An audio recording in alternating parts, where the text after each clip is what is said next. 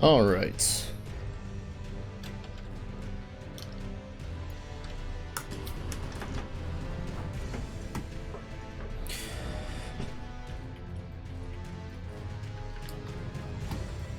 It's like we're going to be doing a Elden Ring road trip tonight. Because I have no idea where we're supposed to go anymore. So we're just going to go all around the continent.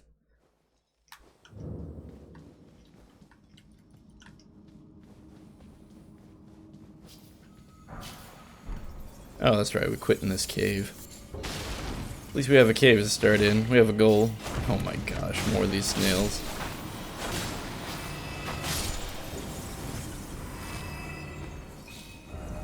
Too high up. If you're watching this on YouTube, welcome back. I hope you're having a fantastic day.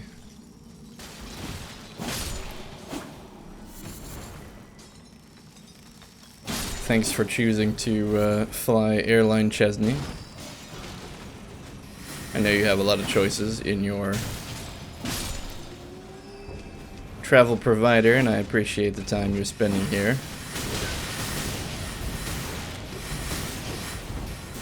There were probably better choices you could have made, but, you know, you're here now. You're stuck with me. Just kidding. Viewers probably like, stuck with me. I'm one Alt F4 away from being shut down.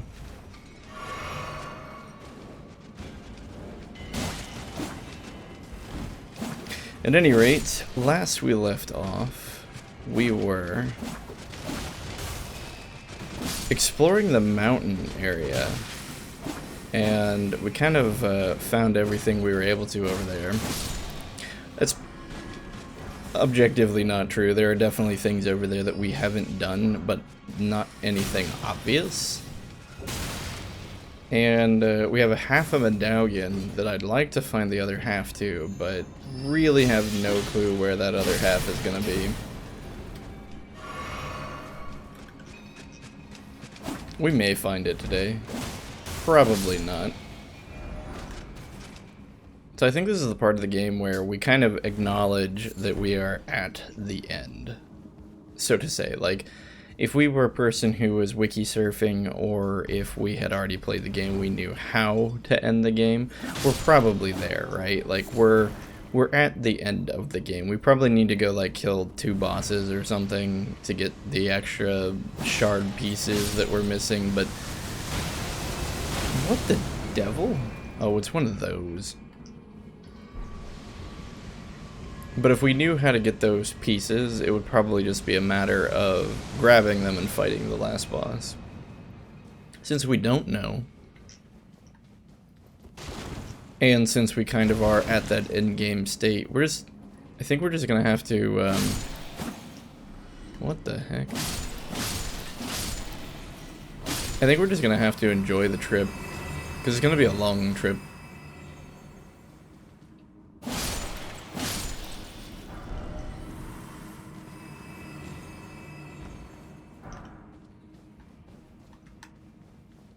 Long trip of just seeing what is out there.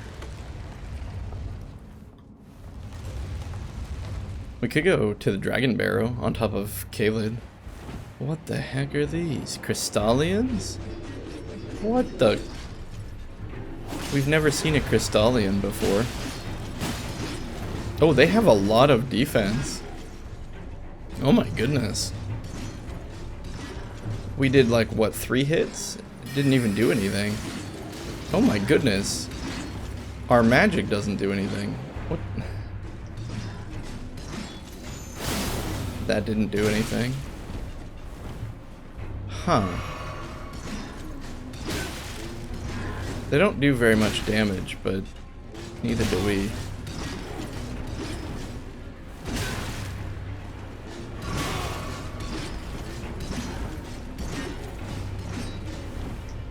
Okay, so what's the catch here?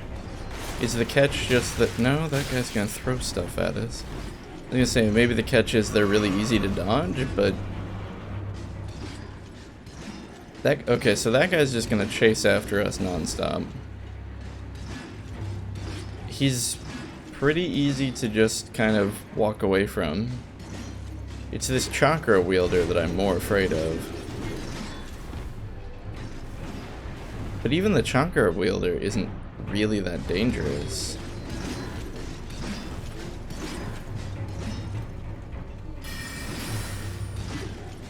Magic doesn't seem to do much. Let's try some fire. Fire doesn't do anything. I mean, we can fight this. It's just gonna take a very long time. And in fact, I'm not really sure if we can fight it. Look, our sword just kind of bounces off.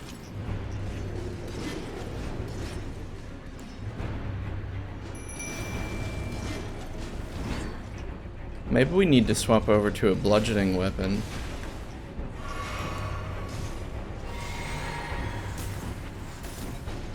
Or do we backstab them? Is that the trick? Oh, we can backstab them. But it only deals 55 damage. Okay. What? We gotta try something. Let's try, poisoning them?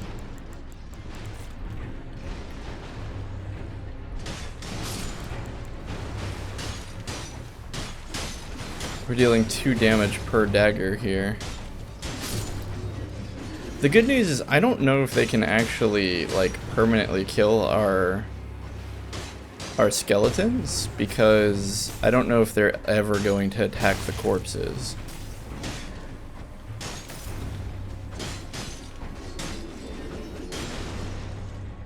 Okay, we did poison that one. So they can be poisoned.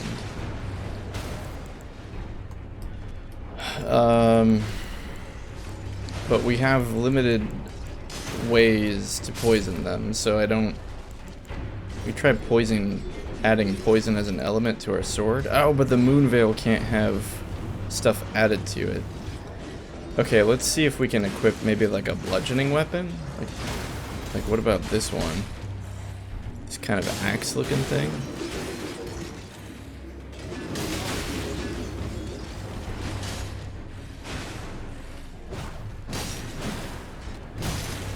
Oh. Oh, yeah, that did way more damage. There we go. So we basically have to have like a crushing type weapon.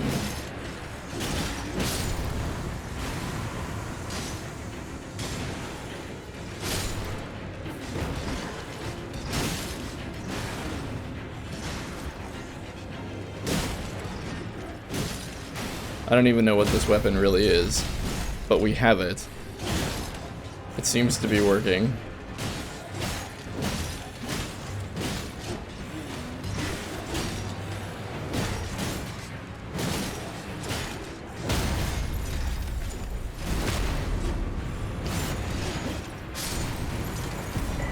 Okay, that seemed to have done it. And we got the Somber Stone Bell too, which is super nice, because I'm pretty sure that's gonna let us do Somber Stones up to level 4. Probably. Yeah, there we go. Okay, yeah. So, and we needed the Somber Stone Smithing 3s. So that's actually really fortunate that we found that just now. What a strange boss. Even with our super high leveled, well, it's not like super high leveled, but even with our +8 Moon Veil, we were struggling to do anything meaningful. But swapping over to a unupgraded Jawbone Axe was enough to do it. It's kind of a neat puzzle that we had to solve. Being able to poison them was also pretty interesting. I didn't expect us to be able to do that.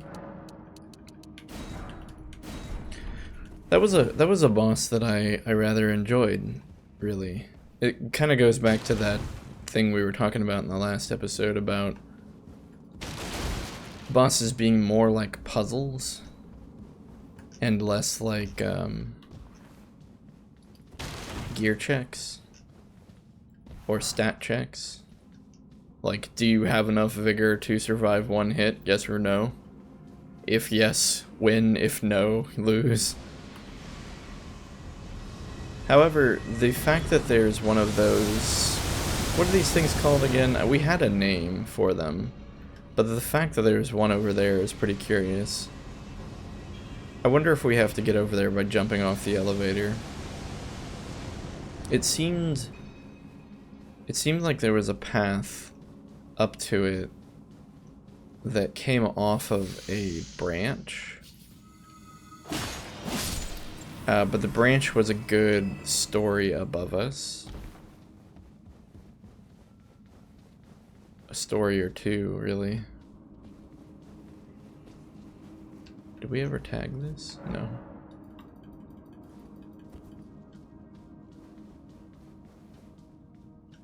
Yeah, the fact that the branch I saw was a story or two above us seems to signify that, yeah, we're gonna have to jump off the elevator at the right place. Maybe right there.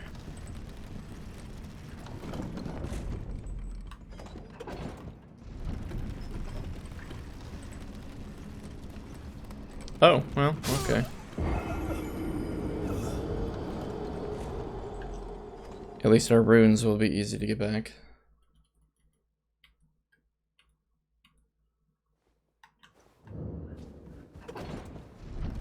Actually, where are the runes? Runes. Here we go. Let's try this in a way that doesn't lead us. Look how easy it was. Yet somehow we found a way to fail.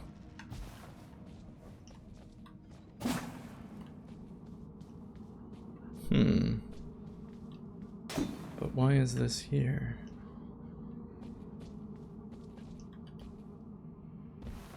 I'm so used to Dark Souls where you can't jump. And so I keep trying to roll off the edge or walk off the edge, and I need to remember, you know, we can jump. We can create distance.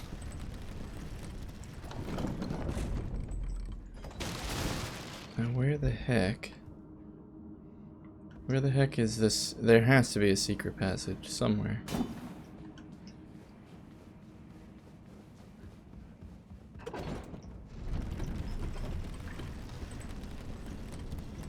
Oh, we couldn't make that jump. Looks like the chain actually blocks us.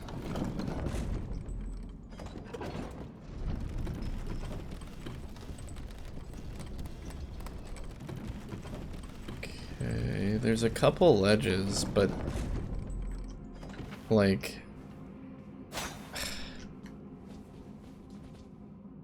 yeah, I don't know. Maybe there is a hidden wall, a false wall.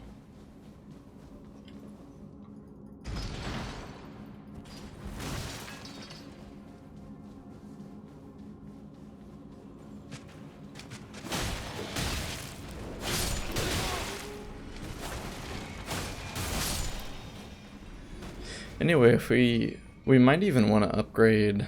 Oh, hello, Kyvan. You still can't jump. Other people can jump, but not you. How's it going, man?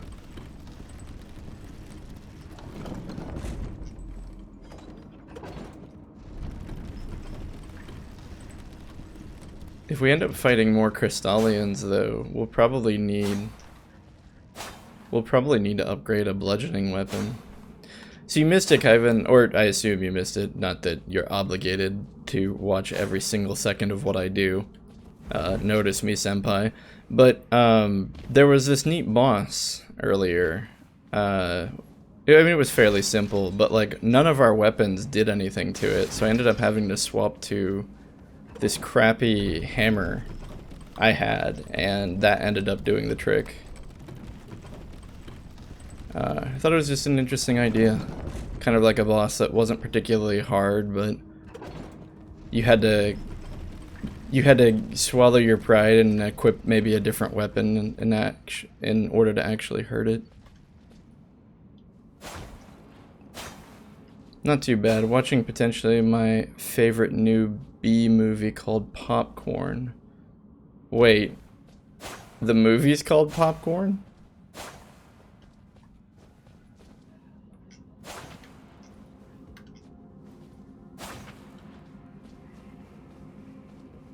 Or are you eating the popcorn?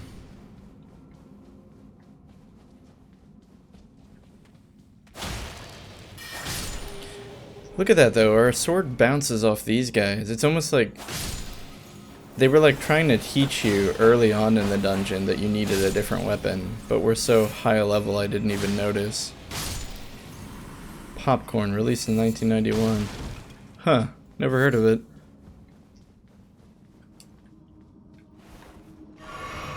Potentially new favorite B movie. It must be good then.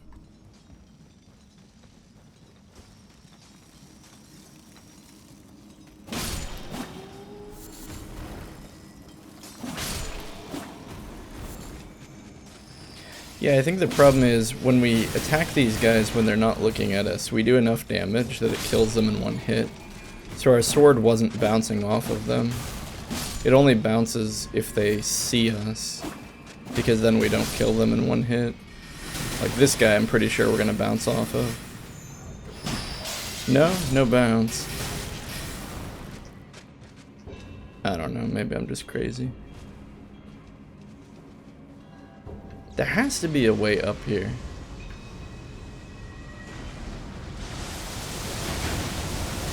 Wait, did we just jump on this? On this tree? Oh my gosh, that's all it is. We just jump on the tree.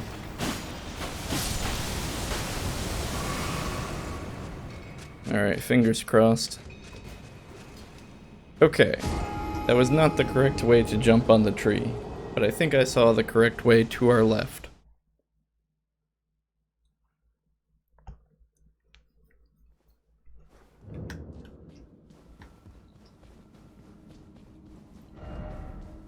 You can't just jump on the tree. You can't jump, it's illegal. Well, if I can find a way to get on the tree without jumping, I'll do it. Chances are, though. Chances are, the game developers intended you to use the mechanics they gave you. It was really amusing, though, like, in the older Dark Souls games, where your character could slay monsters 100 times bigger than him, but a half-foot ledge defeated you completely. Like, if your character could not step up onto the half-foot ledge, they were just like, sorry, I can't go any further.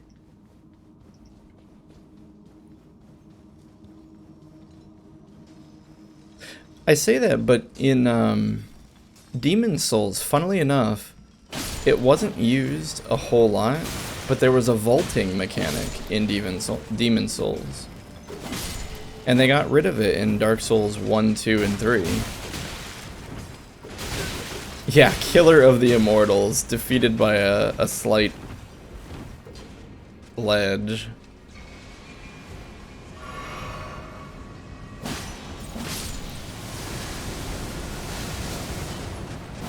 It's like in the RPG where you can kill Sephiroth, you know, like, or some Sephiroth-esque villain, but if a guard is standing in front of you telling you that, you know, the place is under construction, look there, I did it without jumping, kind of.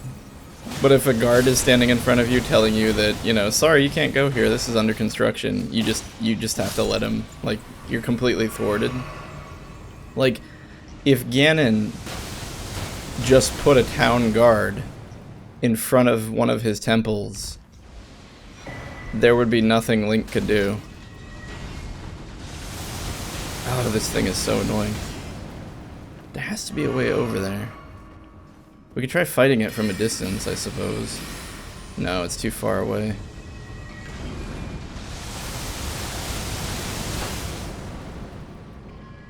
But there's that branch there. It seems to indicate that you have to be able to get there.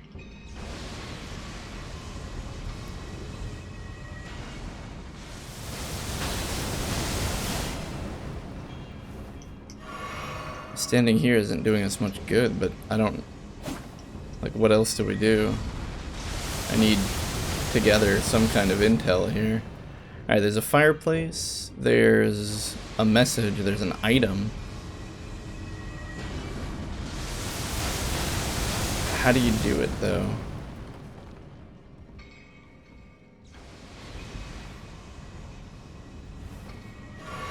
A lot of people have died here. Maybe we can watch how they died.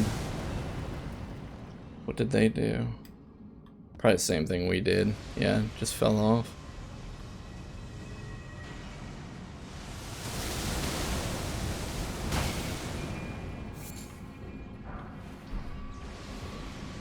That looks like death.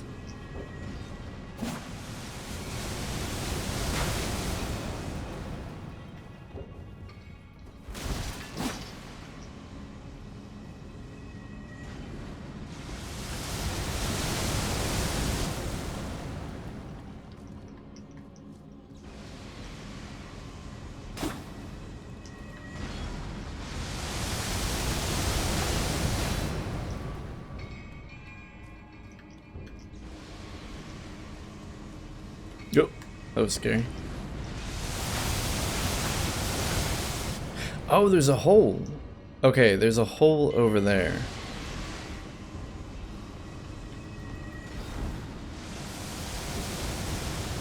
So I don't think we get here from here. Get there from here.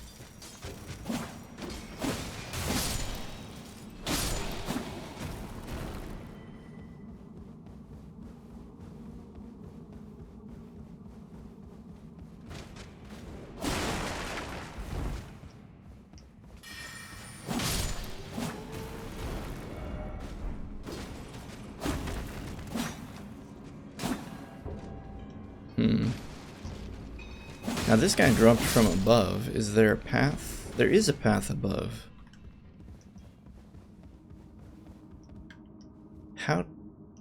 Well, it's not really a path. No, I think it's just a ledge.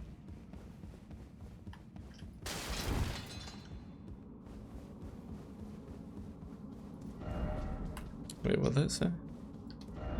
Boss ahead, therefore first necessary item. Target, try lock, yeah. Precious item. Wait, what item? What item did we get there? I don't even remember. Did they give you the item you needed to kill this boss and I didn't even notice it?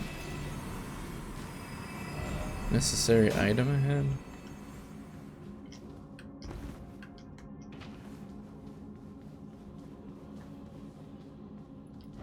Try stars. We didn't try stars. Why is it always liar ahead?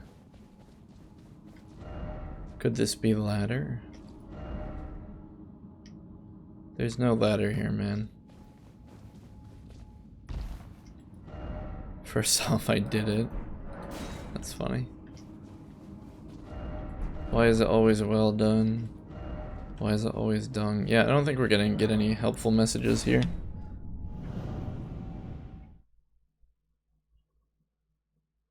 It could be one of those things where you just get there from a completely different place. It's just really bothering me. First up, where are we on the map? We're here. Have we been to Sophria down there?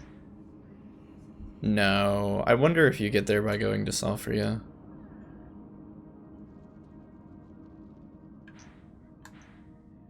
When you actually look at the map, there's very few Sophrian locations we've been to. But then again, it actually looks like Sophria... You know, is Sophria even the proper name? Is it just called the Eternal City instead? Anyway, it doesn't matter. The point is that these underground locations in Nokrin, the Eternal City, Sophria, whatever it's called, they actually seem limited. I was initially under the impression that they spanned the entire continent, but looking at the map closer, they seem to actually be kind of cut off. Like this seems to be the end right here, this outline. So even though they're huge, they might not initially be as big as I thought.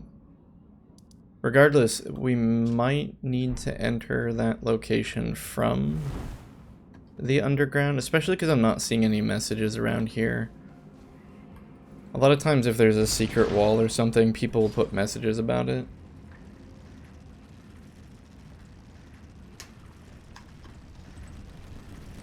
But I'm not seeing anything that anyone has put.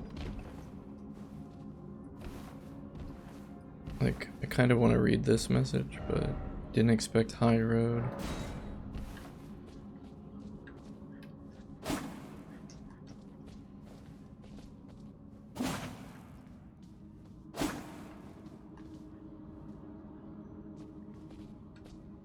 Why even have this path that you can take to get down here? Oh, this is here so that if you accidentally send the elevator down, but you didn't tag the grace, you have a safe way down. Maybe?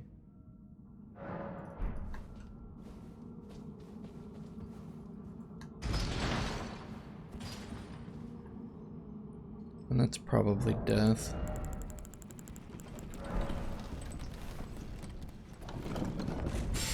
Yeah. Alright, well, we'll add that to the list of unsolved mysteries for the time being. Let's open up our world to let people invade us. And pick a new location. There's actually quite a bit here. Oh, there's a finger reader crown. Let's go check her out. How did we miss her?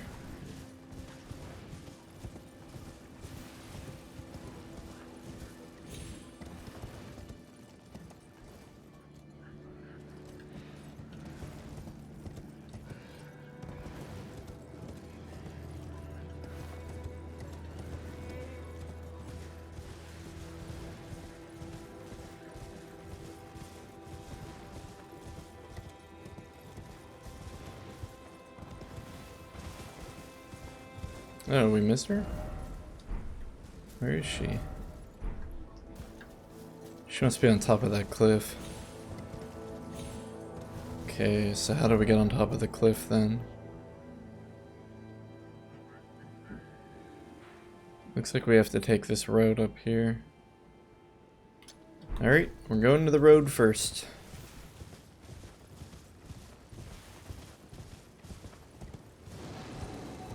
What the? It's just an imp. What is an imp doing out here? It's kind of strange. We've only really ever seen them underground.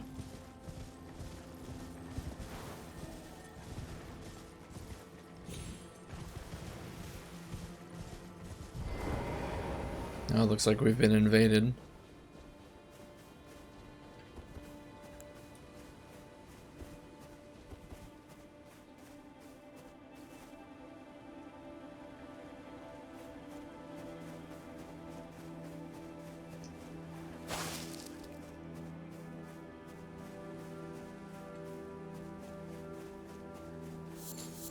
It didn't give us the invasion message, though.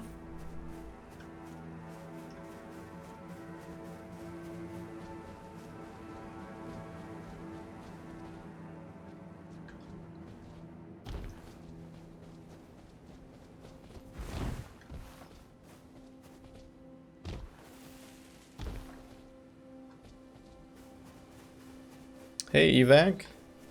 Not much. How are you doing?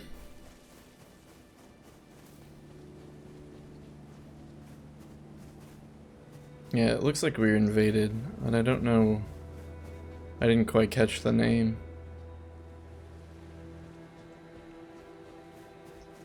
We're at least in an area that's fairly low level, so the monsters probably aren't gonna get us.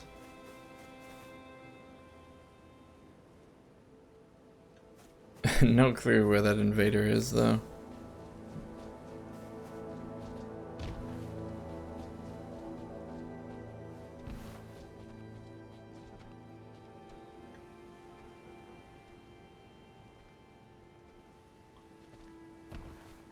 Maybe they're slowly hunting us, waiting for us to engage on an enemy. I mean, that's what I'd do. Waiting for our guard to be down.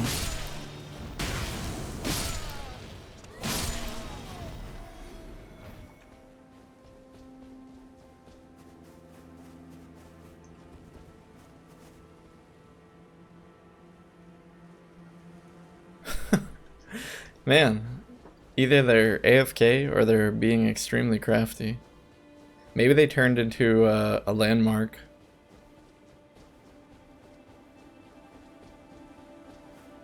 Like an object in the environment. Oh, there they are.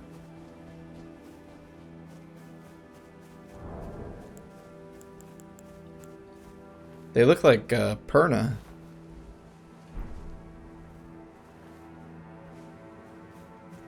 Yawi. Yawi looks like they have a bit of latency. Oh, what? Yeah, Yawi looks like they have a lot of latency. Oh my goodness. Wow. By the way, I was looking around, came across your stream. Maybe I can help you out with custom graphics for your channel. Thanks for the offer, Evac, but nah, I'm good. Mostly just do this for fun. I assume you're an artist who goes on commissions for Twitch tubers, though. Definitely wish you luck in that. Don't mind you asking, because I know that's a good line of work for artists.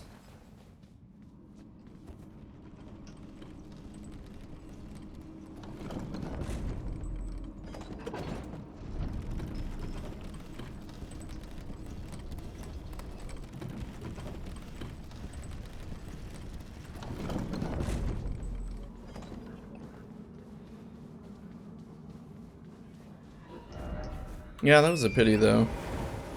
We ended up, I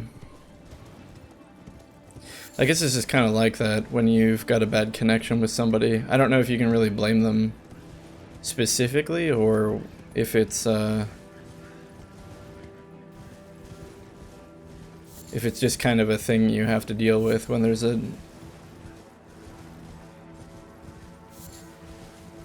disconnection between two people playing the game.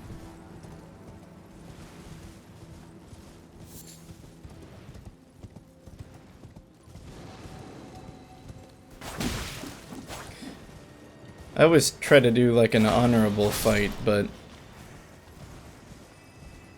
maybe next time somebody invades us, we should just immediately attack them. It feels a little mean, though.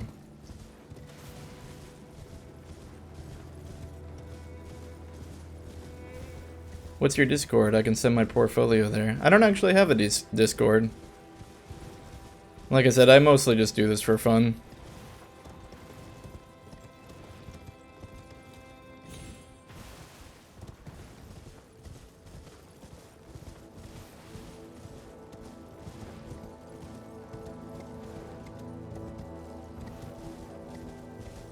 But yeah, several of my friends are artists, so definitely good luck as you go about looking for people to do art for. I know there are definitely Twitch streamers who are in need of services such as yours. Looks like we had a golden seed there at least.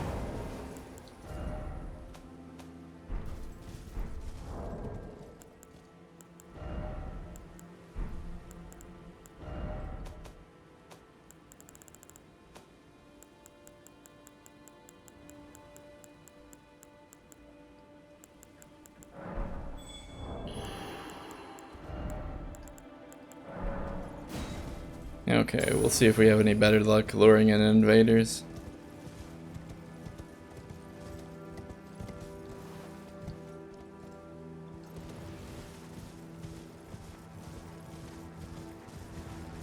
Maybe we can actually make it to the finger crone this time.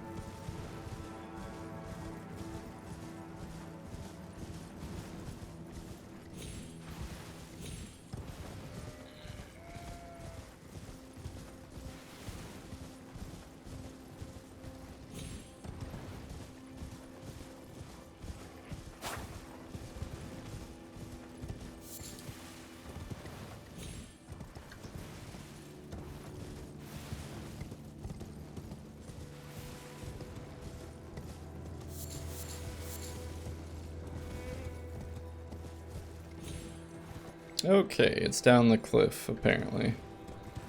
First we're too low, now we're too high.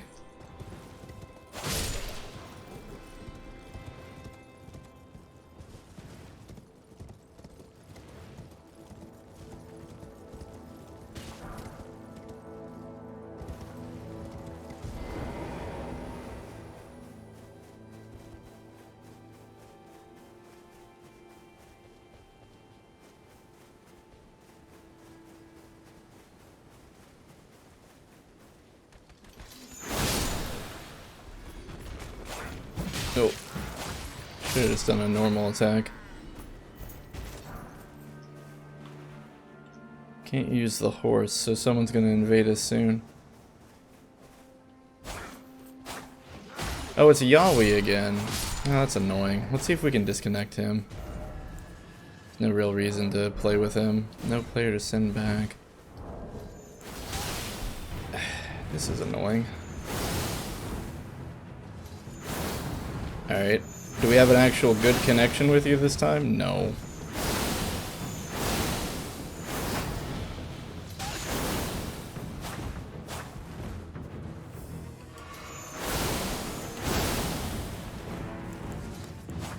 This is pretty frustrating. Wait, how do we even hit him? Yeah, he left. It seems like we've just got a bad connection, because even he decided to leave at that point.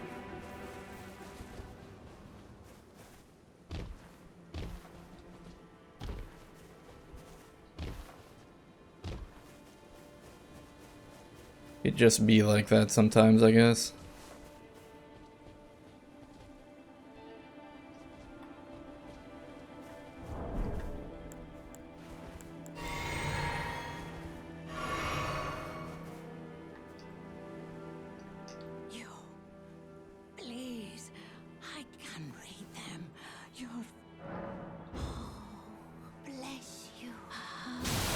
Oh, what the? Really? I thought he left. Apparently he used the item that just re-summons you.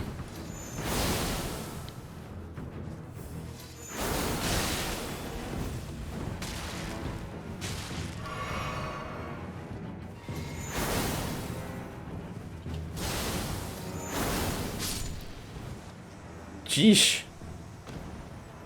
Well, we got him, but again, it really wasn't much of a fight. That was annoying.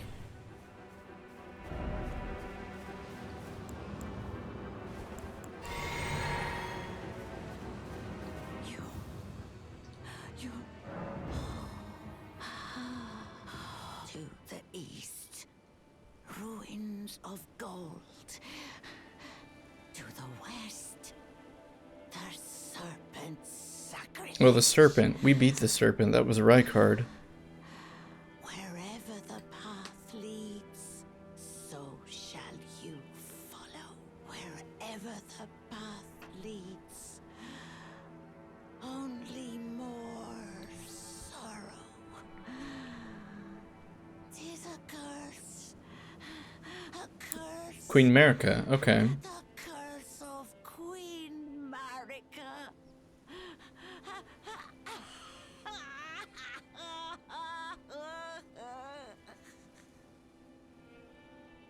Okay. Well, like most finger crones, what they say never makes sense until after you've done it.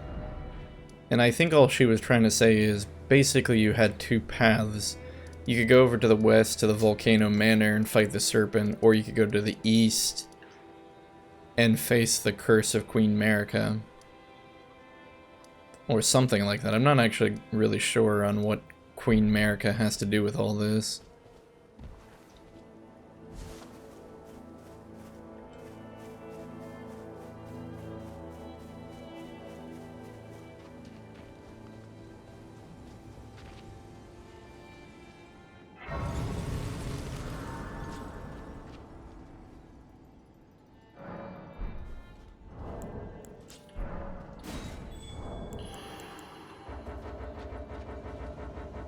Oh, whoops. Apparently we turned off multiplayer. Hold on, let's turn that back on.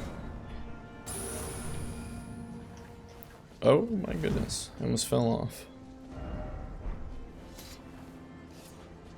Maybe we should fall off. There's also a teleporter here. Alright, let's see where this takes us.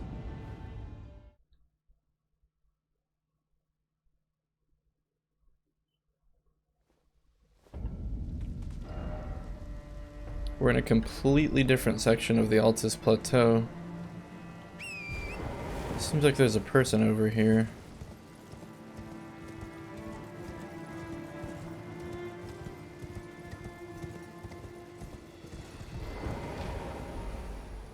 What the?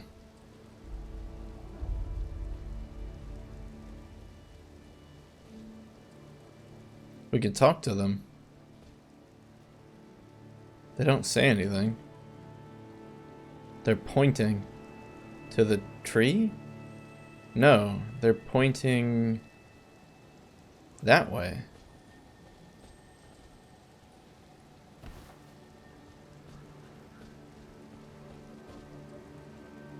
But why? Why that way? What's in that direction?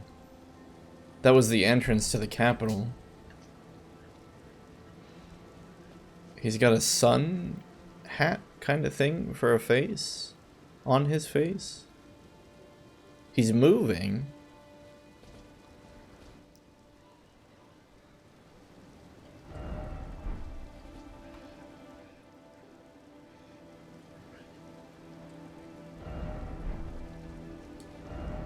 Time for skin. Yeah, I don't get it.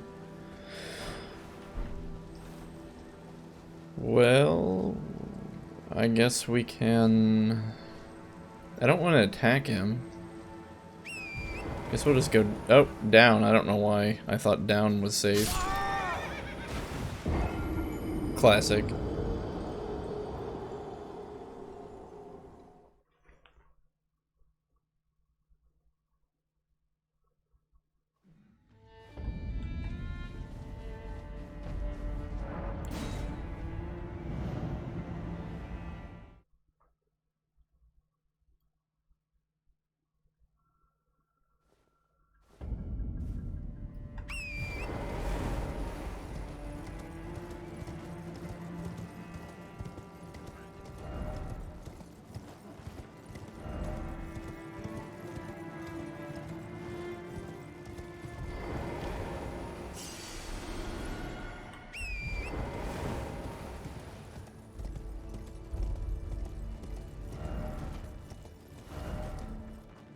Okay, we'll just teleport back there.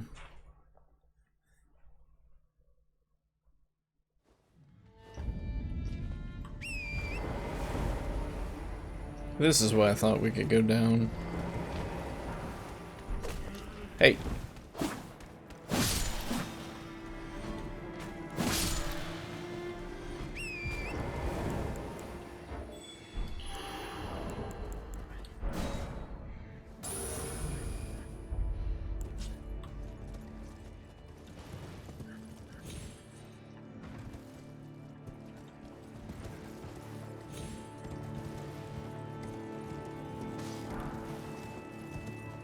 Actually, didn't seem to be much on these broken pieces of bridge.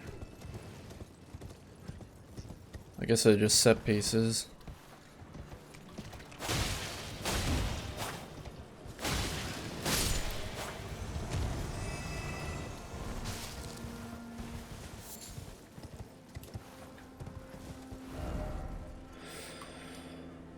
The Noble Gold Mask is the name of that NPC. Let's go check out something attacking us.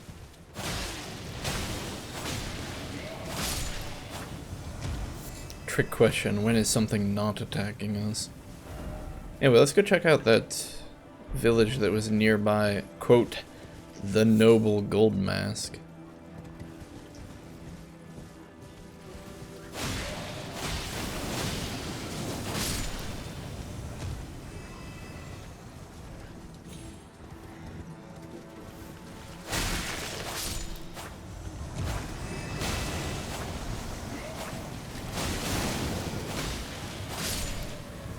We're gonna get the death status effect if I'm not careful.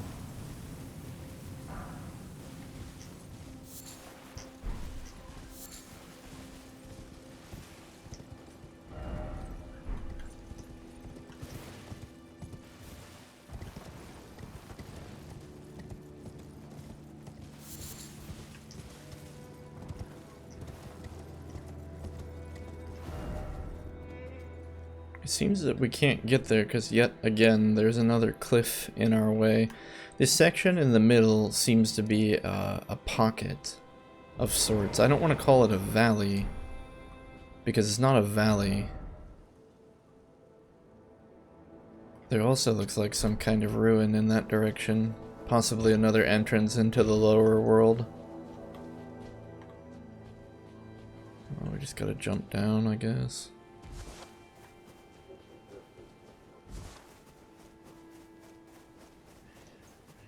Invaded by Bloodfinger Silly Wiggle? Was I reading that correctly? Touch 3 Phantom Crests. Mirage Riddle. We'll worry about that as soon as we find out where our friendly phantom is. Whoa.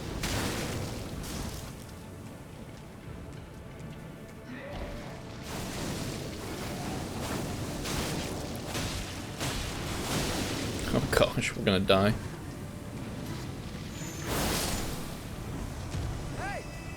Oh, where are you? Are you a tree? Oh, he's up there.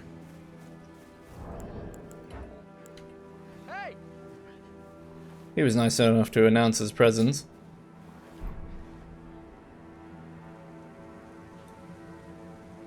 We'll see if he's coming down. Oh no, he used seppuku. So he's gonna have a lot of attack damage now.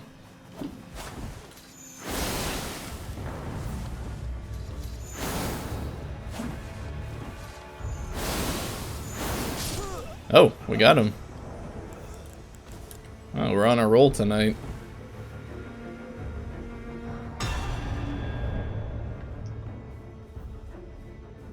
Bloody Finger Silly Wiggle has died. I feel so stupid that, like, the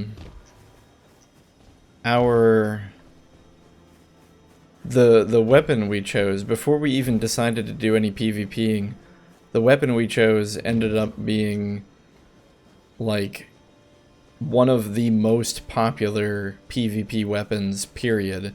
So, like, inadvertently, we accidentally picked a decent PvP weapon. Seems like everyone uses it. Acquire materials. No? What is this? Is this the Phantom? Okay, so this is the Phantom glyph. Touch 3 Phantom Crests. It's at the Mirage Rise. Okay. We got some kind of clue about it. One right in front of the Mirage Rise, and then one it looks like to the west. Like right here. And then it looked like maybe one down here. Okay, so let's go to number 2.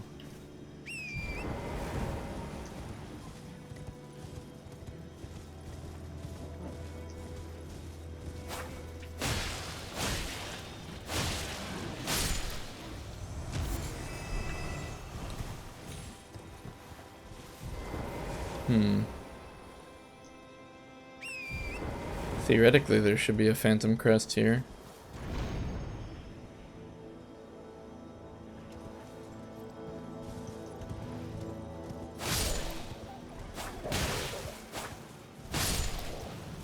I don't really see one though. Oh, what was that? Oh, just some guys digging.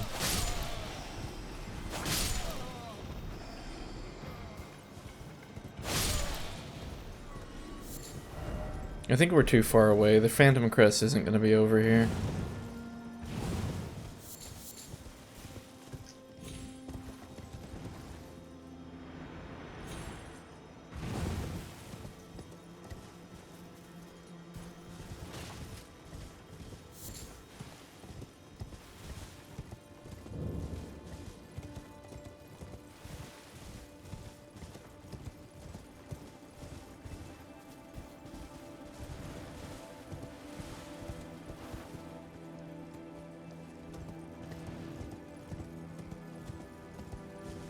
Well, the first Phantom Crest was very obvious. It was like bright blue. It stood out. There were these blue... Why are there bloodstains up here? That's just weird.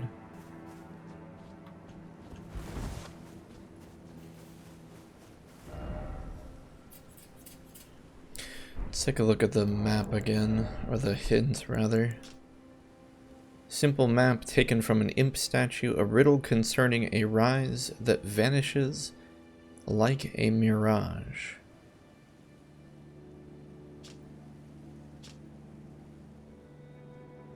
I mean, there it is on the west. And then it almost seems like the third one is near some the broken bridge, which almost looked like...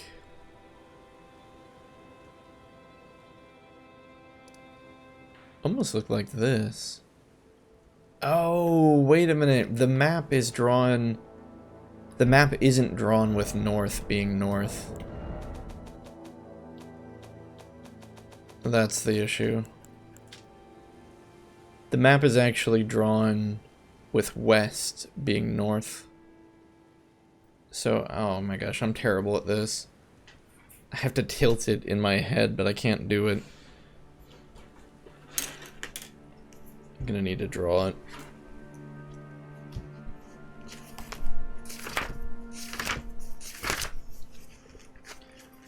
Okay. So if we have the actual map that looks like this, we've got the tower and the broken bridge is over here. But the clue we have shows it to us like this, which means it's there, there, and there. Okay. Now I got it. So the next clue, or the next phantom sigil, should actually be down here. Assuming that I'm correct, that is. I could just be completely wrong.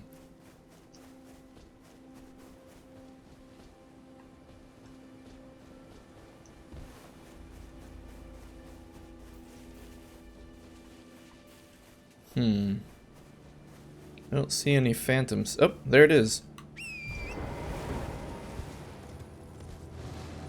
So I was a little off, but maybe that's why the imp appeared out of nowhere. Hey, the imp was actually part of this, because we saw that imp earlier that seemed like it came out of nowhere, but it might have been part of this puzzle.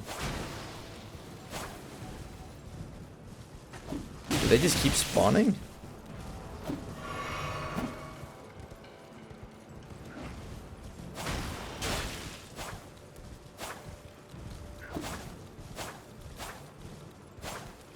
Ah, devilish creatures.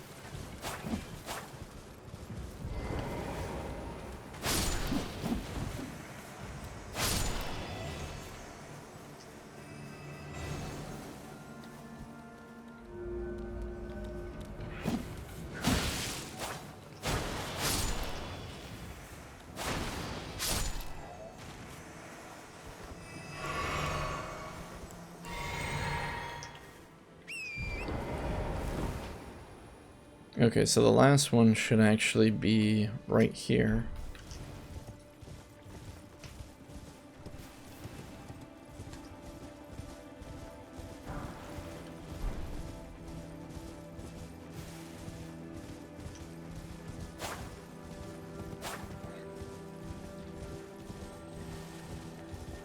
There's a bug.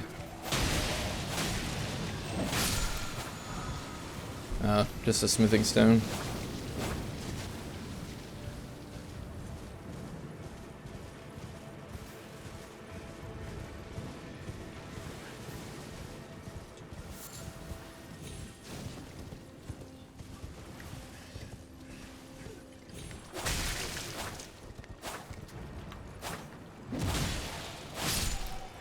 Combat would go so much better if I could, if I aimed, if I aimed better.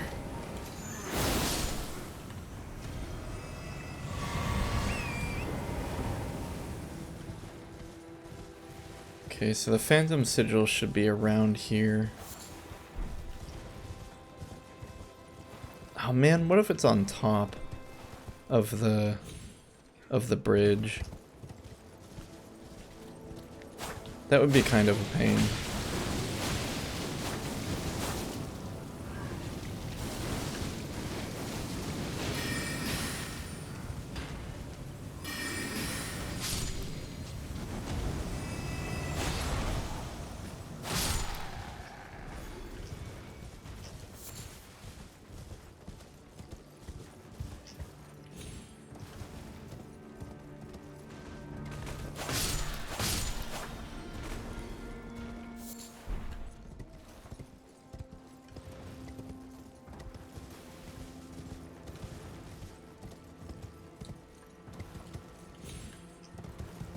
I don't think we're gonna make it up that way.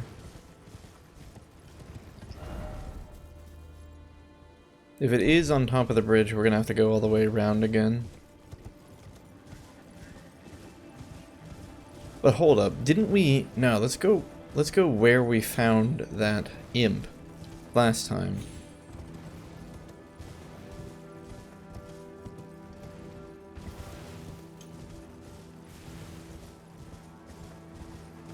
Because weren't we... Yeah, we were riding right here, so the imp is here. Let's see if this imp respawns, because if it respawns, that almost seems to indicate that we're really close.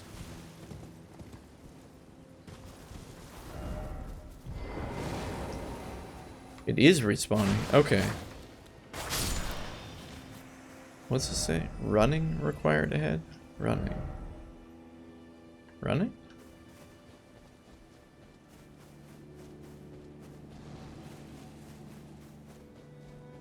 Running where?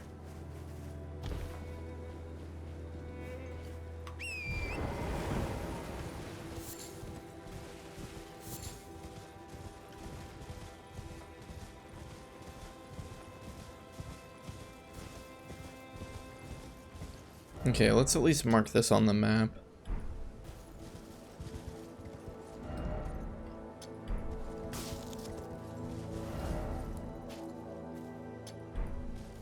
Gosh darn it, I keep putting it in the wrong spot. There we go. Okay, so we have a relative reference point. Let's go up on top of the cliff and see if it's up there, and we'll use our reference point as a reference. How many times can I say reference?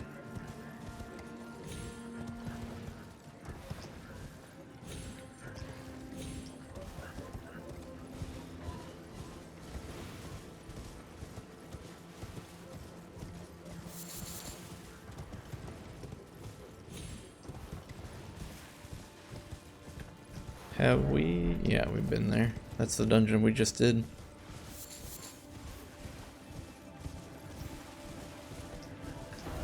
I was hoping we'd be able to go around this way, but it doesn't look like we can. Yeah. Alright, let's about face.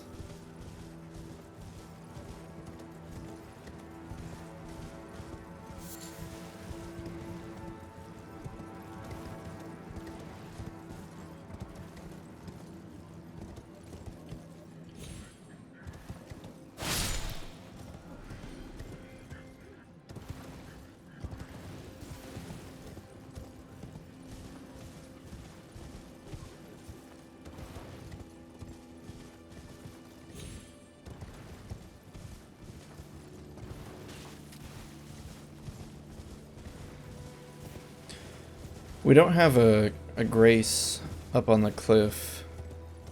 So every time we want to go there, we have to walk.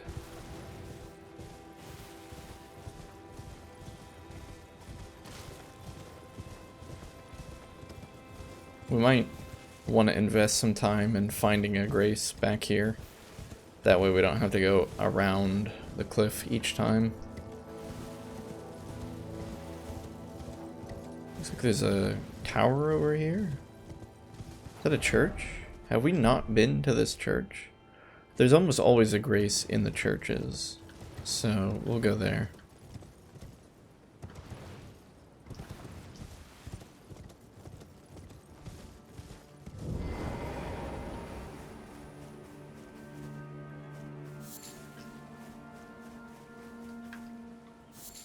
These churches belong to America, right? Wait, what? What? I didn't think we had PvP turned on. This must be a computer.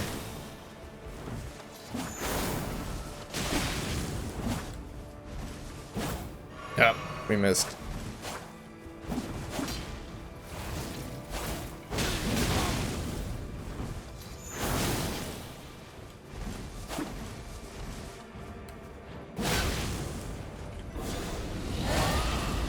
I don't know what that dragon move he keeps trying to use is, but it's super scary looking. Jeez. What is that?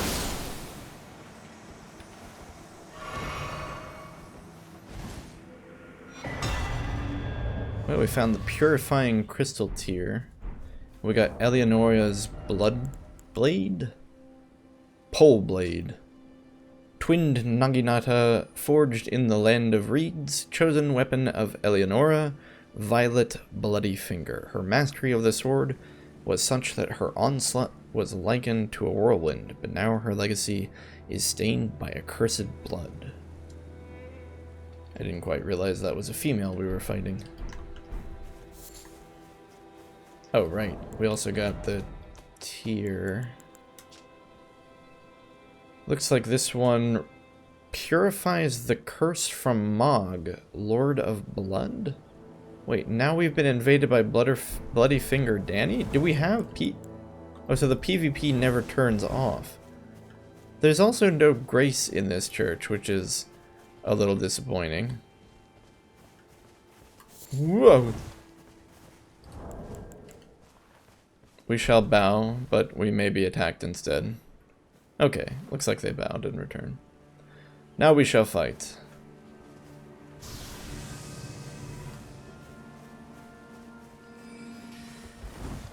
That's a lot of swords.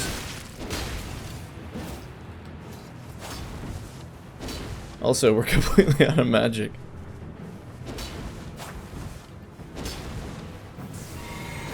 Oh, there's a beam.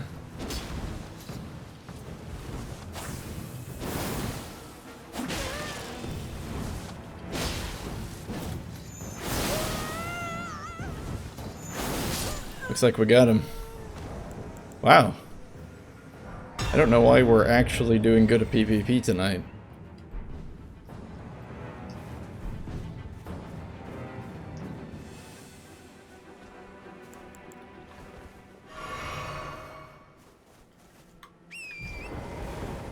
It could have something to do with the fact that they're all now one-on-one fights. And not the cluster storm of trying to actually be the invader and having to constantly 3-on-1.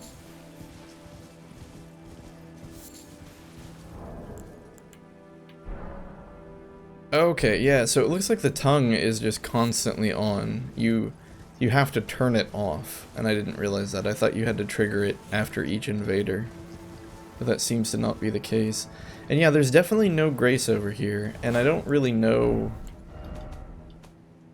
what this means. This concoction purifies the curse from Mog, Lord of Blood's terrifying rite of blood. And this is the only crystal tier we've had to get from a church that didn't have a grace and had an invader instead. So there must be some significance to that, but I just don't know what it is.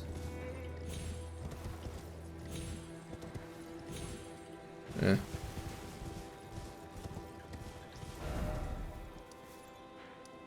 Anyway, we still need to find that third phantom glyph.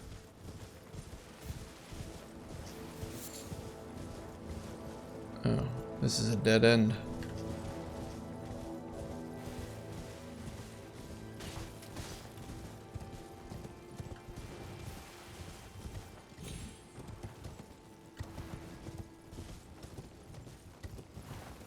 This is also a dead end.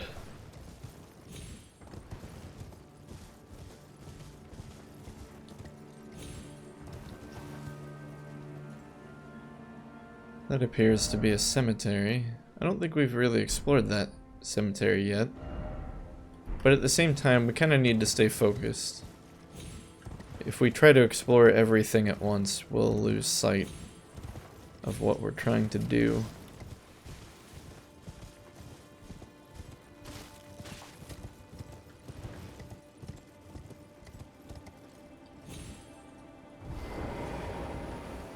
Do we get invaded right away again? I figured there would be like a 5-minute timer. Maybe it has been 5 minutes.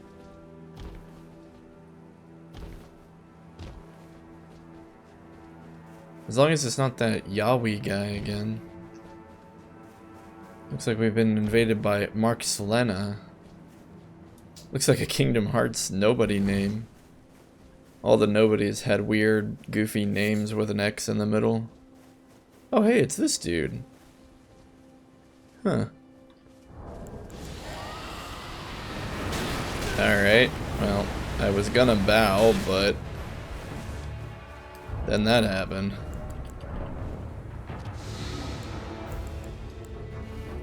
That's fine, I guess.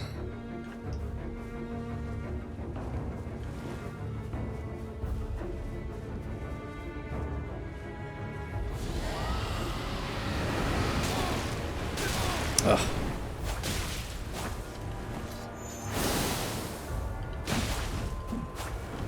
Scarlet Rot is pretty nasty.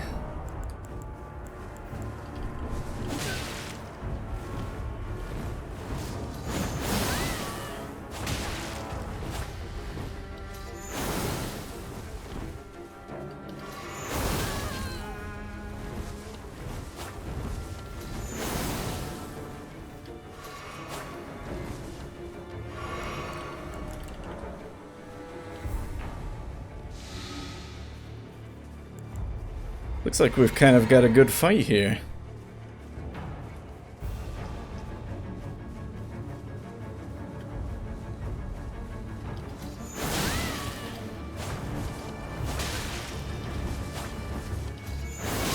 Nice. Wow. I think we're 3 for 3 and 0 tonight. Nah, didn't somebody kill us? Yeah. Somebody. Well, the like super laggy guy killed us, which I don't know. We probably shouldn't count that fight. So maybe we're only 2 and 0, but still. The Scarlet Rot that seems to be a pretty common thing people do, where they pull out the dragon head, and I think because of that we should probably make some more preserving boluses. They're kind of expensive though. They use those crystal cave mosses. We don't have a ton of those.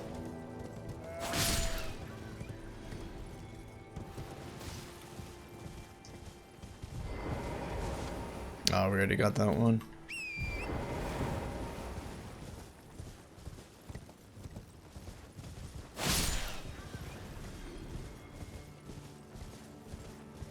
Yeah, but what's this guy doing here? He's the guy who left the round table, I think. Look who we have here. How delightful to meet a familiar face, even after departing the round table hold. I've been doing some learning of my own since then, actually, and will happily pass it along to you. We'll give him a prayer book. Oh, that's a lot of prayer books. This is a volume of incantation. It's good to see your enthusiasm. Indeed, I will happily take it off your hands. That is a work of heresy. He always says they're heresy. Patients bear no lineage from the Erd Tree. Very well. I'll take it off your hands. Apparently we can tell him the noble gold mask's whereabouts. Do you sport with me? No, man. From your description, it can be no other than the gold mask himself. Of course, I knew he would be close by. Bless the Golden Order and its benevolent rays, and to you too, my sincerest thanks. Yeah, he seemed to really be excited about that. Man, look at all these wonderful incantations. We can't learn any of them.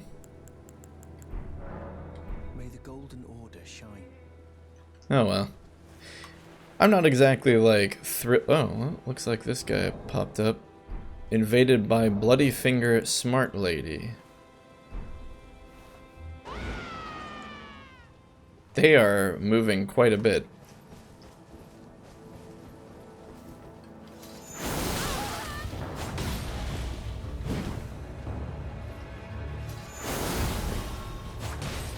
Oh, they've got that poise.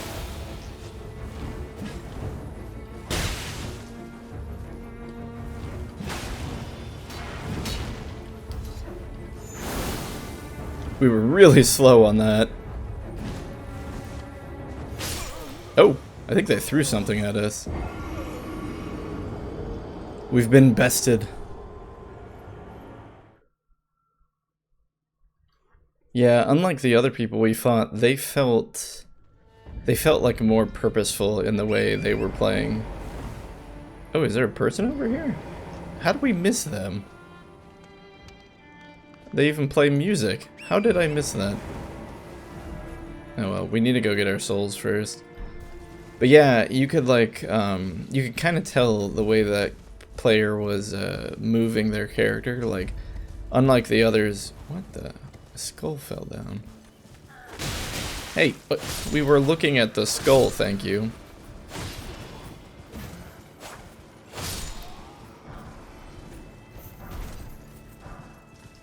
But yeah, it was good.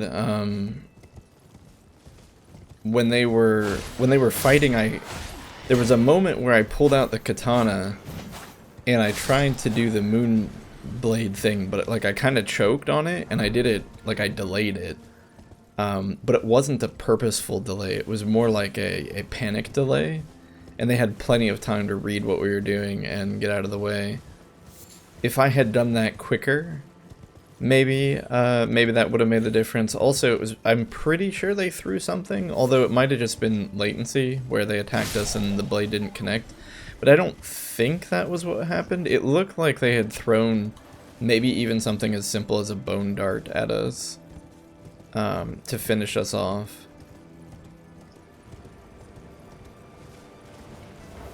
And that was a pretty cool...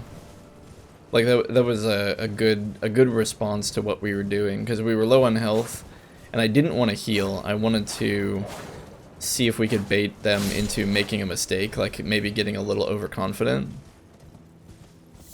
I think a strategy I usually like to use in a lot of PvP games is I like to pretend to be injured, or sometimes, you play the mind game, right? You think like a normal person would try to escape this situation because they have low health, and you use that to your advantage because your opponent doesn't think of you turning on them when you're at low health. It's not quite the same thing, but I use a similar strategy when I play Netrunner, where I use a strategy that tries to lose early so that they can win later. And if your opponent doesn't know what you're doing, it lulls them into a false sense of security because they think they're winning, and then you flip the whole game on its head. All that's to say, I was trying to do something similar with that, but they were more competent than we were. through their movements, how they were tracking with us, I wasn't able to think faster than they were reacting to us. Which, frankly, isn't all that surprising. You know, I'm not a super pro at PvP, or even remotely a pro, super or otherwise. But it was more just an analysis that leads to me feeling happy, because I feel like that person deserved to win.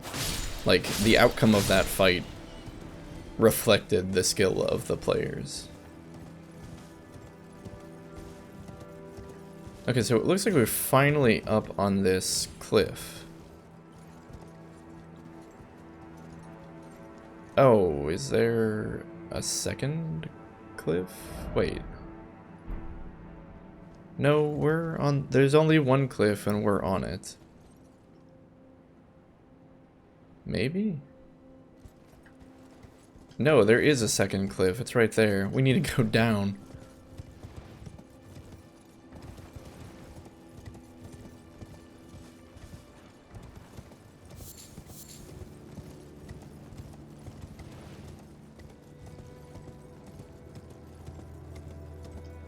Here we go. We need to drop off here.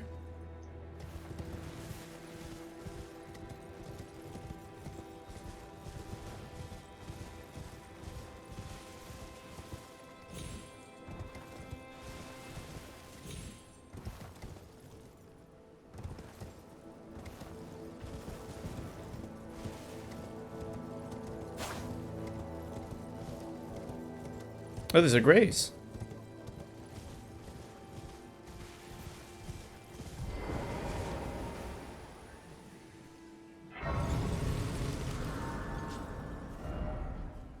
Wait. But now where are we? Oh no, I think I've gotten very turned around.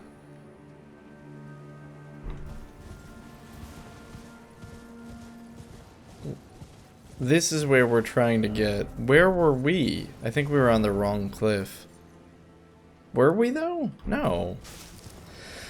Ah, this is confusing.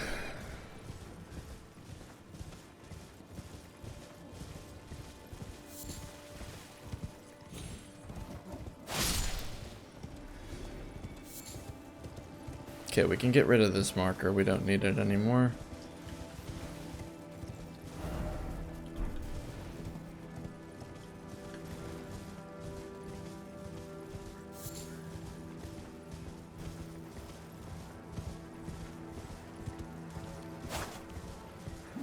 There's the imp. Our problem is the glyph is just nowhere to be found. Yeah, and that cliff we were on was the correct one. There's like this very slight cliff here, but there's nothing here. But we were also up above and we didn't find anything. So what are we missing?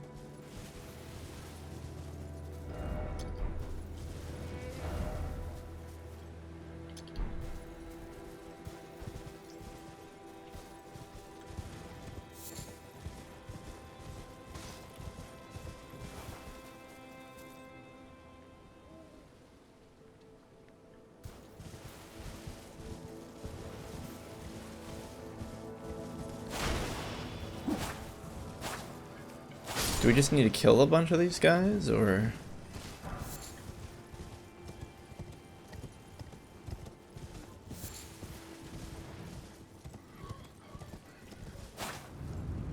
Ah, there it is. I did notice that the rock was glowing.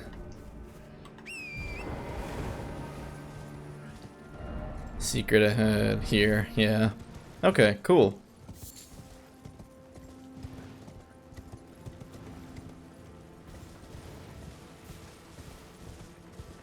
We should be able to go back to the rise now. I'm assuming it's going to be there.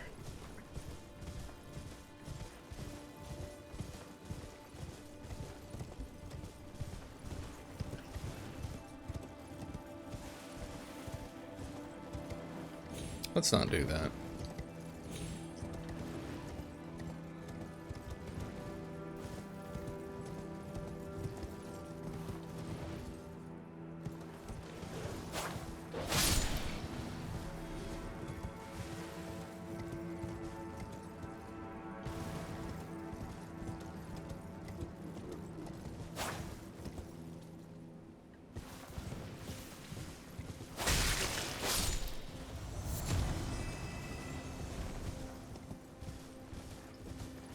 Yeah, alright.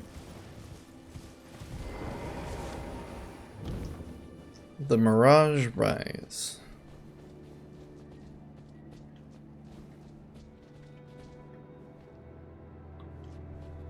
Now what?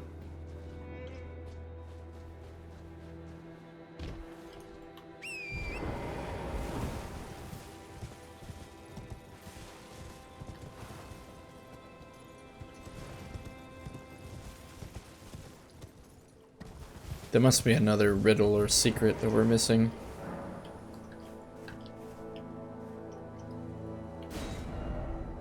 It's not near a cliff, so we can't jump off a cliff onto its roof.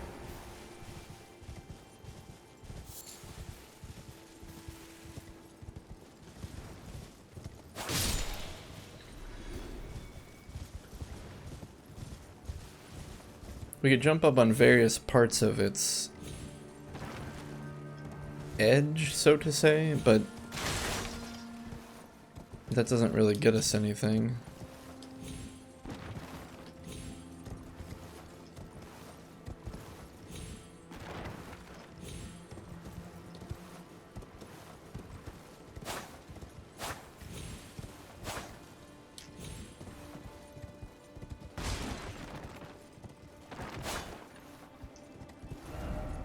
Still no precious item. Try up. Oh, there's a ladder. How'd I miss that? Probably because it was dark.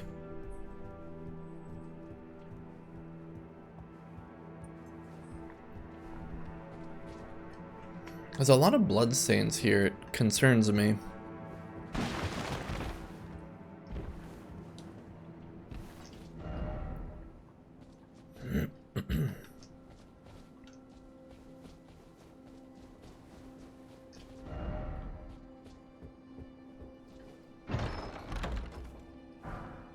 The unseen blade and the unseen form. Are these sorceries?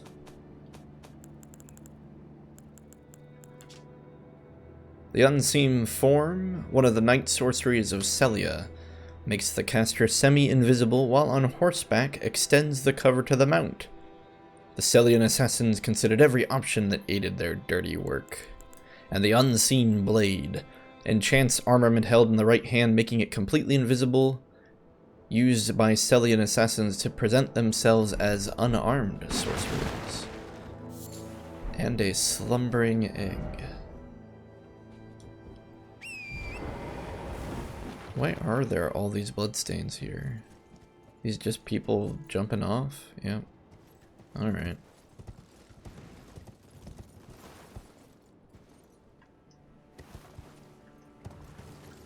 Cool. Well, I think we'll probably equip one, if not both of those spells. Definitely the unseen form. That seems like something I would want.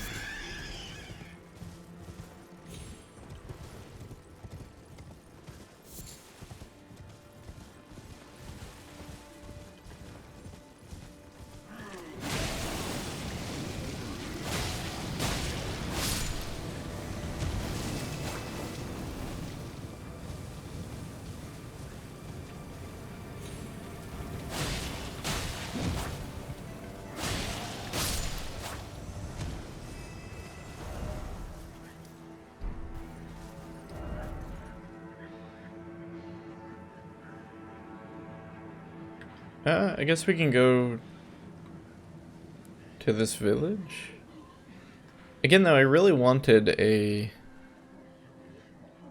grace that we found, like, back here, but if we're not finding it, we're not finding it. Oh, that's right, we can't go this way because it's a cliff.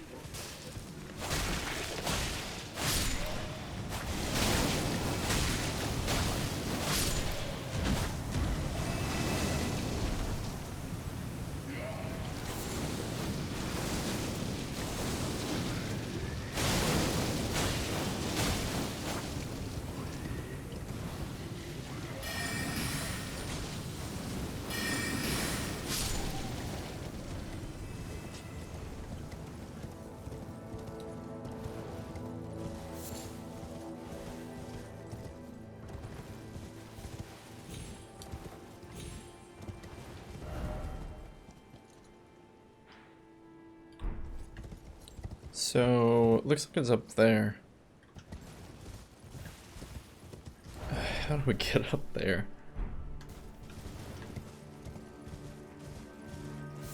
Elden Ring, the story about getting up there.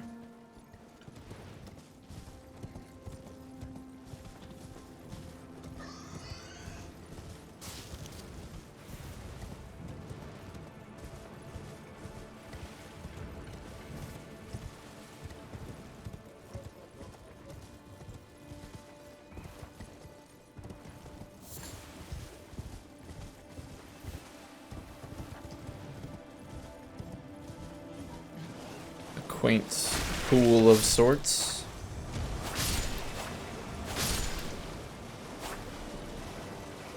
Just a slug peddler and his slugs. And here we just rolled in and killed them all. Truly we are the villains of this tale.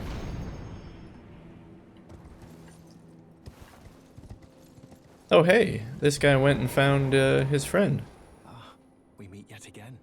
Thanks to you, I have become acquainted with the noble Goldmask himself, and taken my place by his side, as you can see. Have no fear. I will still teach you incantations as before, though we must do so quietly, such that we not disturb the great master's cogitation. About the noble Goldmask. The master is always deep in contemplation, while I frantically attempt to record his wisdom, the movement of his finger. And though I am yet to comprehend even the daintiest morsel of his wisdom, I know that this is my life's calling. The Golden Order has bestowed me, talentless as I am, the great duty of documentarian. May the Golden Order... See, the Round Table loves to tell people that they suck at everything. It's kind of crappy.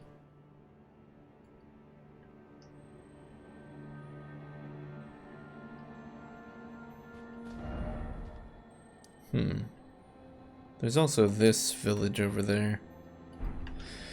But we must focus. Trying to get to village marker number 1. It's probably that windmill.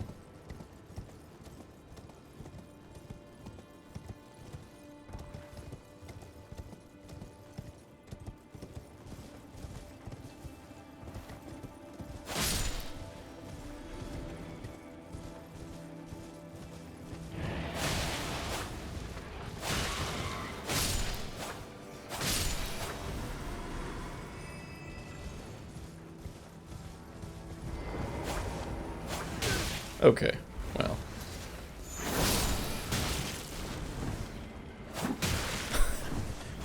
We're gonna get killed by these rats.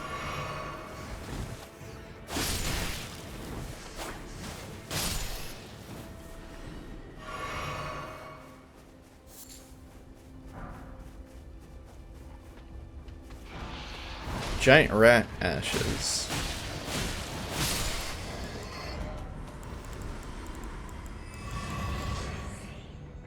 Summons 3 giant rats. The rat spirits appear at a distance, swarming upon their target to start the fight. Even as spirits, these vermin seem to multiply endlessly. Enhancing these ashes can increase their number. That's pretty neat.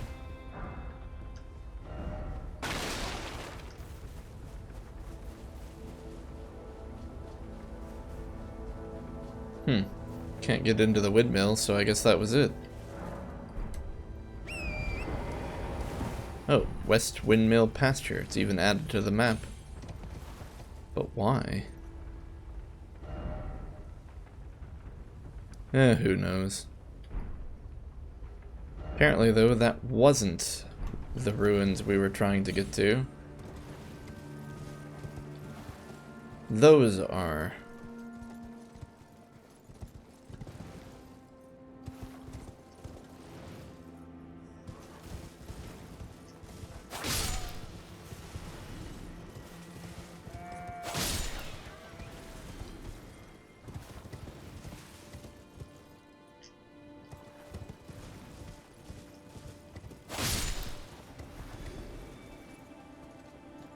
What is that?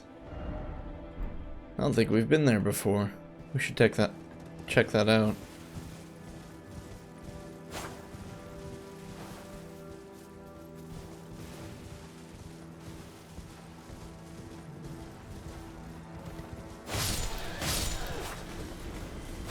Have we been here before? No, this just is a very similar entourage to the one we found early on in the game.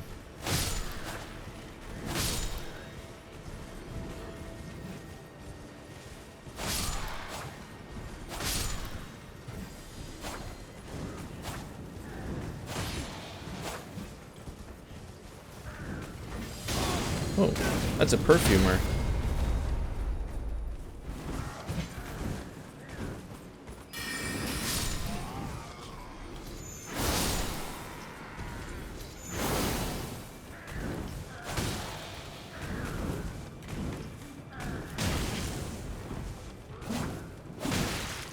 Ugh, these guys with their sticks.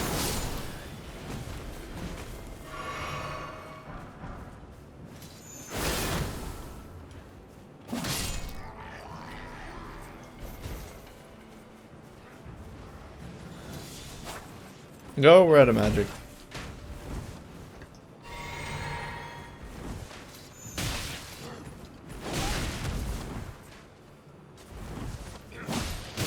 Yeah, and that guy does not flinch.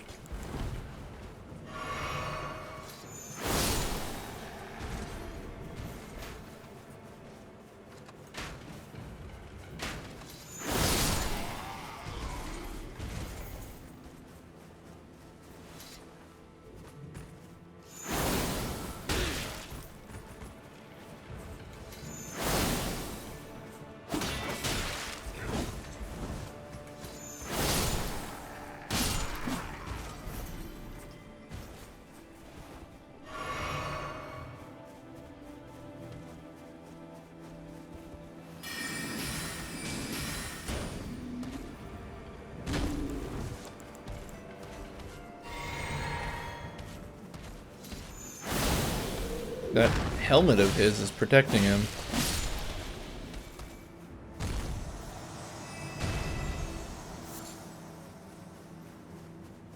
Also, they apparently drop sanctuary stones, which is good to know, since they're relatively difficult to obtain.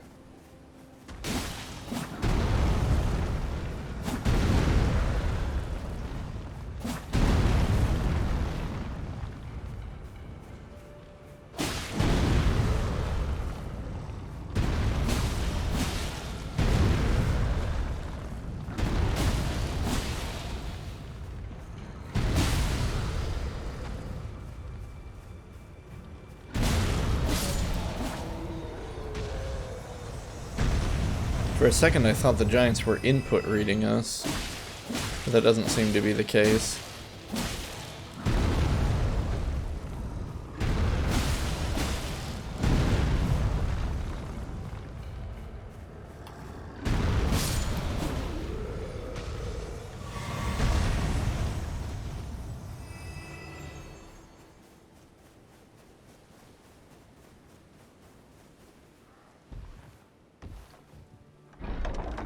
What do we got?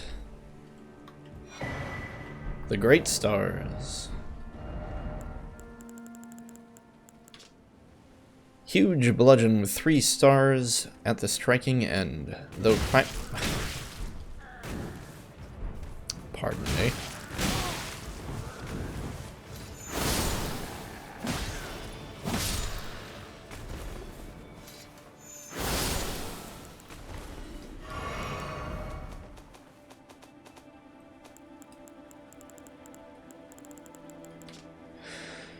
Though primarily a striking weapon, the star's spikes cause blood loss. A blood-stained star is an ill omen, a fact not lost upon those against whom this weapon is brought to bear. Landing attacks slightly restores HP.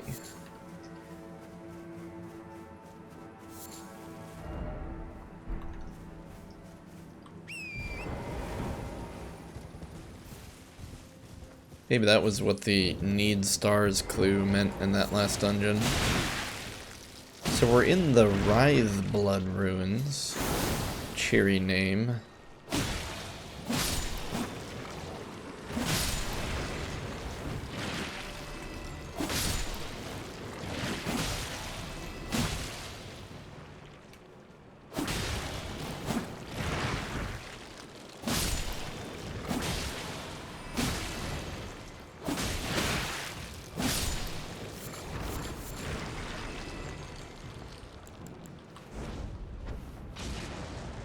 They don't seem particularly averse to fire.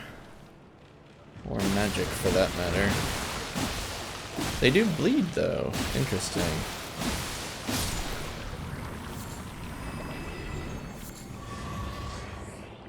So the bleed status effect seems fairly effective.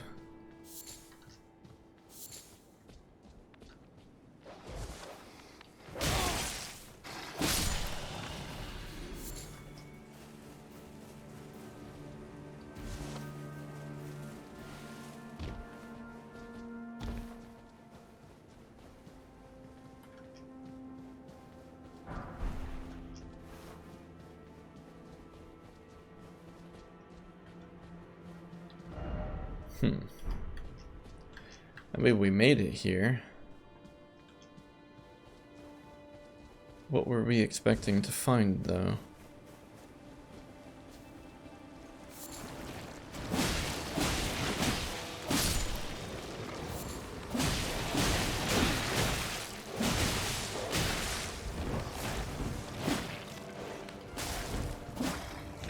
Unfortunately, if fighting an NPC at low health doesn't really help you. NPCs are not tricked.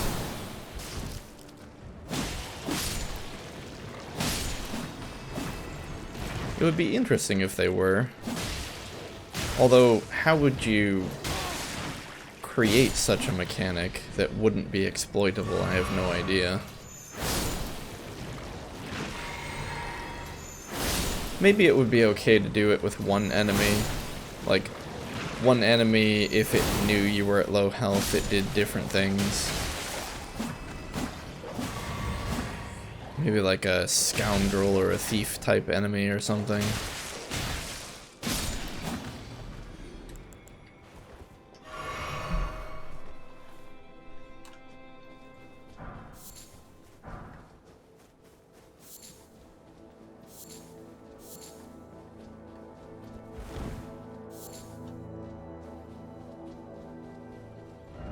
Try guard corner blood loss armament ahead.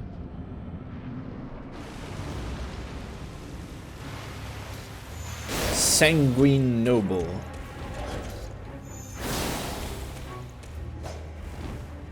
What is it?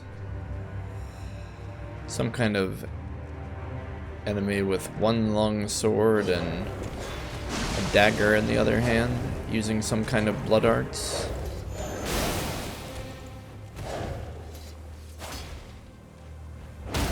Oh, and they parry. Nice. So that's a parry stance.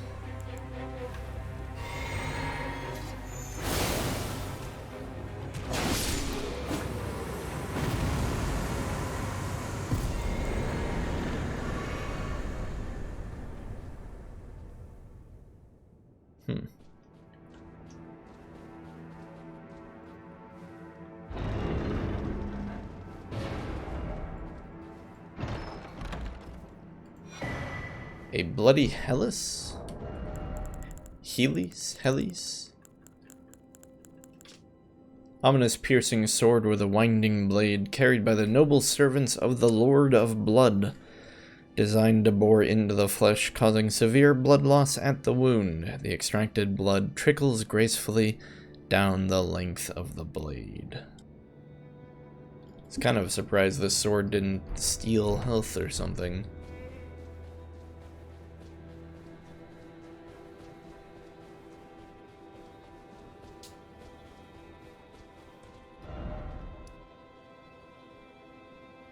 Yeah, that takes care of that then. I think the obvious place to go is right here. We'll go to number 2 on the map later. Yeah, how do we get to this weird poison castle?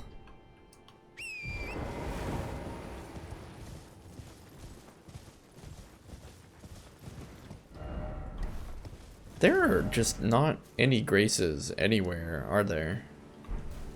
I keep waiting to find one so that we can turn on PvP after we find it, but we're just not finding one.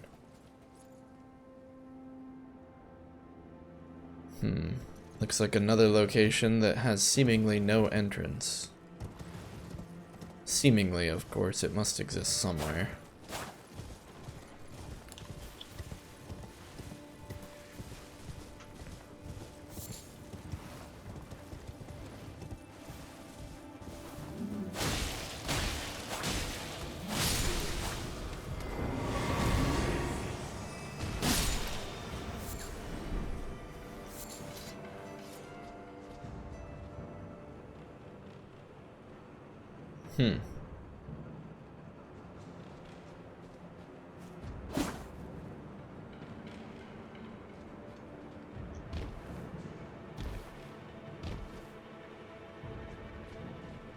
Yeah, I don't know. We can ride along the cliffside here, but I don't think we're gonna find anything.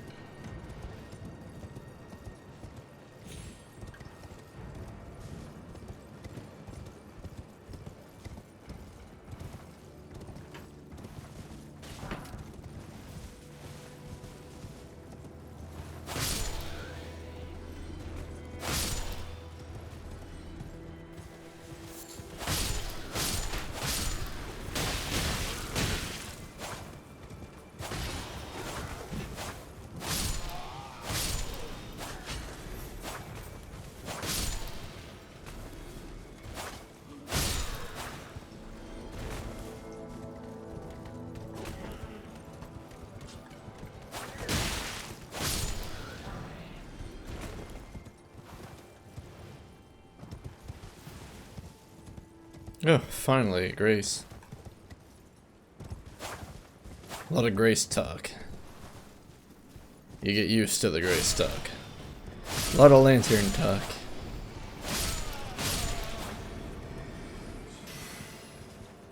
That one guy looked like he was invisible.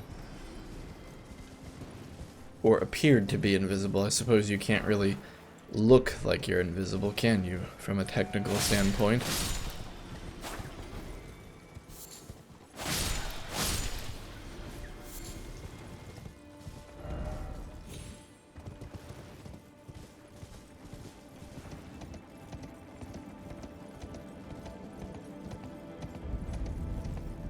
Mount Gelmir again?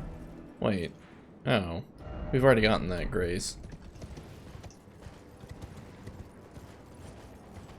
Now we might as well rest there. I think it's about high time we spend our runes.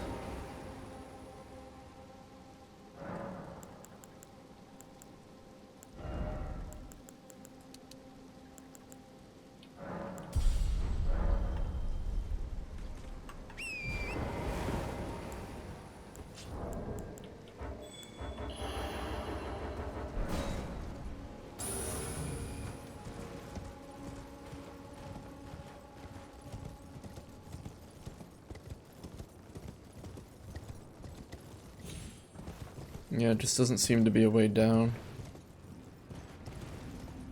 You can keep looking, but I feel like more than likely we're just gonna get killed by one of these things. Yeah.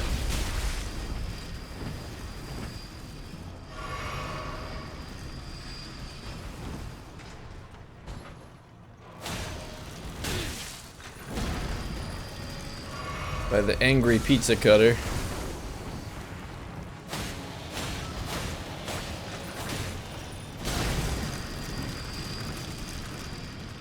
Oh, didn't we determine these things are called Iron Virgins? Yeah. Are those... No, those aren't even snakes. I don't... They almost look like mechanical pipes or something.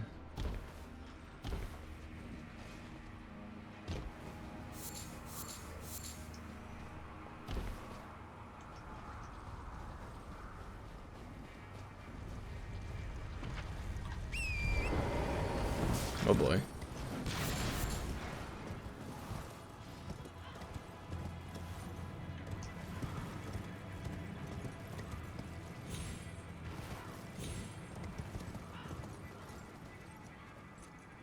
It looks like we're so close to being able to get down there.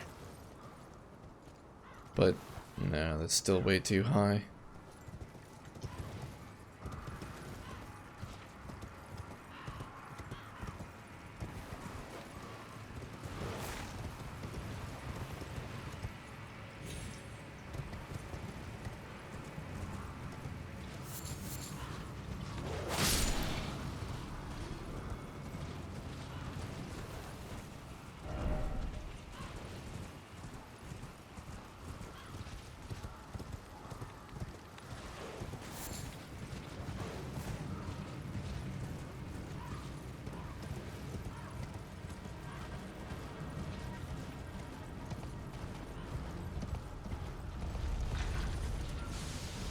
There's a ladder over here, but that doesn't help us go down towards the north, which is where we actually want to be.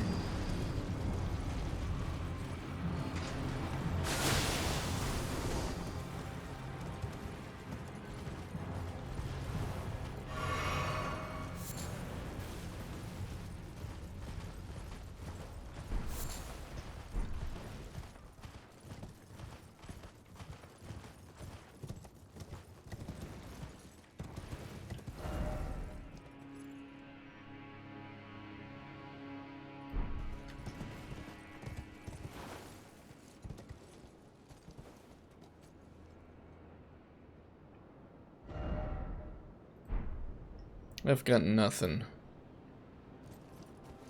So, unless we can break this bridge in order to make it a ladder that we climb down. I don't think we're getting down there, although it looks like you can travel through here, so maybe let's try to get over there.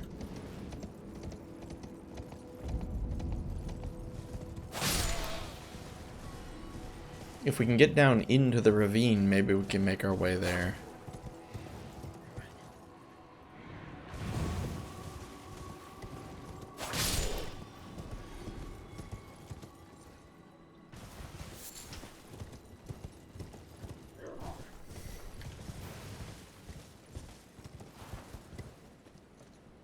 We seem very close here. Oh, and there's a torrent. Torrent for torrent.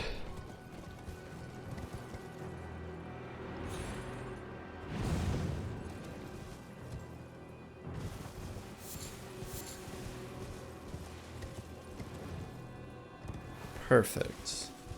Ooh, what's this? Some kind of fog wall, a couple of giants as well.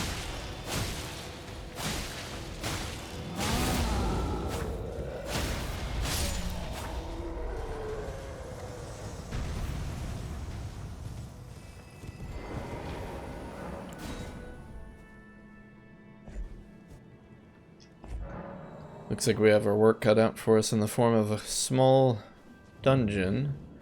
The old Altus Tunnel. Explosive fire clump? I don't know if we've found one of those before.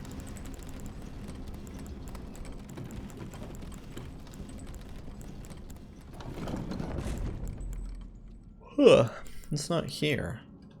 Is it a tool? Oh, it is.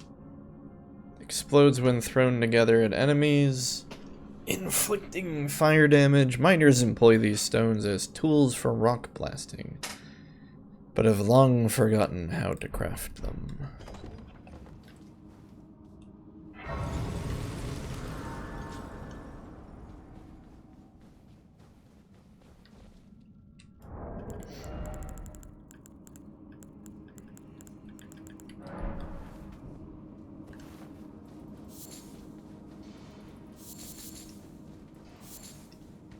We have to be careful not to explode here, because of all the barrels.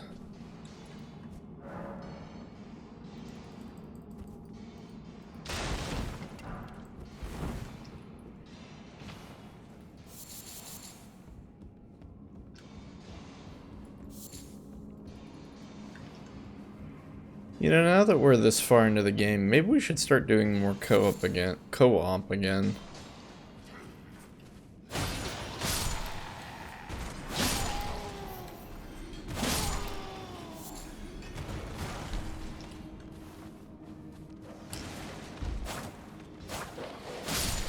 Although, would anyone even need our help? Bolt Drake Talisman +1.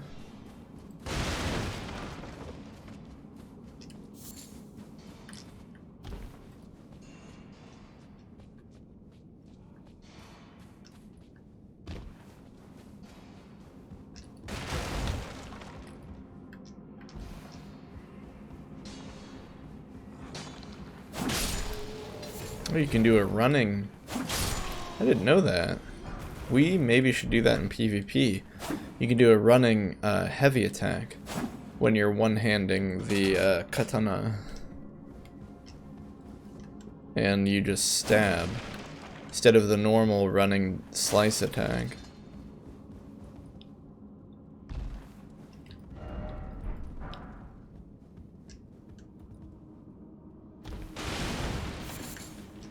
I don't know if all these cracked crystals are worth picking up, but we sure are getting a lot of them. Oh, it's a lot of dudes. Team lot of dudes. No, no perfumes. Spare me the perfumes.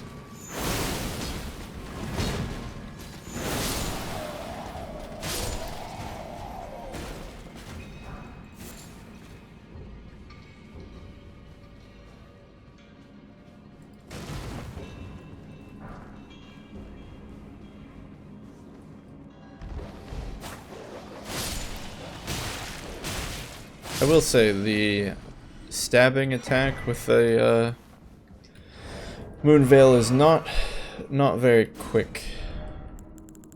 We also found a troll's hammer, mining tool of stone digger trolls used to crack bedrock. Trolls are descended from the giants, and these were supposedly once used as ceremonial smithing tools. In the past, smithing was considered divine. Trolls were descendants of the giants. Have we seen a troll? Because I don't think we have. We've seen a lot of big things in this game, but I don't think we've seen any trolls. I don't know why I'm looking at our map like it's gonna help us.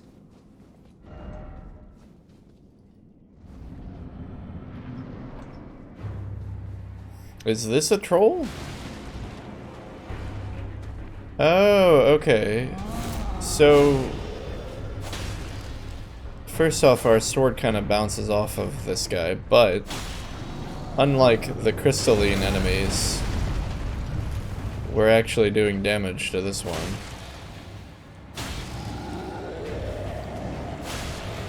Also, these things are called trolls, and we were right when we said that they're similar to the giants. They're just missing the face in the middle.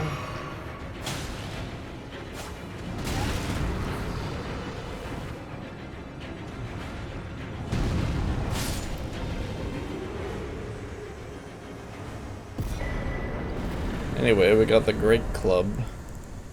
The Great Club. Which is somewhere. Spiked Club.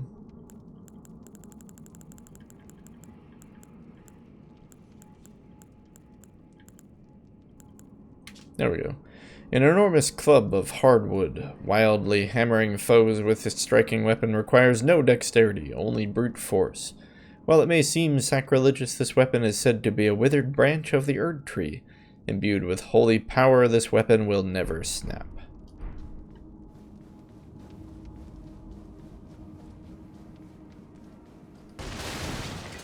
I don't really think we missed anything in the caves, but I'm going to do a quick run through anyway.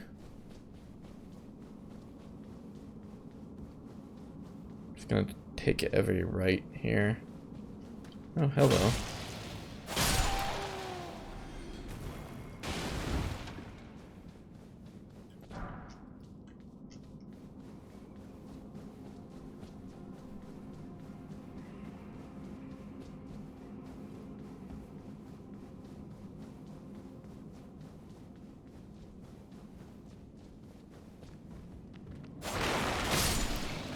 I guess we did miss a room.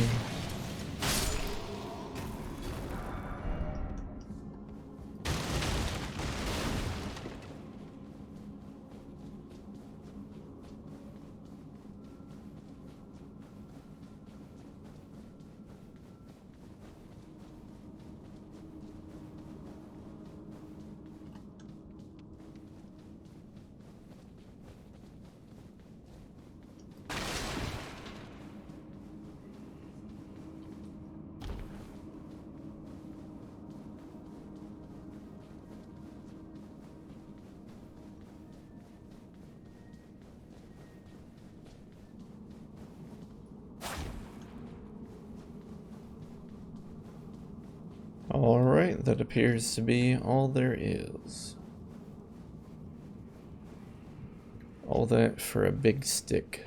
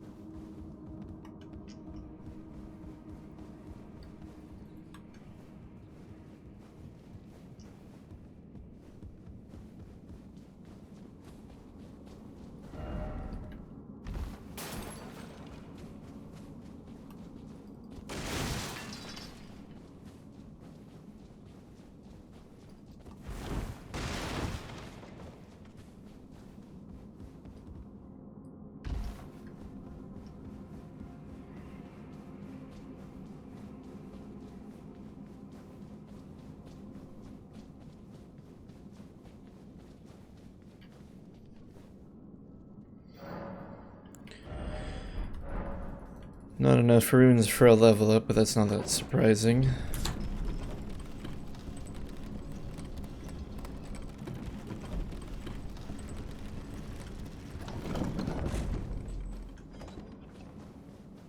Another location we can check off the list. Back to our journey.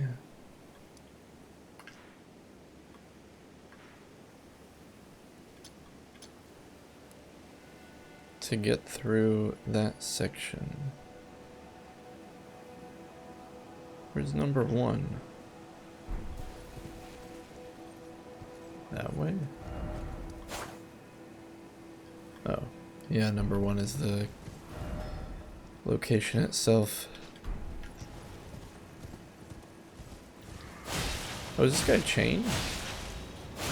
Oh, he is. I don't think I realized that.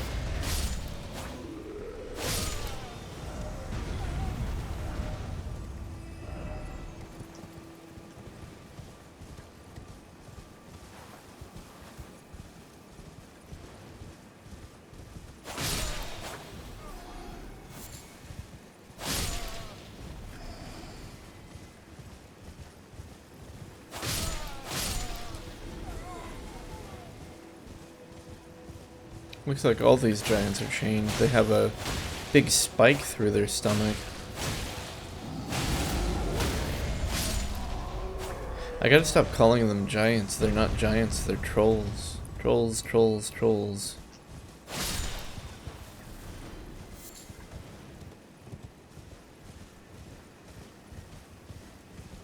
What's this guy? What the...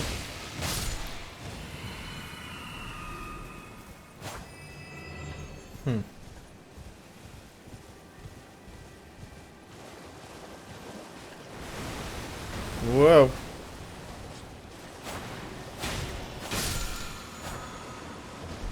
Blood blade.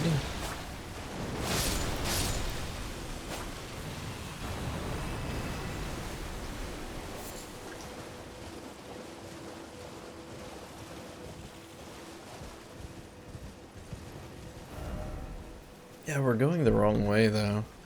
We need to go this way.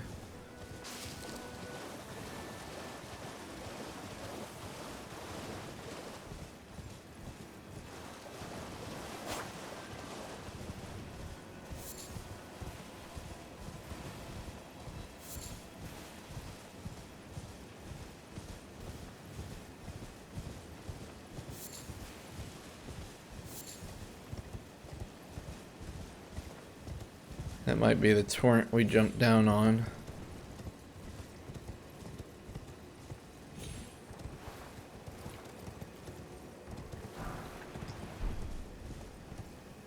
Nice. It looks like we are going to be able to go through here.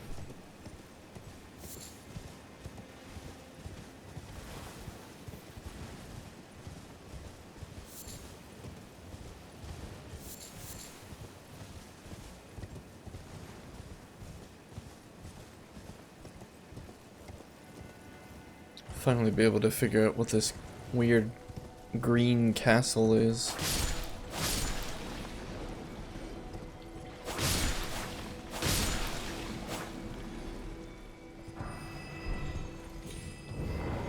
The shaded castle. Well, as interested as I am in investigating the shaded castle, I'd like to explore the outskirts first.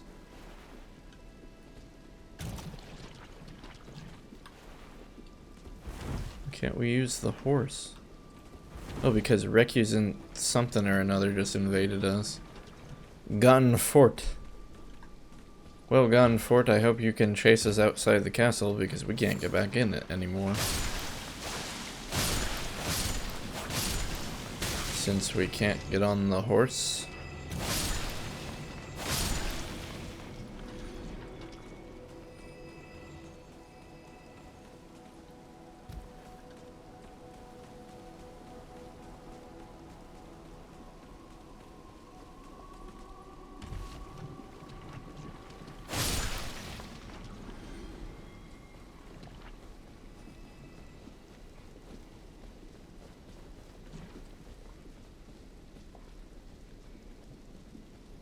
Nothing in that shed.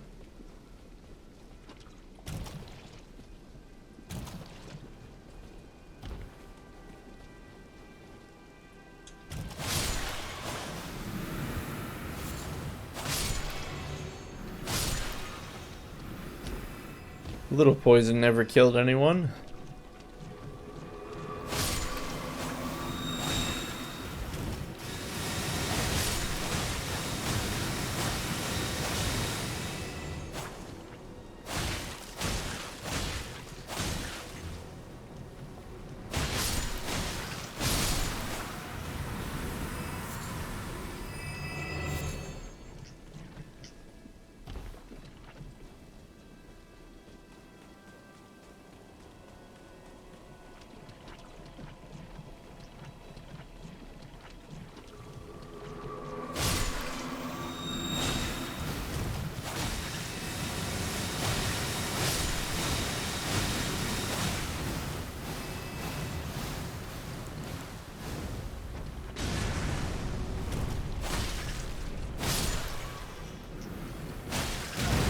Oh, he did not like being lit on fire.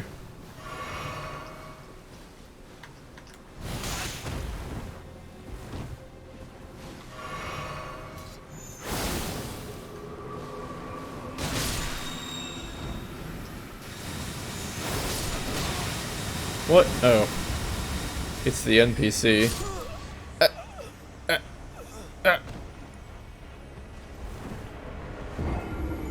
We were actually killed. I think that was an NPC anyway. Because I'm pretty sure we didn't have multiplayer on.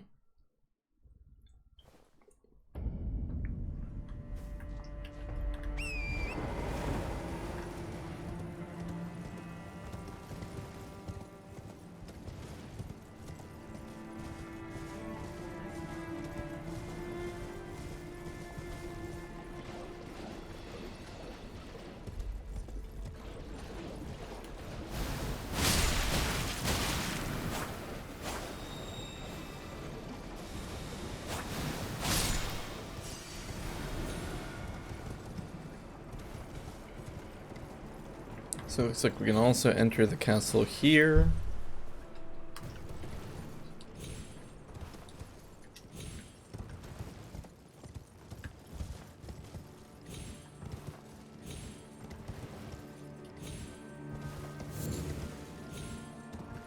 More starlight shards here.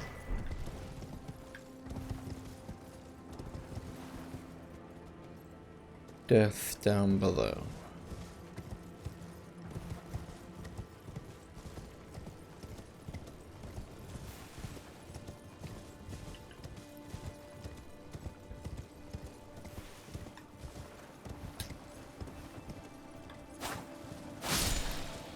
What's all this? Statues?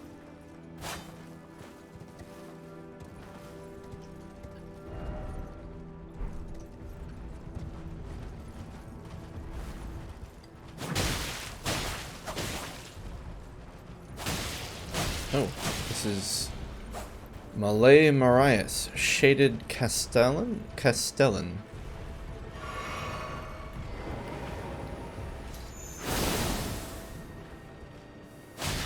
No perfumes.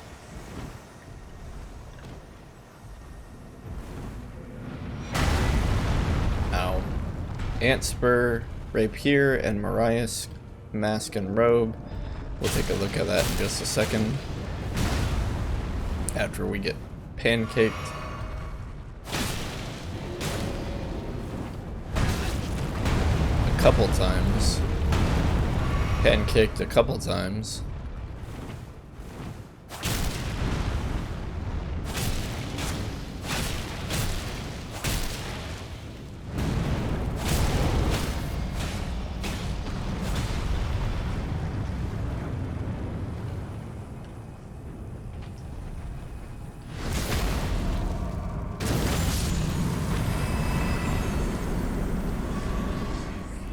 Okay, what was that? Castellan Rapier, I think? Antspur Rapier. Piercing sword of superior quality, featuring wait, no, this is the wrong one. Here we go. Spur of a giant ant which has been forged, fashioned into a rapier. The blade drips with scarlet rot. Scarlet rot is a legend of old of which Malay Marias of the Shaded Castle was a private believer, and indeed he eventually found his own personal goddess. Whatever that means. The Marias mask in the image of a white-haired young noble, customarily worn by the head house of Marias, increases arcane. The Marias family has a dual history spanning generations, serving as both executioners and castellans of the Shaded Castle. The mask bears the likeness of the first of their line.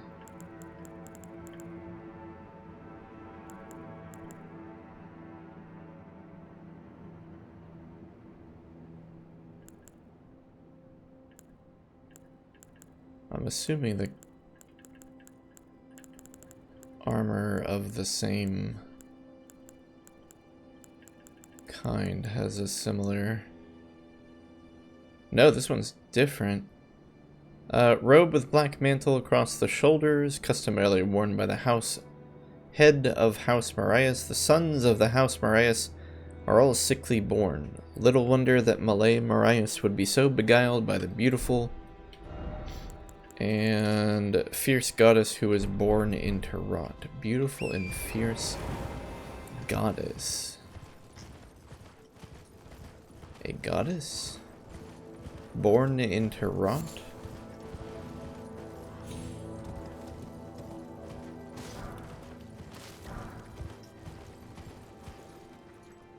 Maybe these are statues of the goddess.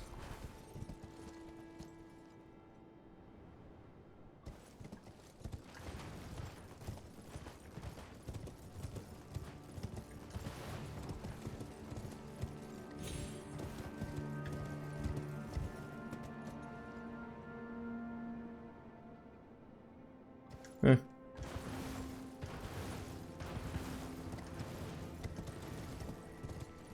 Let's circle around to the other side of the castle, and then we'll take our pick of entrances.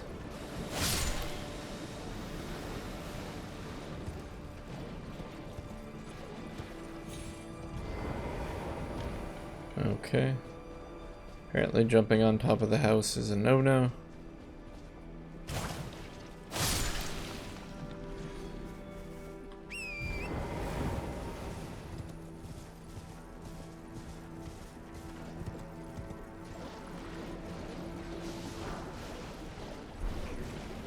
poison grease, not too surprising to find that here.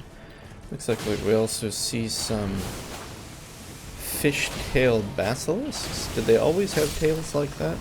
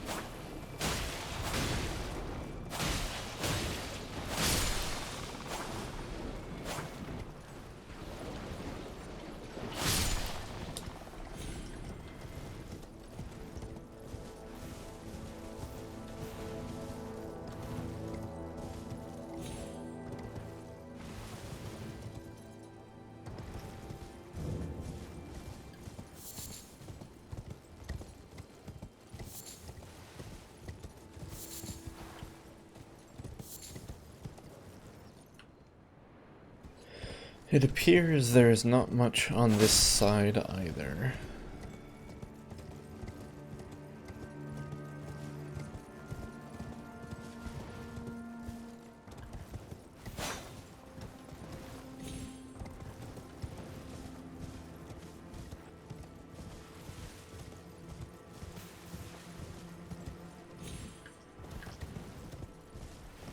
So I say we just head right in.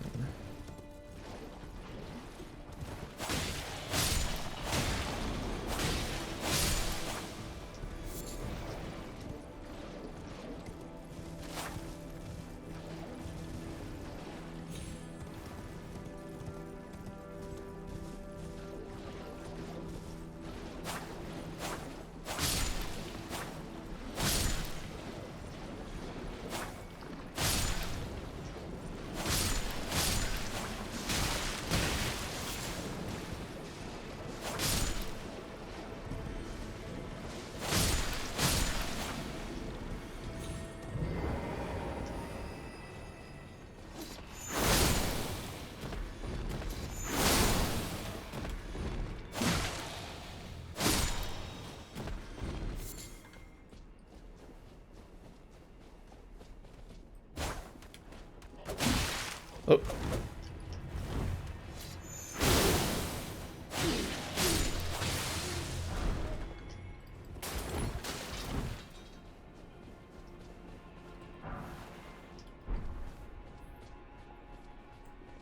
This time we weren't invaded, though. Maybe that was a human invader.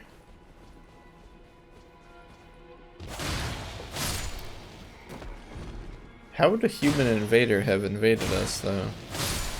I didn't think we had the fur-longing, fur-calling, whatever turned on. Maybe we did.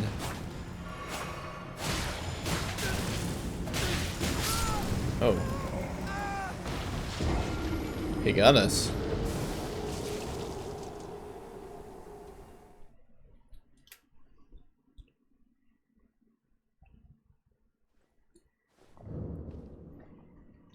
That's quite a ways back.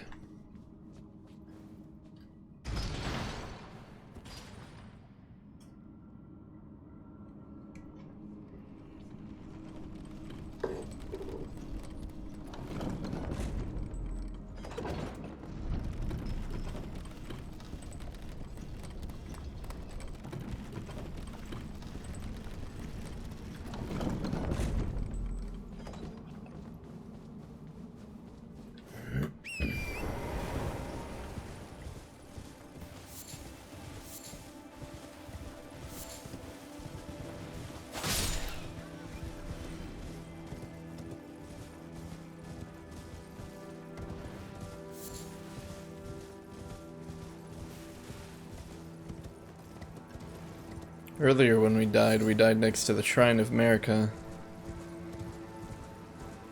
We weren't so lucky this last time.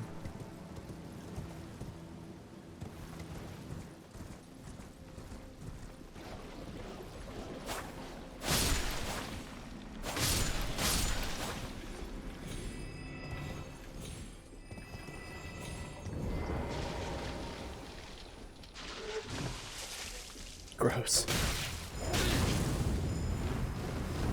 Man. These perfumers with the dagger.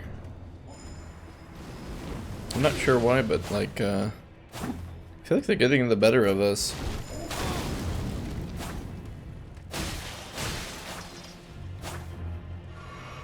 Oh, they use Estus? Interesting.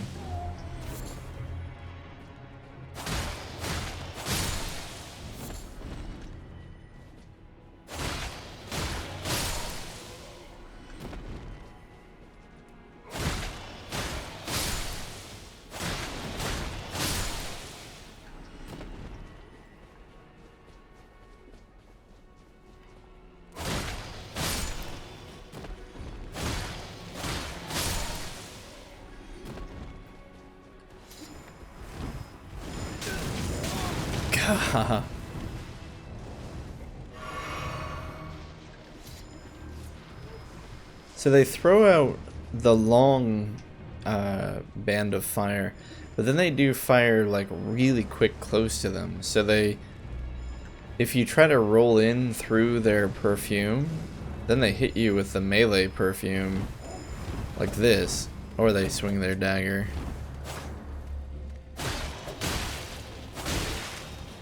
And unfortunately, our moon veil is just too slow.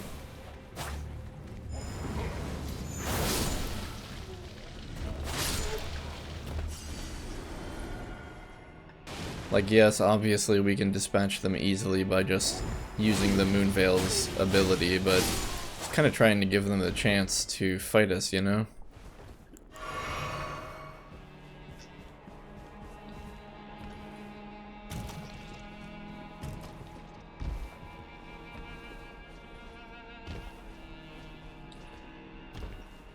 So what makes this the shaded castle, other than, is it in the shade of the Erd tree? All I can think of by looking at this is Monty Python.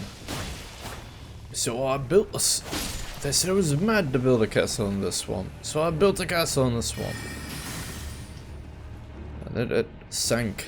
Fell down and sank into the swamp. I'm butchering the skit, but you know the one.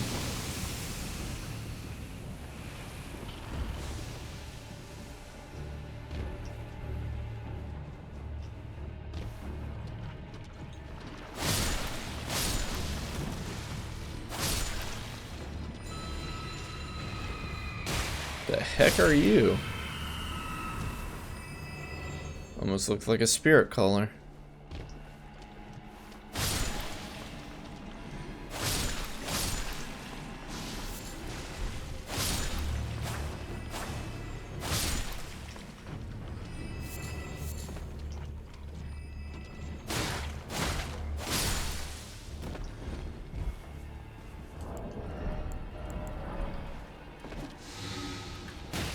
Oh, nope, nope, nope.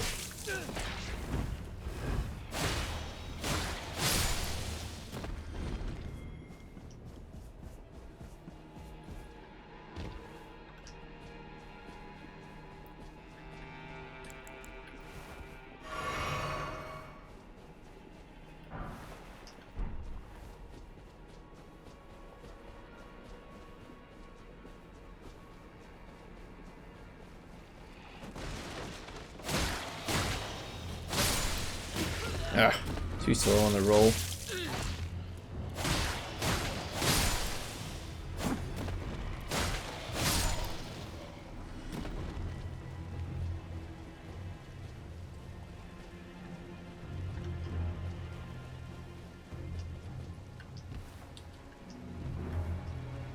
There's a skull out there.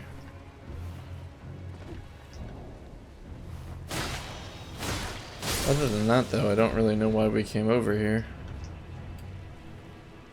Other than... oh, that's right, this is one of the entrances. Let's go look at that skull. 100 souls. 100 souls.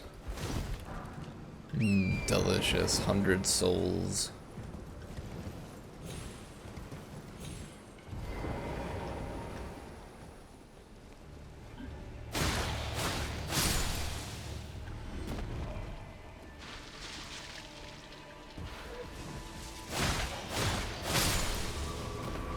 Part of me wonders whether or not it's even worth it to kill the zombies. I think it is, just so that they leave us alone.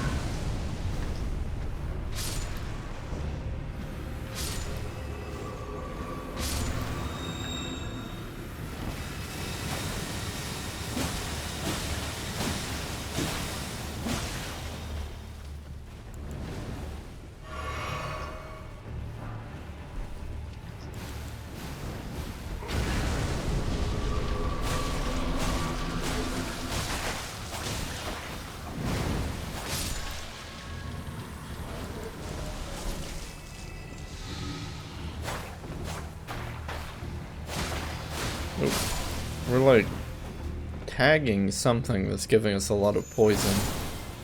Not sure what it is.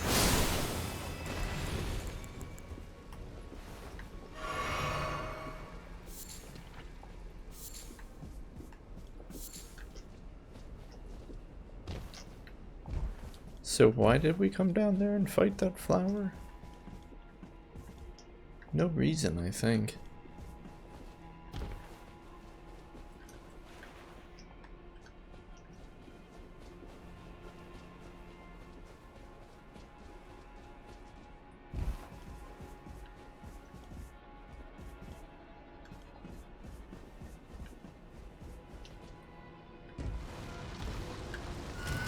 What in the heck? What horrible abomination is that?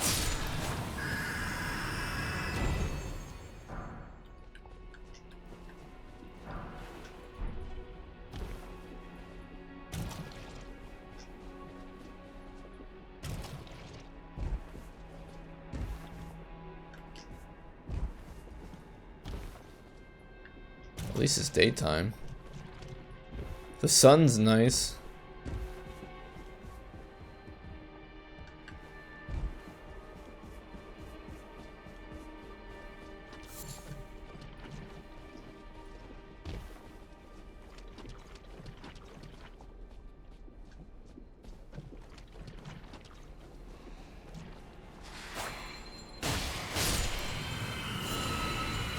Oh yeah, they do have bells.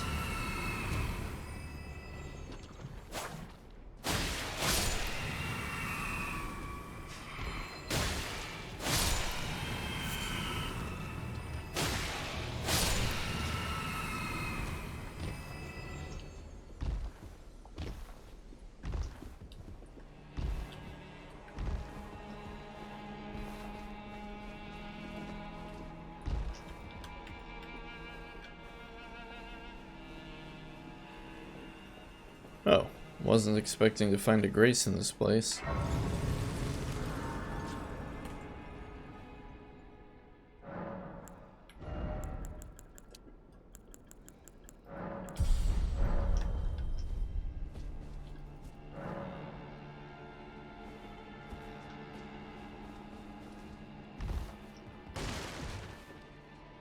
It's quite close to the place we started, I think. Maybe. Maybe not.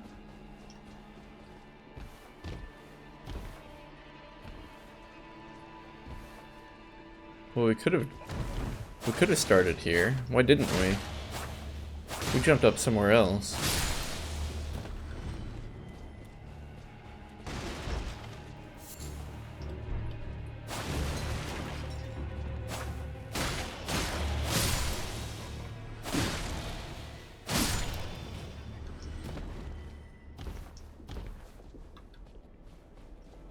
Yeah, where did we jump up?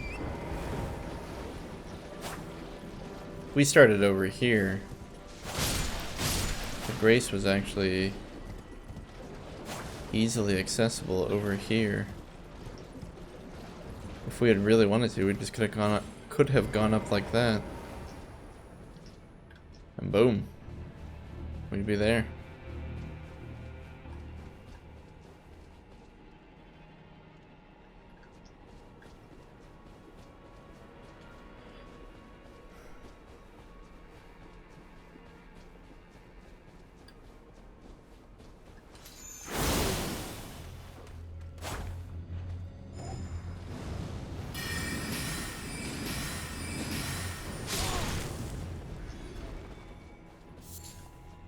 Budding cave moss. Is that what we use to craft these? No, it's crystal cave moss.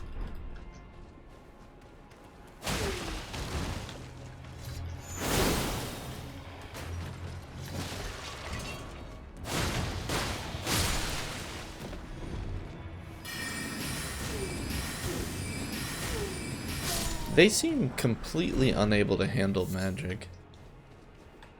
It's like just shooting magic at their face, point blank at their face, seems to be more effective than anything else we've been doing.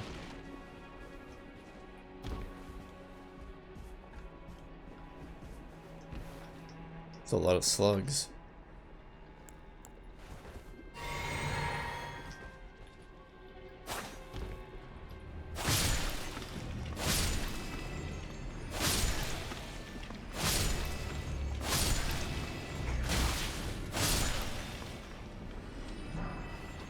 Poison bone dart. Glass shard.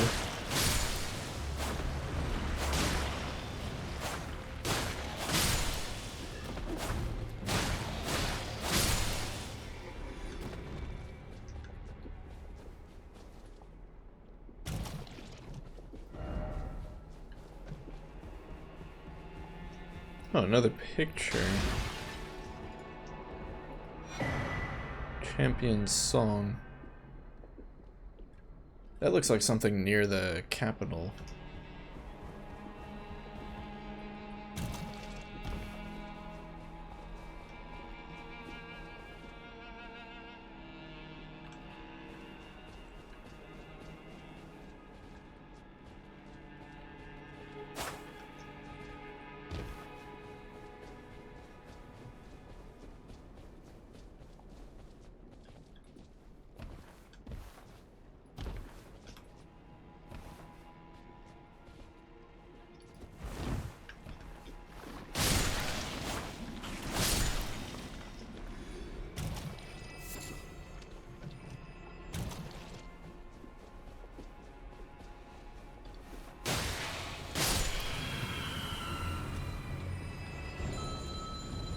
Oh, so they aren't spirit callers, though. They don't actually summon anything.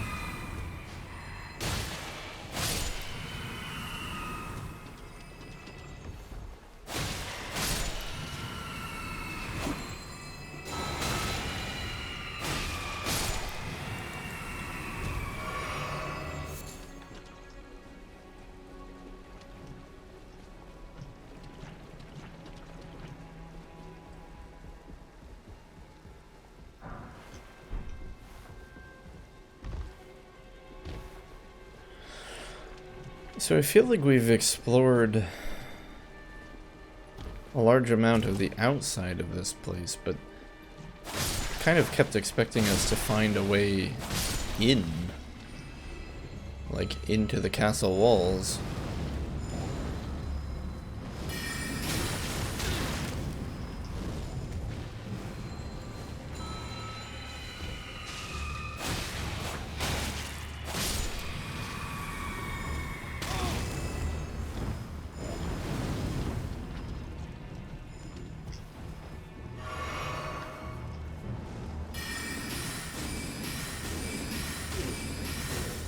Yeah, as silly as it sounds, just casting magic seems to be the best way to kill them.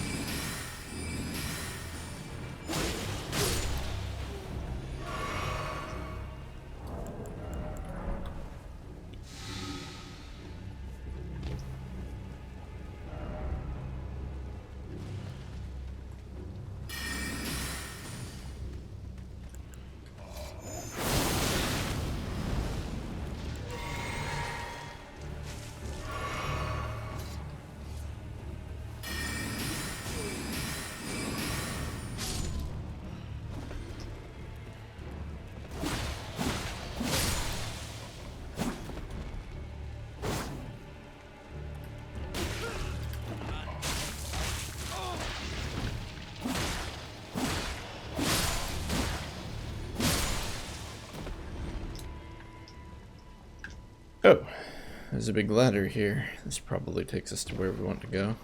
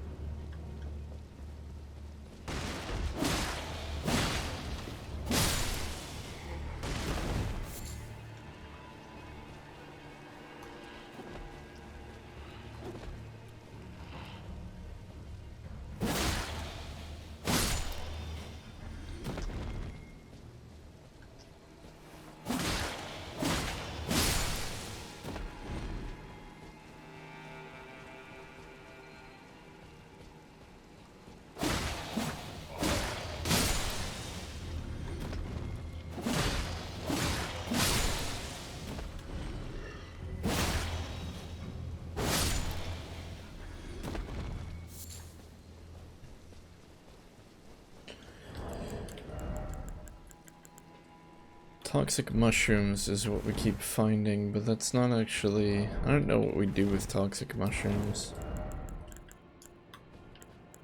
Looks like we make the poison pots with them.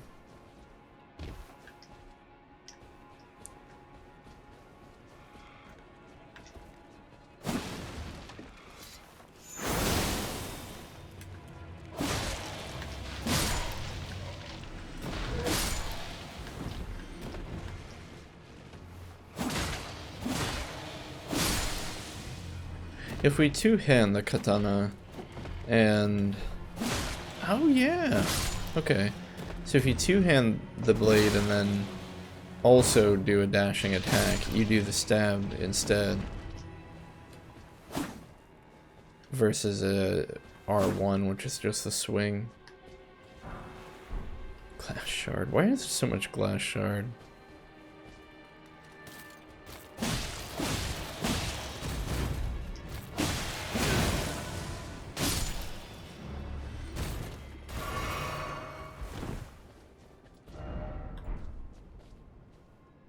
Spooky.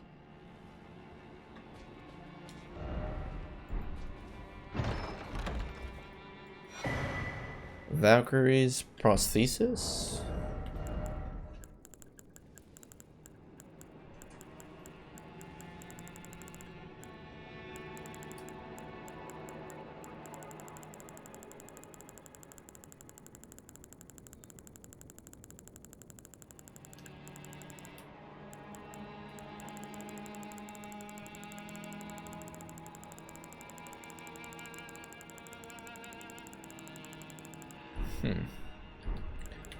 I didn't see it.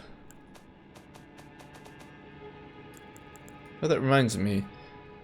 I think we found this, the Arsenal Charm. Greatly raises maximum equip load. Vastly raise Arsenal Charm +1.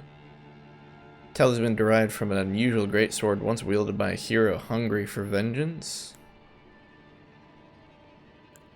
Huh.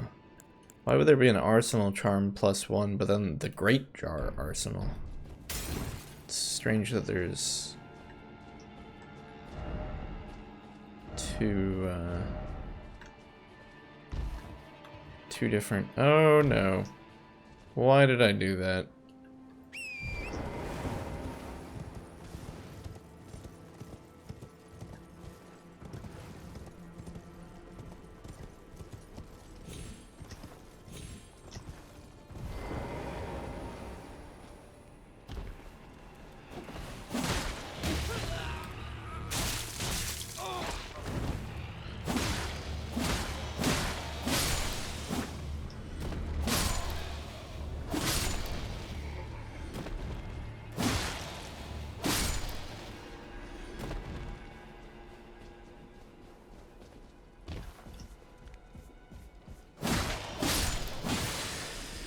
I don't know, we should probably just leave these corpses alone.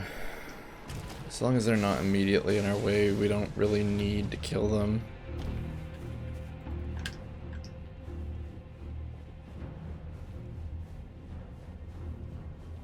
Still didn't find where the prosthesis went though, now that I think about it. Prosthesis.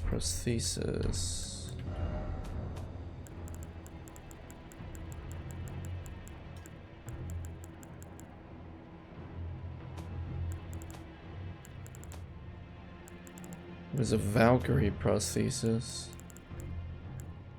I think anyway. Here it is. Golden prosthesis once used by the one-armed Valkyrie. A master work of craftsmanship with practice and skill, it can be used proficiently as a real arm. When Malay Marius, Lord of the Shaded Castle, embraced this prosthesis, he claimed to feel the presence of his personal goddess. It's also a... What was that? It was a key item, wasn't it? Yeah, what's it doing here? Be wary of left. Why? Maybe we already killed whatever was on the left. Some kind of spirit wolf in there. Oh, it's one of those riders. We killed that rider. We killed one of these things really quick last time we found one.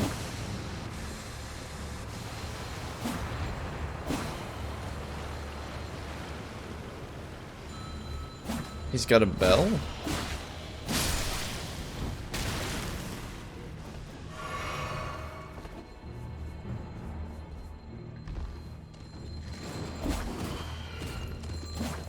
He seems to be running away quite a bit.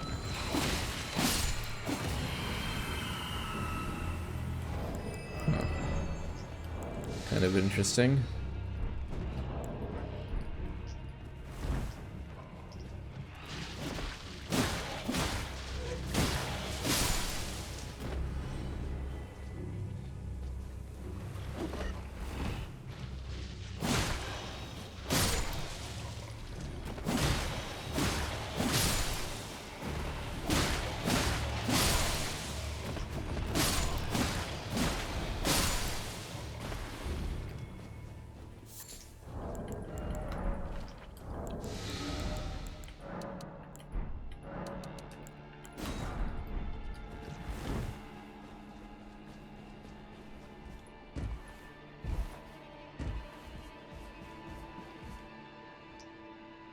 Okay, but what was the point of coming down here?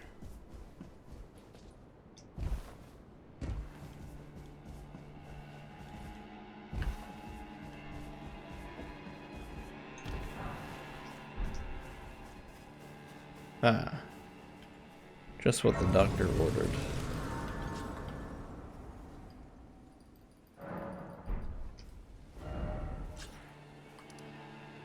We must be getting close to the center or the climax of this castle. It seems to be surrounding the plot of Malai and his discovery of some kind of goddess of scarlet rock.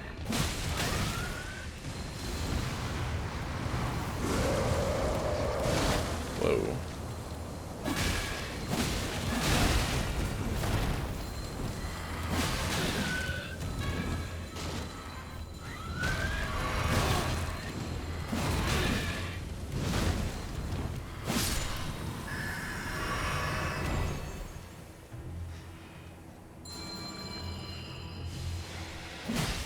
These horsemen are annoying.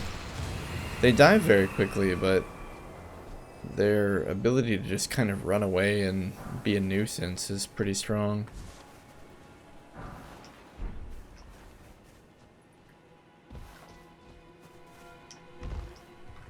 Okay, I know where we are because we saw this location when we went to either side of the castle before going into it.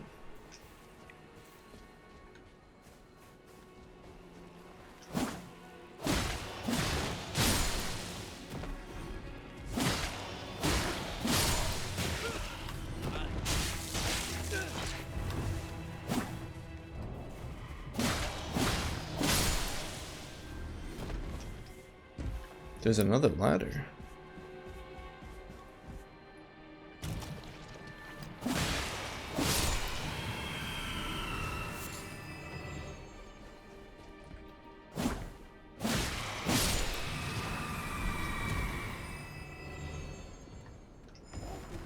What the? Two perfumers? Seems like they came down the ladder. Let's take out this horseman before we fight those perfumers. We don't want the horseman accidentally joining the fight in the middle and throwing everything off.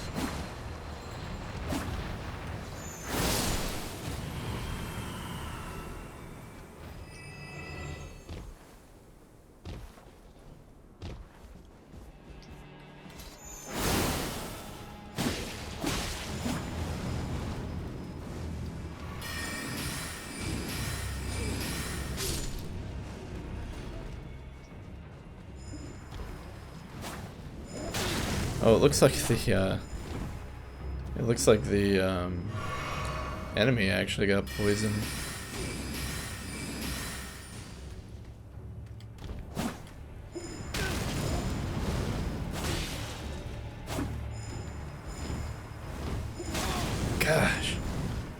Even when we roll through their perfume, we're never quick enough. We always get hit by the short range fire.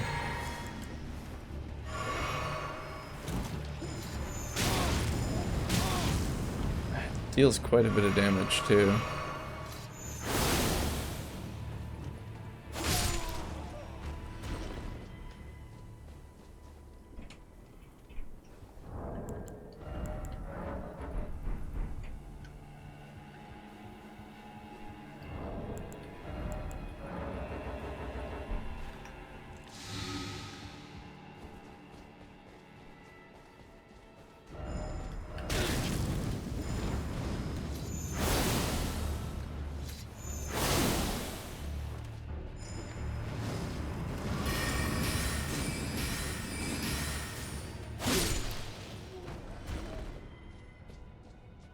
Says you can jump down here, but why would you want to? We think we've already been down there. Yeah, it's the place with all the slugs. Oh no! We've bamboozled ourselves? Wait, but have we been over here? I don't think we have.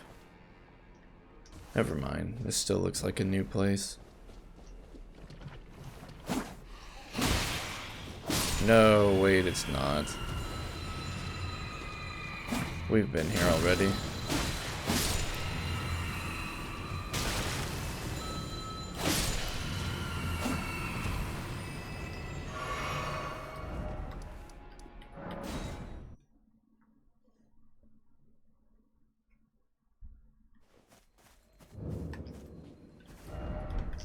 All right.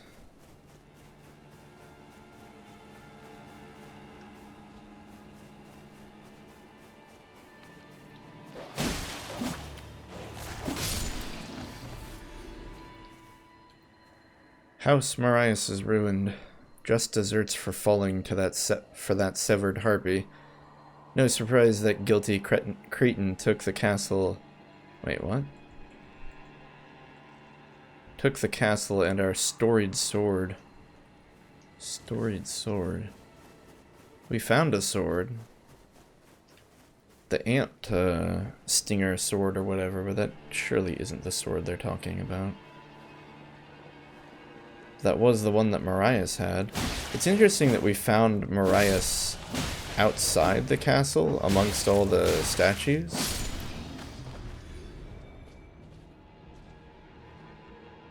Like, we found him before we even really knew what the heck everything was referencing. We still don't quite understand it, but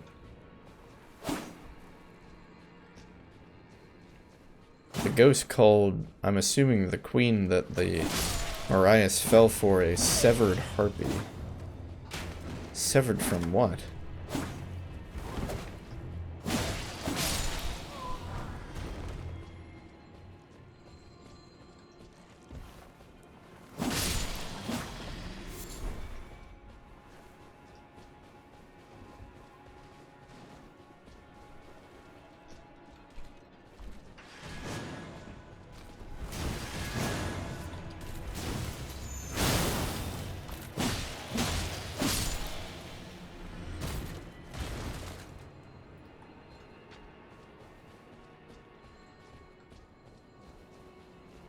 I wonder if it's an actual harpy with wings. Be wary of weak foe? What does that mean? Oh, I see.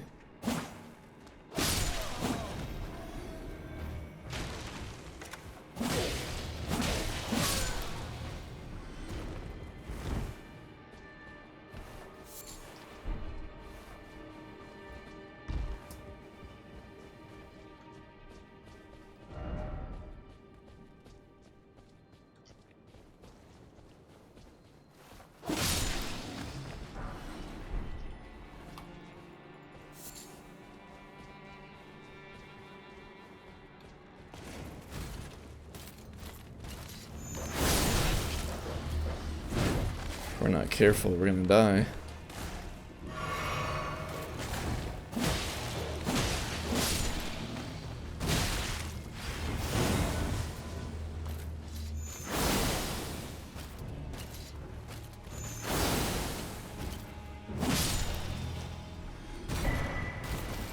clean rot greaves.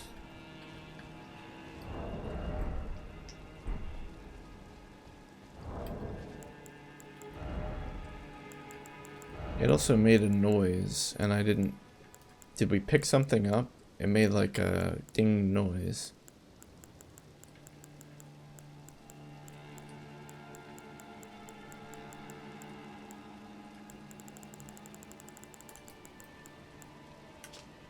Greaves of the Clean Rot Knights celebrated for their undefeated campaign in the Shattering. The Clean Rot Knights vowed to fight alongside Millennia, despite the inevitable, if gradual, putrefaction of their flesh. Their acceptance of their fate made these battles the fiercest of all.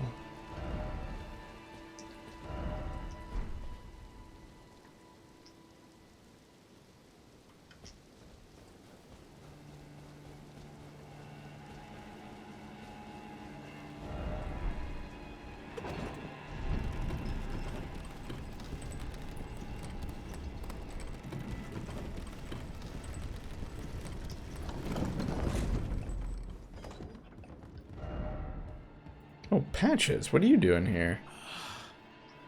Oh, you again. You don't look so good, buddy. A shame you had to see me like this.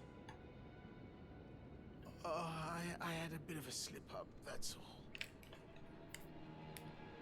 I should have stuck to what I know best.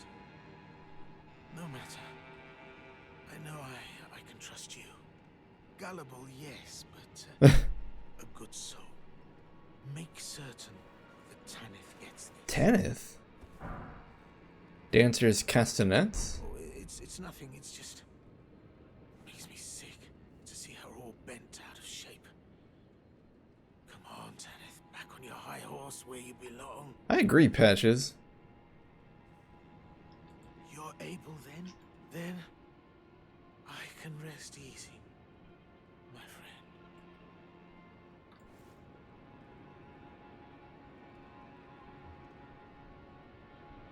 He's still moving. Yeah. Just barely. Seek revenge and short attacking. That's funny. I like that Patches and I have a shared kindred nature or feelings towards Tanith. Alright, he gave us some castanets.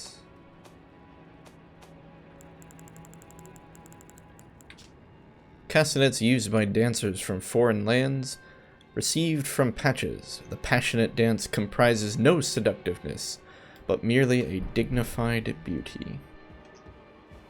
Oh no. Is Tanith in here? Oh, okay, no. Elamir of the Briar. It looks like Patches tried to get through this guy and probably died. Like we're about to be honest. Alright, so he's got a floating sword. He's got a big ol' shield on his back.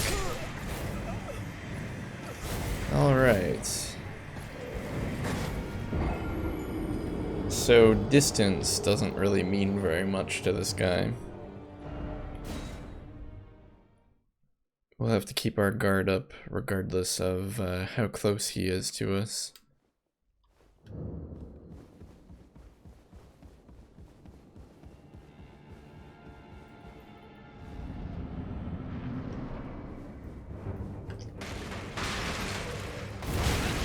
Jeez.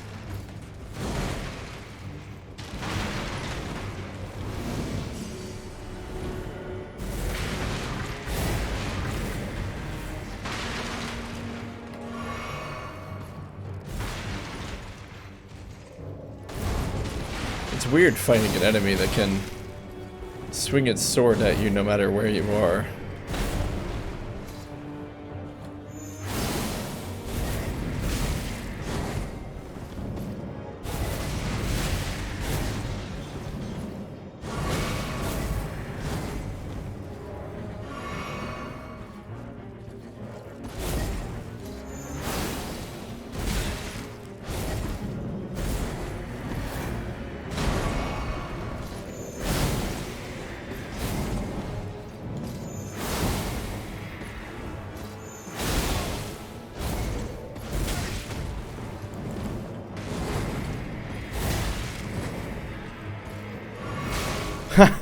He pulled it back through us.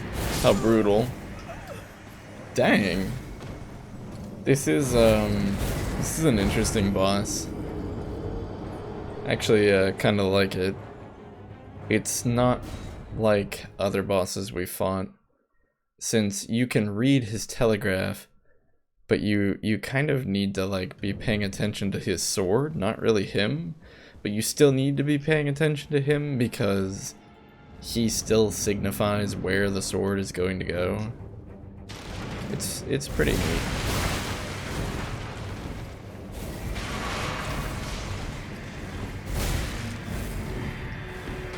I'd probably be doing a lot better if we didn't have to run in here and figure out where we left our souls immediately, though.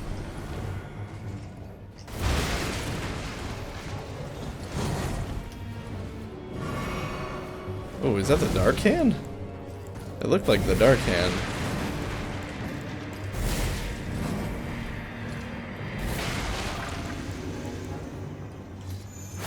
He doesn't flinch when we hit him, so we can't really rely on that.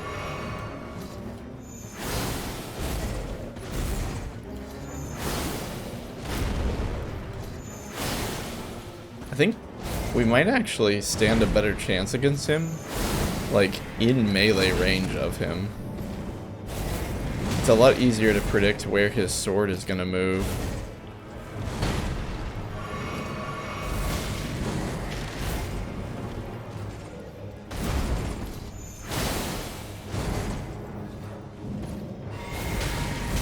Jeez.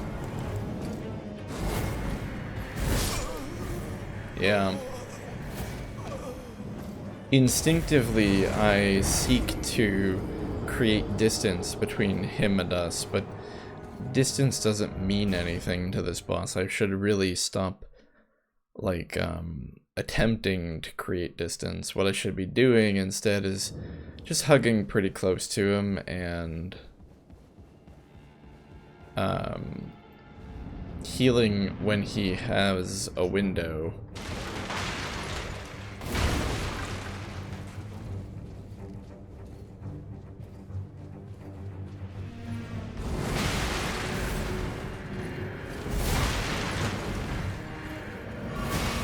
Oh, our souls are in the table.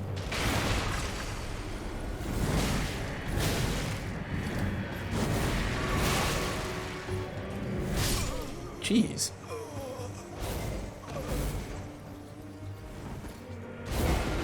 Is he wearing a mask? No, it's just like part of his armor.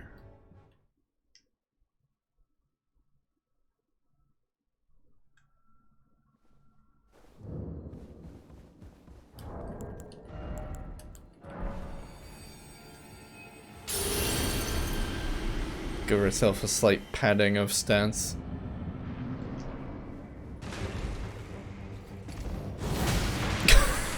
I even jumped! I jumped and it tagged us mid-air. Oh no, he's gonna pull it through us. Yeah, okay, so I think we stick really close to him. I think I have a better chance of dodging his attacks if we're close. JK. What is that?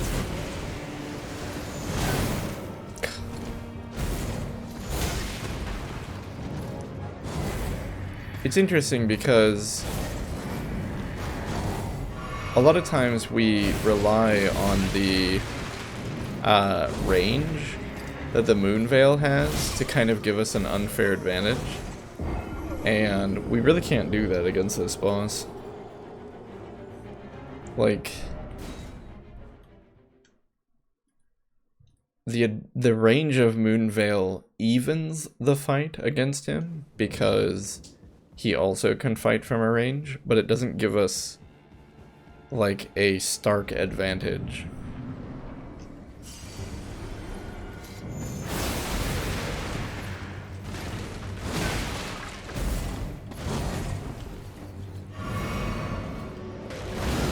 Oh, he grabbed us with the Dark Hand.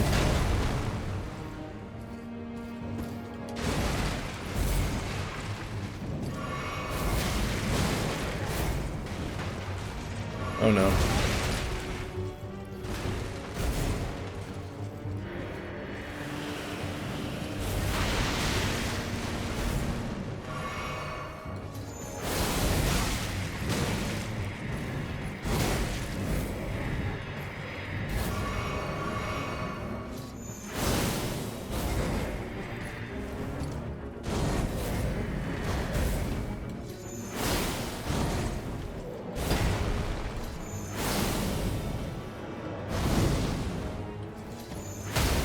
Oh, wow. That just probably saved our life.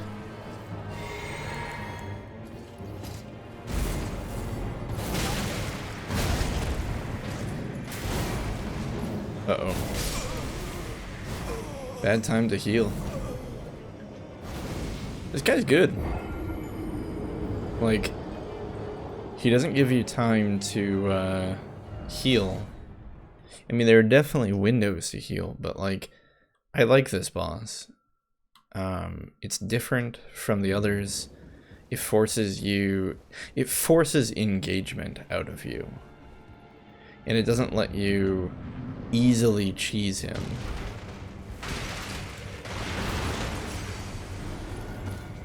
And there's different ways to approach him. You can try your luck and fight him from a distance. Or you can get up close and try maybe to predict his moves a little easier. You have options, and neither way is necessarily wrong or right. They're just different. I like the like that the player gets the choice as to what they feel most comfortable with fighting the boss. Like me personally, I'd rather just be closer to him. But I'm sure there are people out there who find his ranged attacks easier to dodge.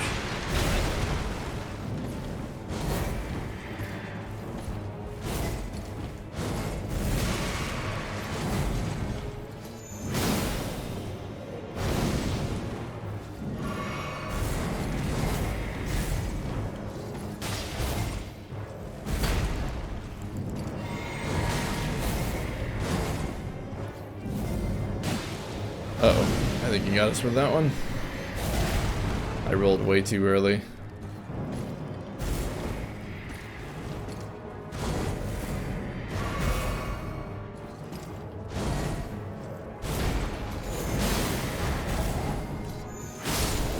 Whew.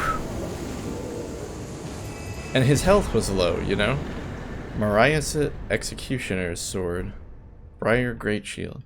Yeah, but like, his health wasn't super high, so you know, you didn't have to like sit there and do that for hours on end. I really enjoyed that boss fight. But okay, Marius' Executioner's Sword. Storied Sword of House Marius, the family of executioners who presided over the Shaded Castle. One of the legendary armaments? What does that mean? Elmer of the Briar, the bell-bearing hunter, snatched the sword from the site of his looming execution and furnished it with battle skills from his home of Aocade. I think we've heard of Aocade before.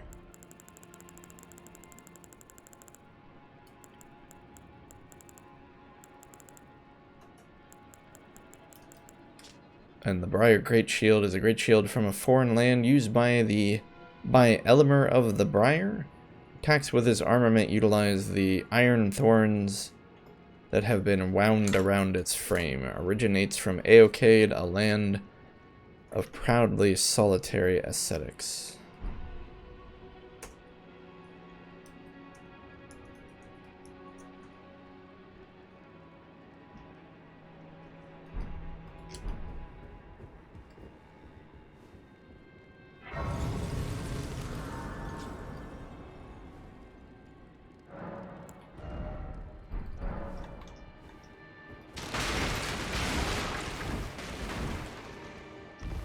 But was that it? Huh. There are legs up there. strange.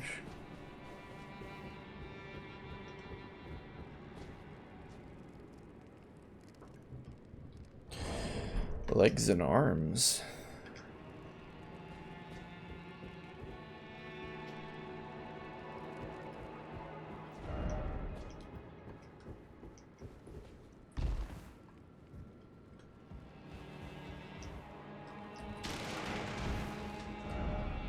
I mean, I guess that was it. There doesn't seem to be anything else here.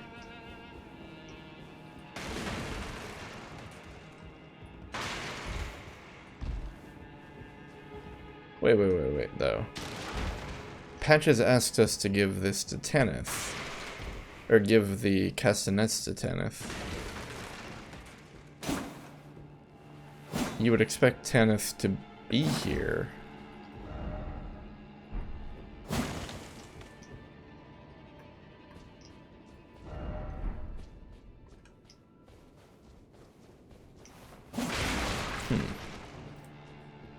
Maybe not.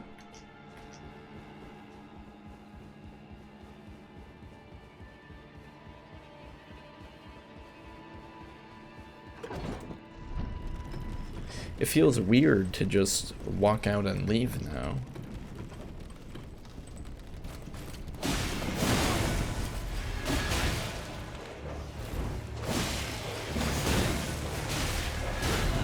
Oh, that might be it.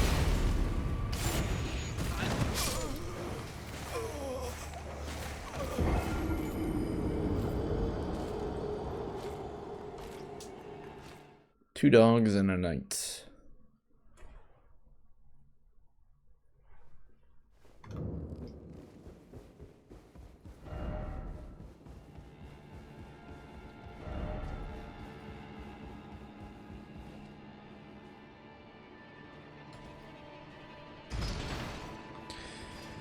So we didn't find the goddess. We found the storied sword.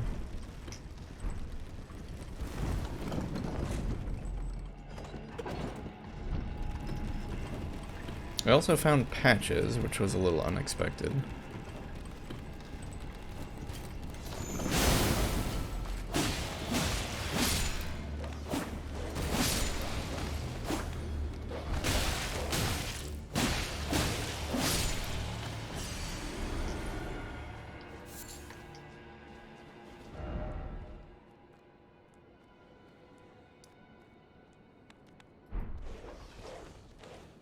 Huh. Yeah, when you look at the map, I guess we've kind of been everywhere, haven't we?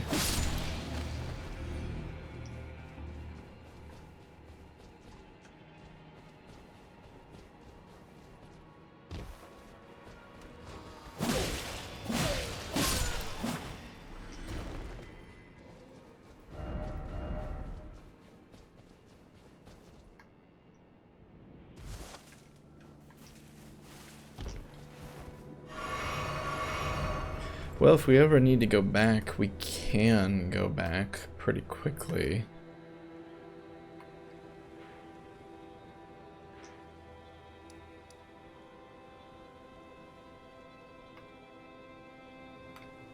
So I guess we just start going to other places?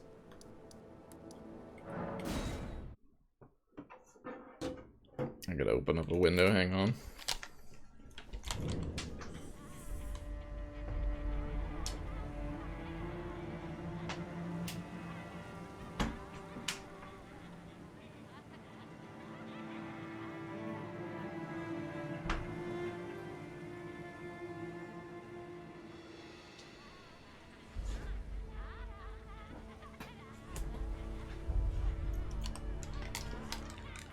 Just kidding, there is a spider out there, and I think I'd rather burn than open the window in front of a spider.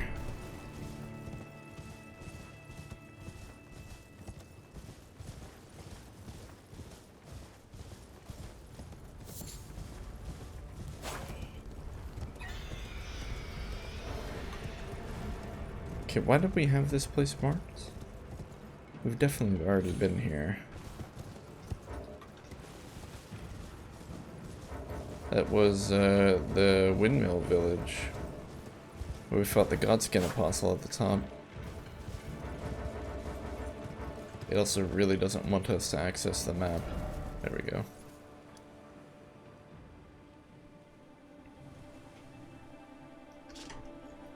Yeah, why did we have that marked? Maybe that was an accident. Was it this? I think it was that, wasn't it? But was that just the windmill village? Yeah, it is. Okay, so we can remove that. What did we see from the top of this? I really thought we saw some ruins from the top of this bridge. Maybe not.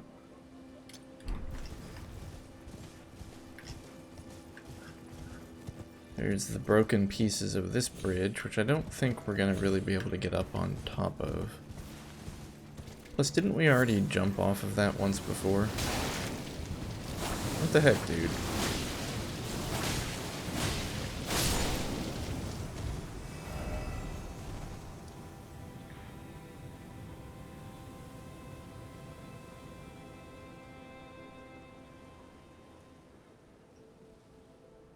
I don't really know the fastest way to get here. It seems really out of the way.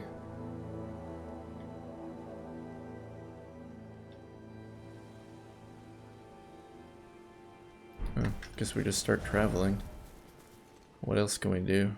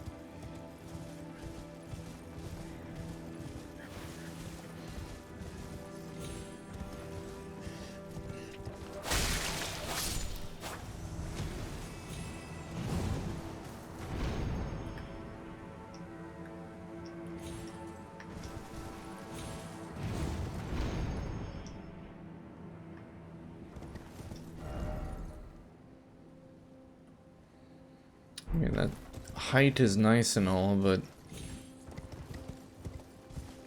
we actually need to go kind of the other way, don't we? Yeah, looks like we just need to go straight south.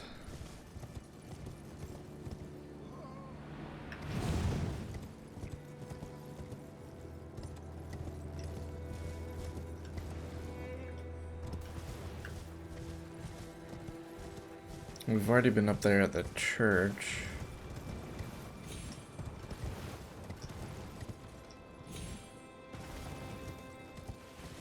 There really isn't a way to scale this cliff, which means we'll have to go... Oh, that's a dead end, I remember that.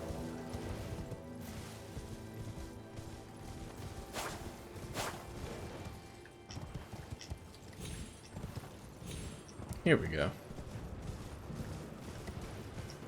Maybe. Assuming, of course, we can jump up this cliff. Looks like we can.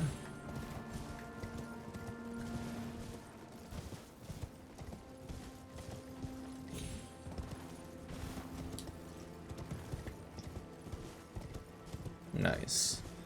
Seems like open fields in front of us now.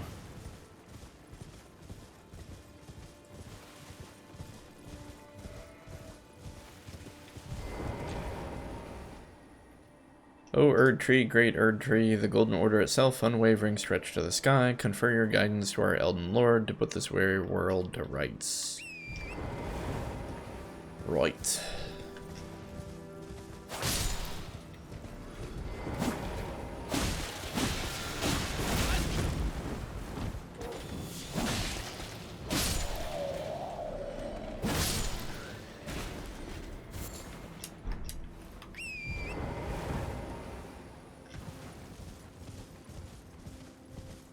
Seems like, oh, that's one. Oh, yeah, that's the entrance that we couldn't get into, but pretty sure we opened it, so it's now a shortcut.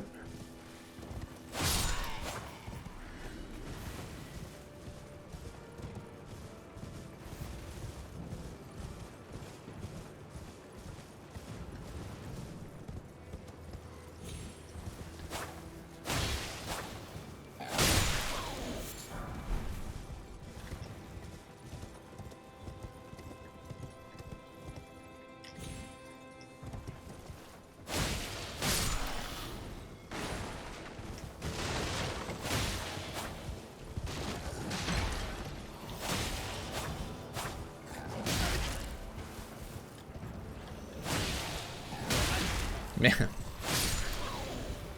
Can't win for losing.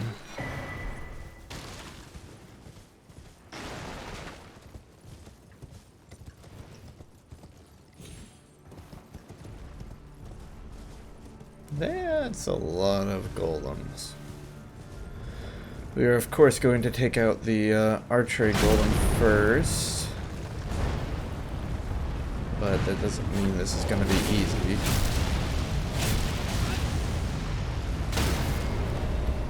Especially if we get knocked off the horse.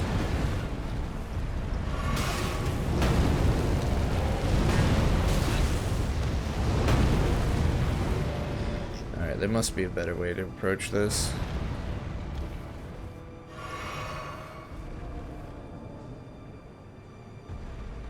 Skelly boys. Nope, can't summon them.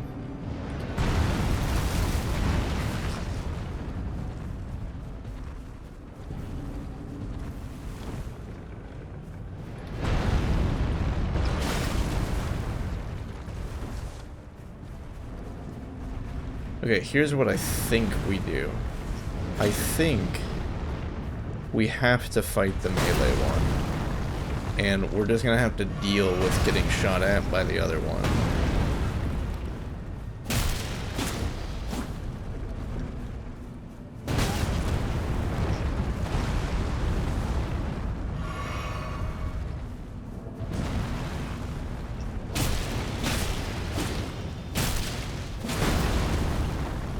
Because the other one is annoying, but he doesn't deal a ton of damage all at once.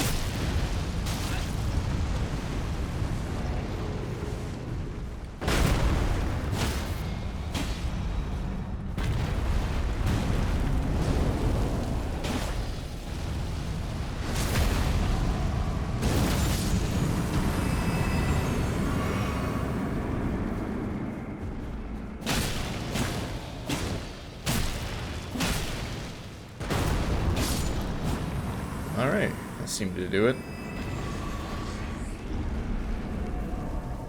We even got a golem's halberd, which we apparently already had one. This is the Grand Lift of Dectus. Unfortunate though, we don't have both pieces that allow the lift to activate. Equally unfortunate, there just does not appear to be a grace through which to activate to allow us to come back here quicker.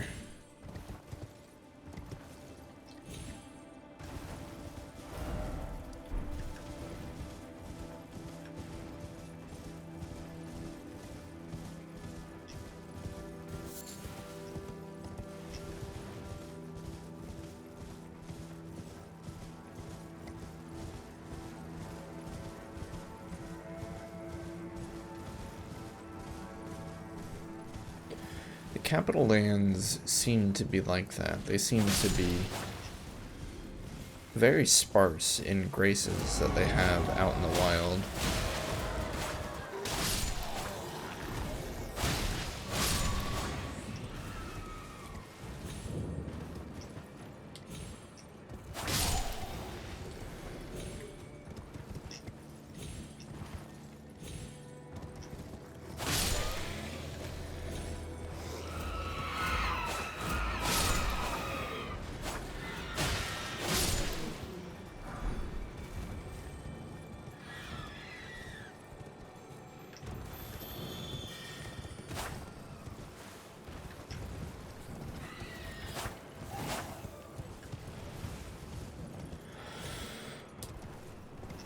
I think there might have been a beetle here, but it teleported away.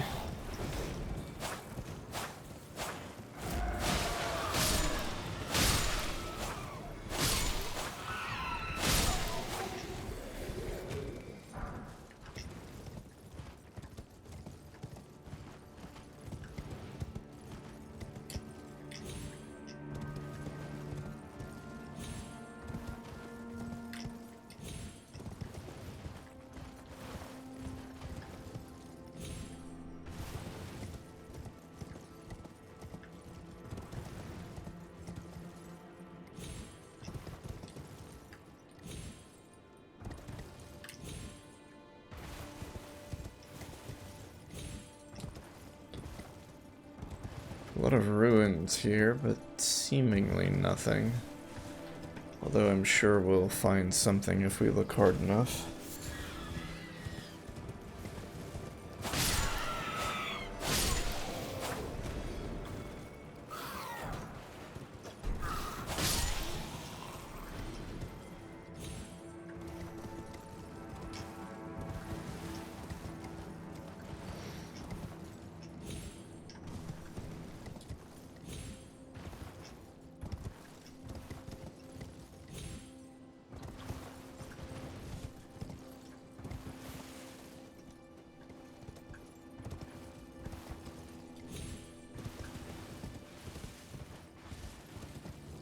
That being said, I really am not seeing anything.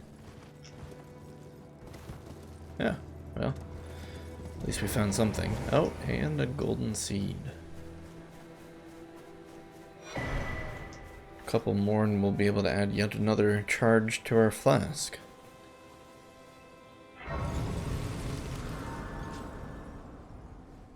Still need to remember to turn the flask into a +9 though.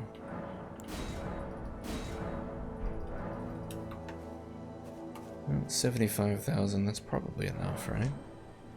You would hope. Nope.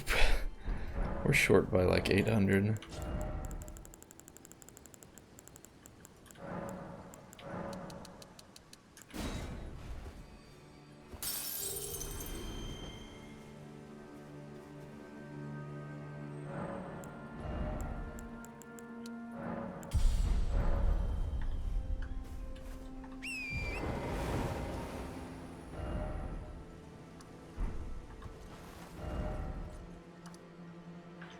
So it looks like this area is a campsite of sorts. And then the ruins are up here.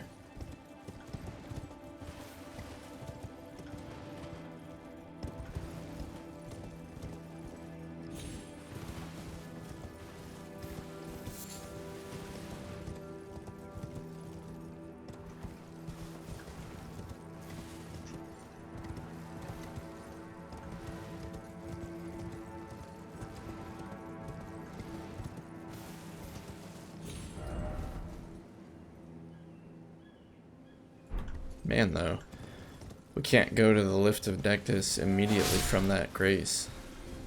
It looks like we need to go travel up and get on that cliffside.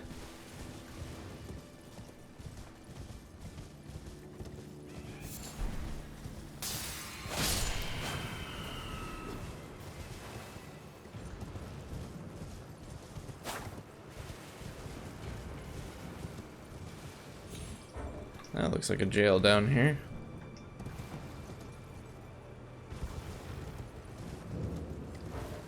Golden Lineage Everjail.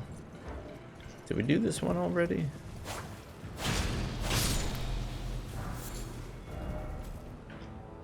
No, I don't think so. How do we activate it? Behold, Monarch, but no dragon ahead. Likely despair, slug ahead.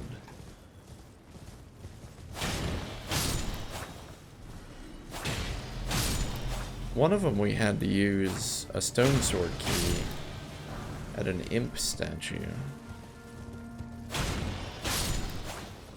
Oh, there it is.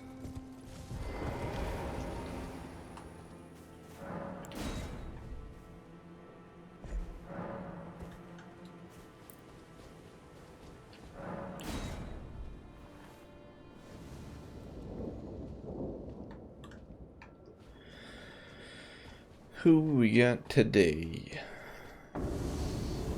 Whoa. Godfroy the Grafted. The heck is Godfroy? Goes up right there with the difference between Morgat and Margit.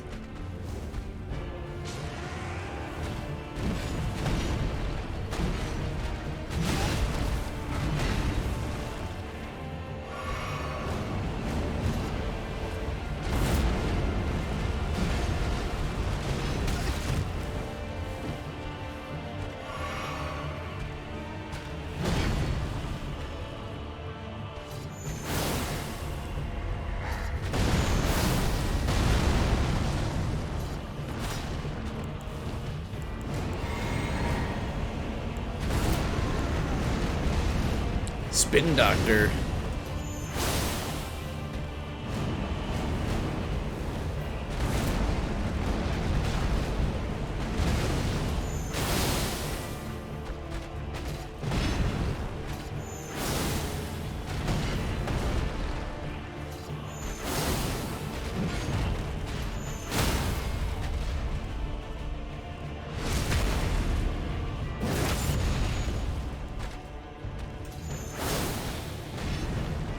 This is basically just Godfrey if he never cuts off his arm.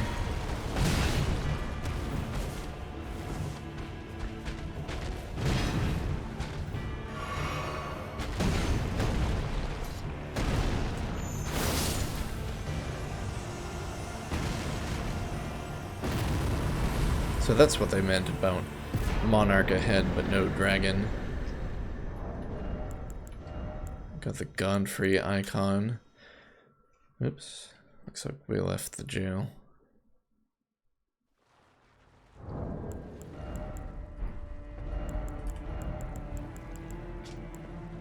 Legendary talisman depicting Elden Lord Godfrey. Raises charge attack power of sorceries, incantations, and skills. Godfrey was a ferocious warrior. When he vowed to become a lord, he took the beast regent Serosh upon his back to suppress the ceaseless lust for battle that raged within. Right.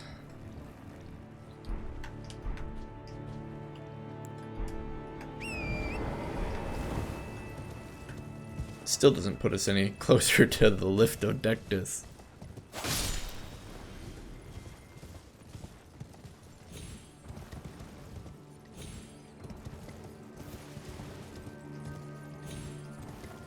It does look like you can come back up here, though, and climb the cliffs to get to the Liftodectus. Cool. Good to know.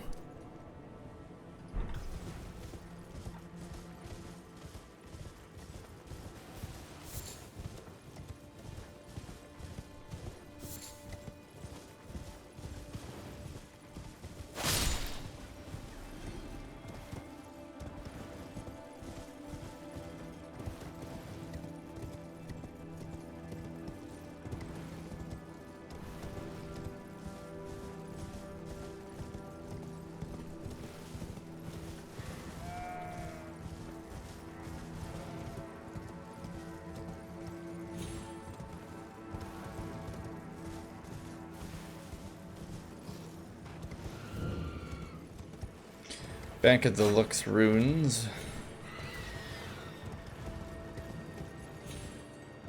Why would these ruins even exist here if there was just nothing here? I mean, realistically, ruins existing with no treasure or no purpose makes perfect sense in the real world, but in a video game world, typically you would expect there to be something here. Oh, maybe it literally is just to get... Wow. That. Are those the kind that just teleport constantly? We might be able to find it again.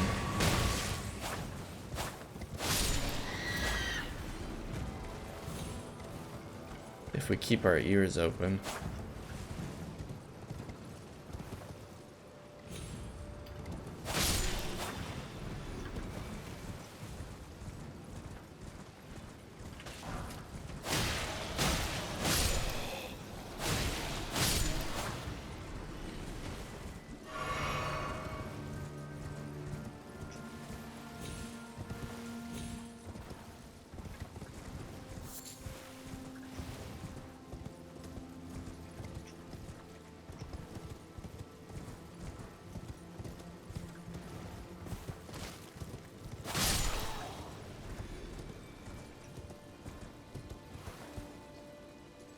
I don't see or hear it. If we jump down there, we can't get back up.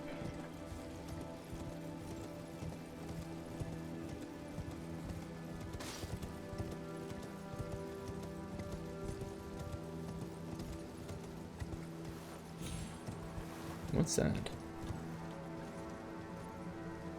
Seems to be some kind of boxy buildings.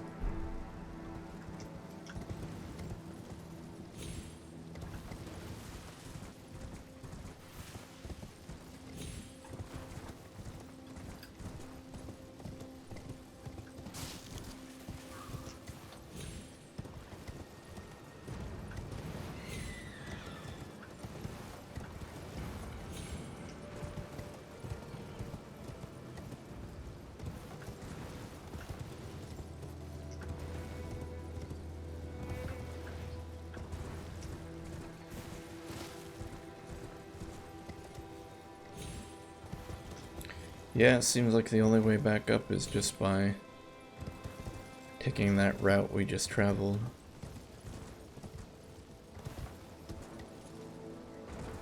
So let's reset the bug and try it one more time.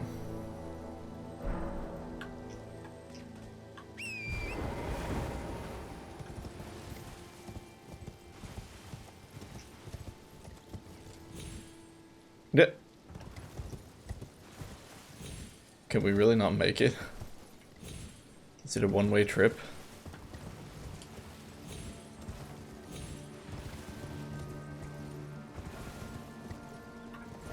Try horse and then jumping required. Try horseback. Oh, there we go.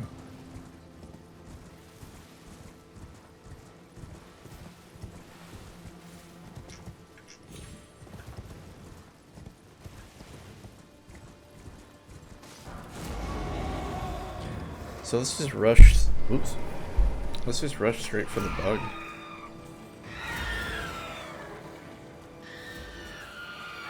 Which is somewhere.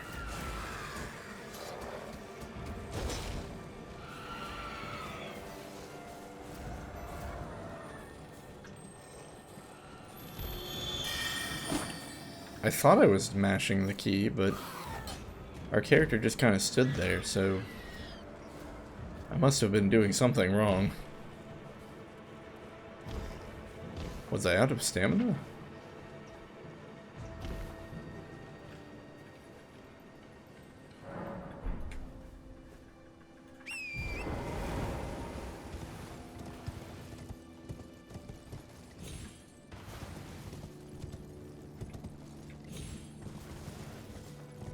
At least we know exactly where it is now, though.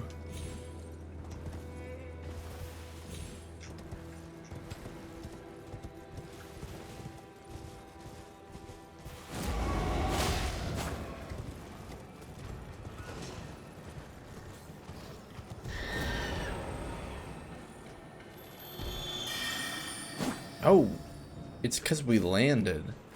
We can't attack immediately after landing for some reason. What was that? Yeah, there. I'm testing it out there. It's almost like I still hear it, but that can't be right because we searched all over here last time and we didn't find it again.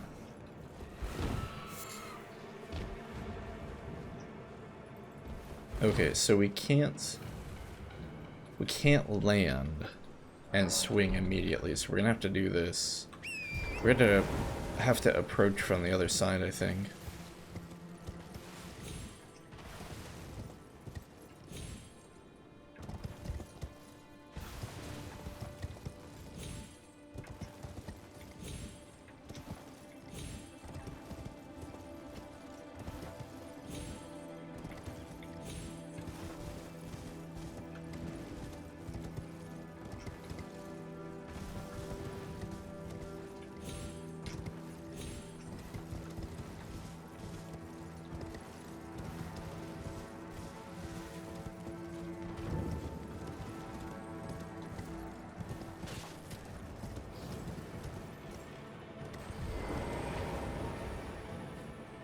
Oh, there is also a cellar I completely missed somehow.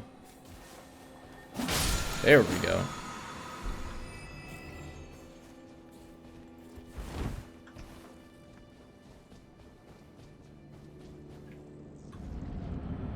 Oh, hello there. Demi-human Queen Gillica.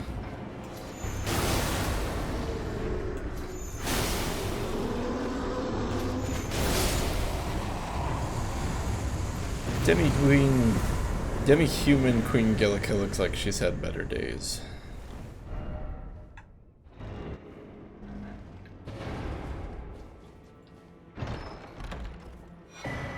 Ritual sword talisman. Raises attack power when HP is at maximum. A talisman patterned after the swords used in ritual combat held to honor the Erd Tree. The practice had died out by the age of King Consort Radagon, but remains of the arenas where ritual combat took place can still be found in every land.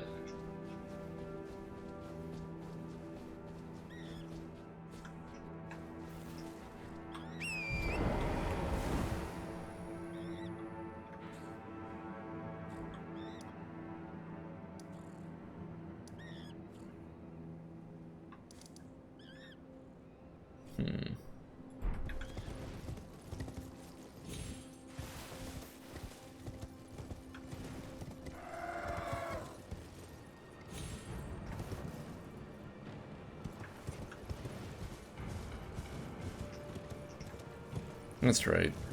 We wanted to come down here and see what that big boxy building was.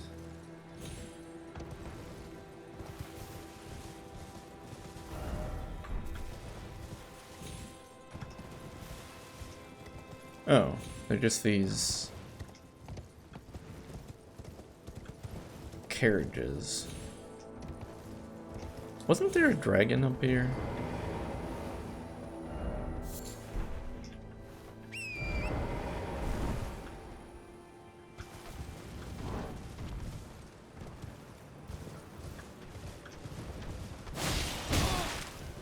Like, I'm pretty sure there was a dragon, and we just decided to kind of, like, nope out.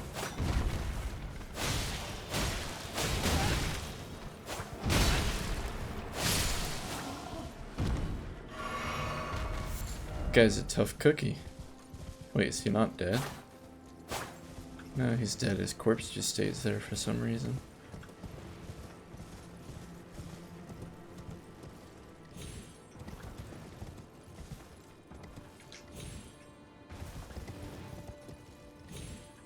I'm almost certain there was a dragon up here. It was like right here, wasn't it?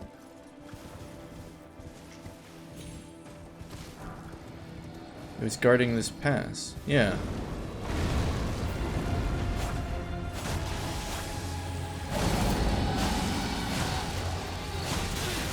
Ow, lightning hurts.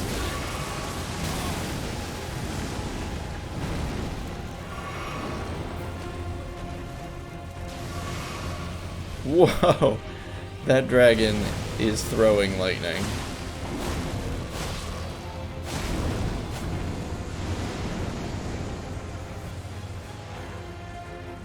Why did it disappear?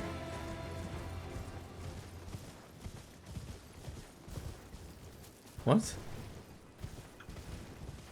It just decided to nope out.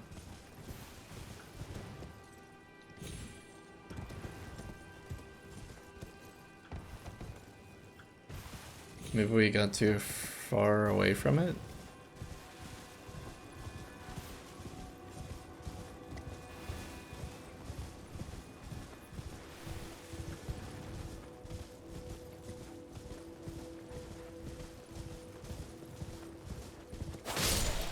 First time we were here, we couldn't get away from it. Well, we could, but we had to get away from it. Second time we come down, it won't come back.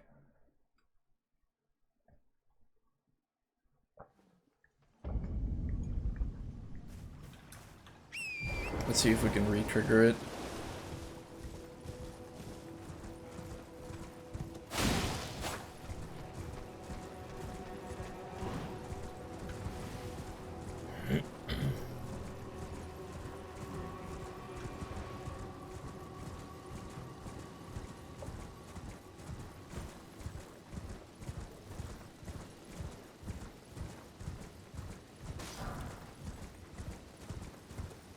Yeah, it's just gone.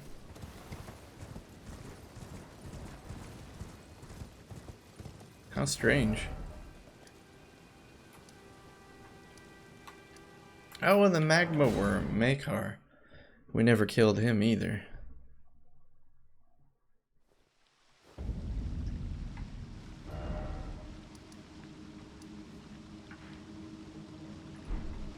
Wait. No, we did kill Makar. It was that other one we didn't kill.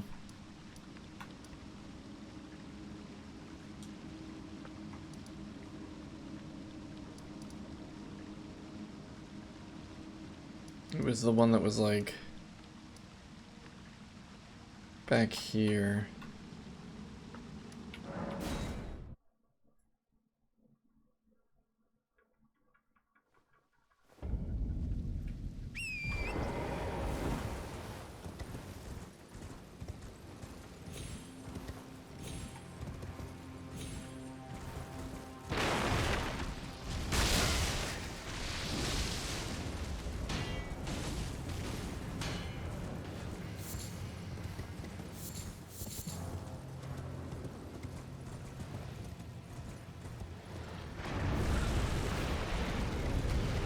Yeah, this was just the generic magma worm that I got stuck on.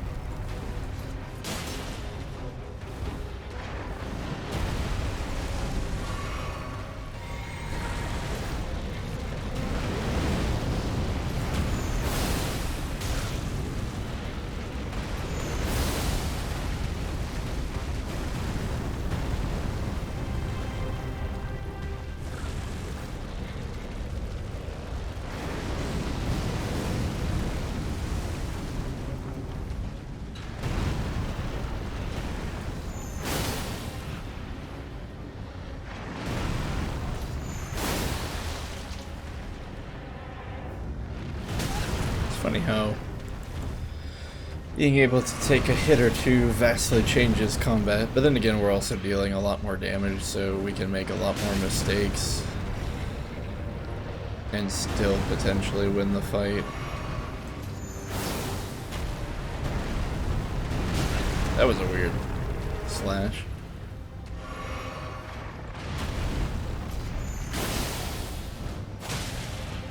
Yeah, didn't we basically only have the S-Stock and the Misericord last time we did this?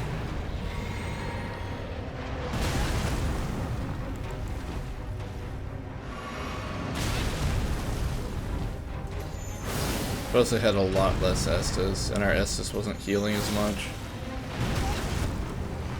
Like, I'm making so many mistakes here.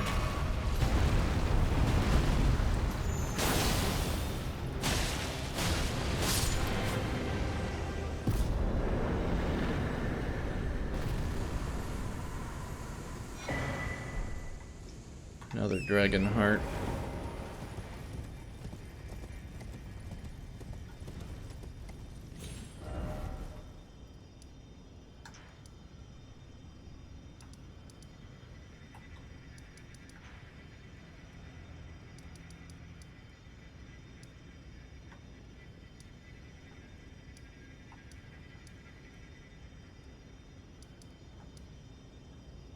The Erd Tree Gazing Hill is the name of that other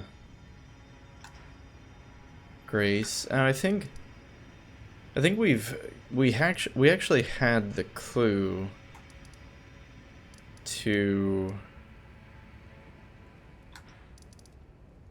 locate the what is it called?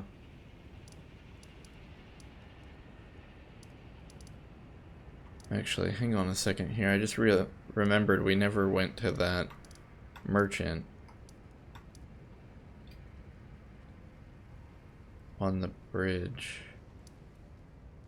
Which bridge was it? I think it was here. I think there's a merchant here we didn't talk to. But, yeah, here we go. Oh, gee. Are you here as a customer? Festering bloody fingers, gravel, stones, a couple of stone sword keys. We'll grab the stone sword keys. Ancient Dragon Apostles Cookbook gives a lightning pot. Kinda neat. Red crest heater shield, scorpion kite shield, cross tree tower shield. Unseen assassin's note and imp shades. Let's take a look at those notes. Imp shades. Only Rosas's light can give them form. Nothing can touch the shades of imps in the hero's graveyard. We already knew that. Some assassins cannot be seen with the naked eye. Seems the Erd Tree sentries once carried torches that could cast light on these prowlers. We'll have to keep that in mind.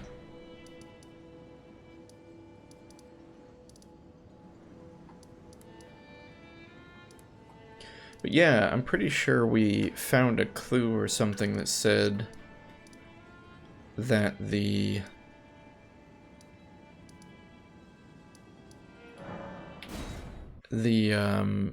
what was it?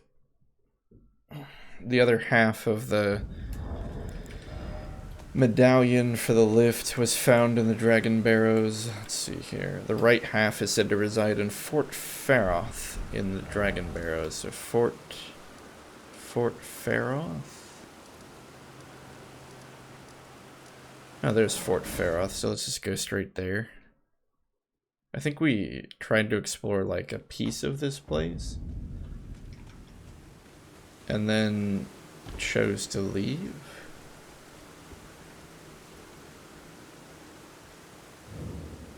Right.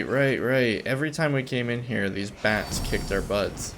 And we were like, oh, this is a silly place. Let's never come back here. But surely we're a high enough level to do this now.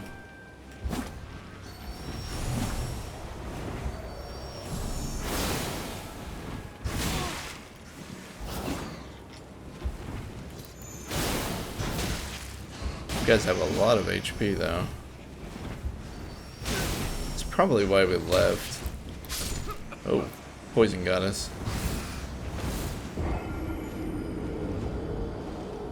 Yeah, the harpy bat has quite a few HP.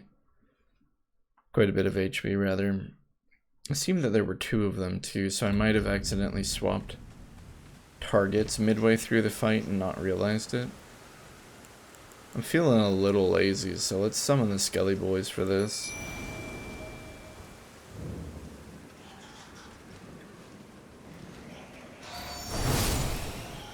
We can dispatch the regular bats in one hit.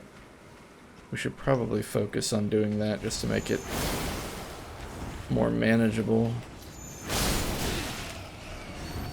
Yeah, there's two of them. Harpies. It's difficult to see in here.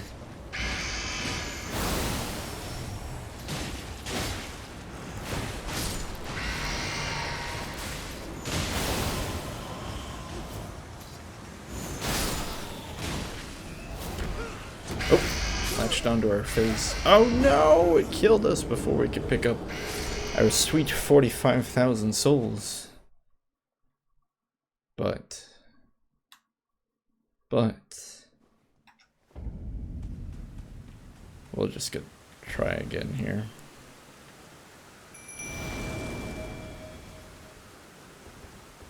I'm a little surprised we're dying. Mostly because this doesn't feel difficult. But the damage kind of just crept up on us.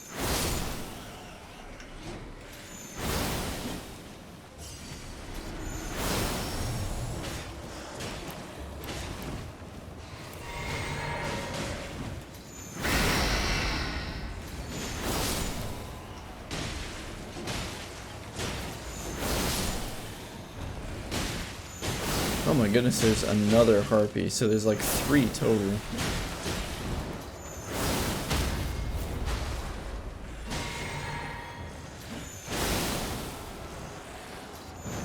I'm glad we didn't try to do this before. This just would have been miserable.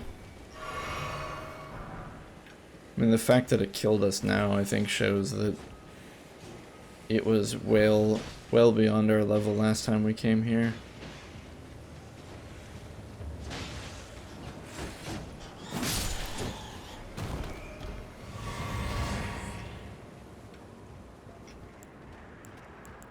Got all our flasks back, though.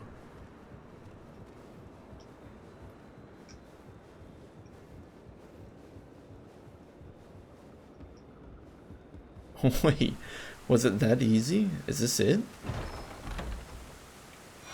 Oh my gosh. That's so funny.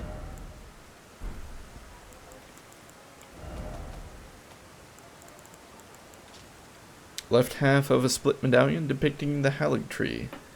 Oh, whoops. This is the wrong one. Right half of a medallion depicting the Erd tree. Brandishing the medallion. Oh, doesn't actually say anything interesting.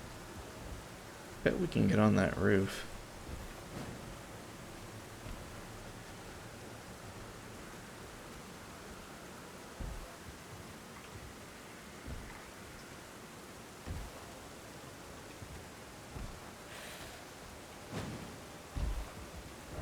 I did it. Bird up. Bird up. Try jumping. No thanks. Just the place, yeah, where you fight Radon. Well, there's this whole other section of the fort, but I don't really have much of a reason to explore it because we already found what we were looking for.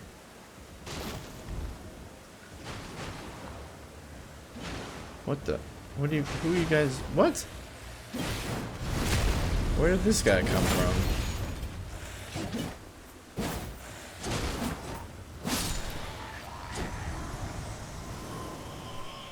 Looks like he was a spirit of some kind.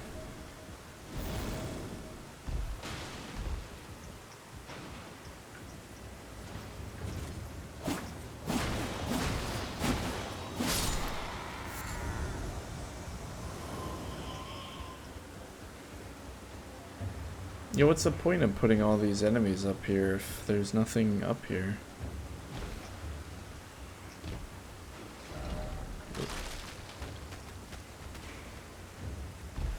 Like, why is any of this here?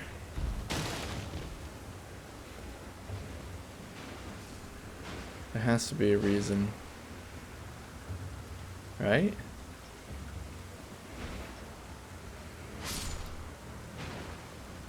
Nope, I don't think there is. Just here to make us ask questions. Have us fight invisible spirits.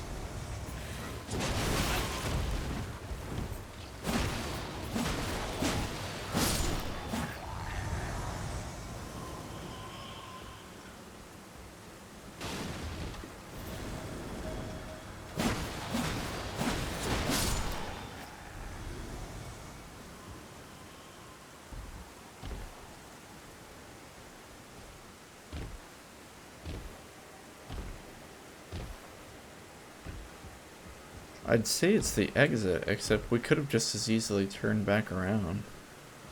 So why bother? We could have just as easily jumped down here. Why bother with all the spawning enemies?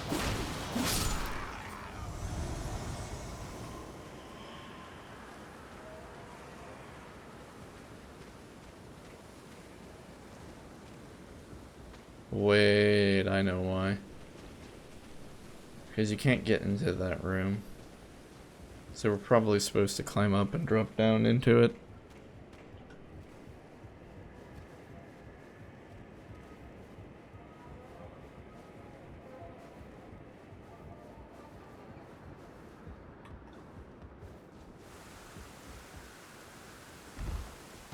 Whoop! Well, not like that. Great. We're going to fight all those harpies again.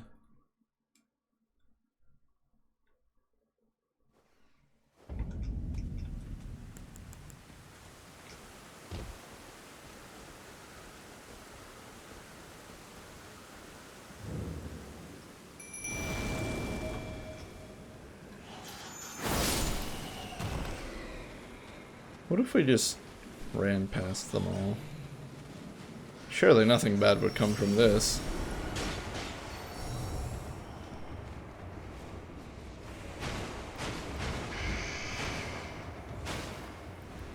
Okay, well, we're poisoned.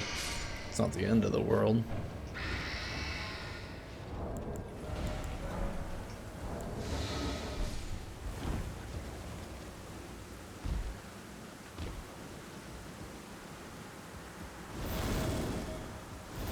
So we probably want to jump. Oh yeah, there's the ladder.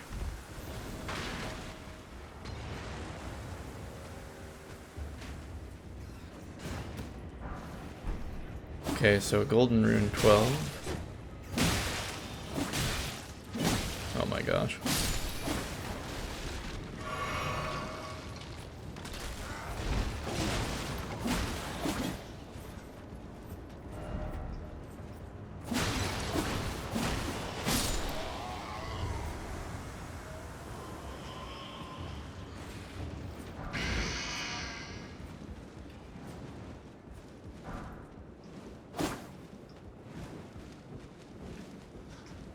I think that's it.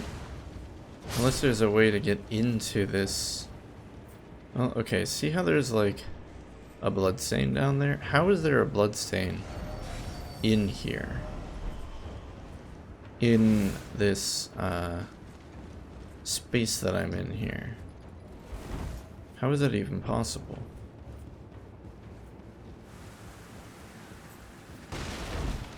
Just check it out. If we roll down... Oh, wait, never mind. Okay, actually I think that is all there is. Unless there's something in here. Crap, there is.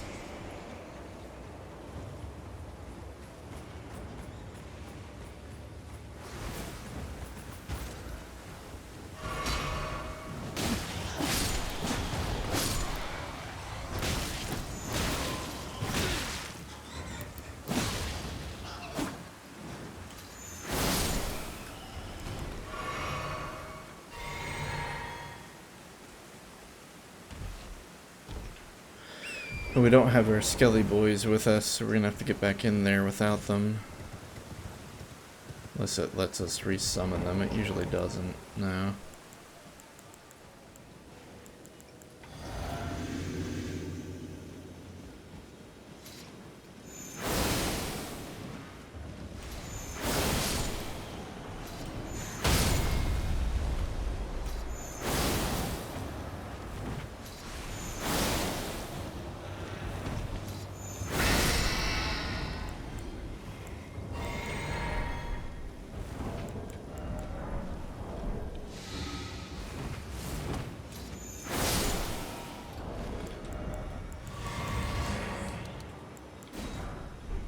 Oh, we're actually out of dragonfly heads. That's not good.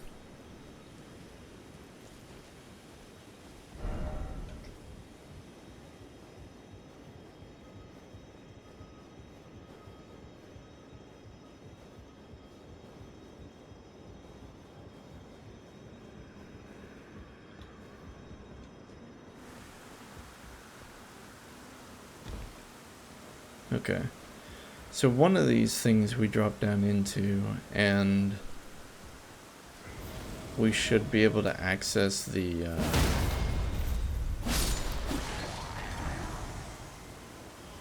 item? Except we tried here. This seems like the most obvious. But we weren't able to do it here.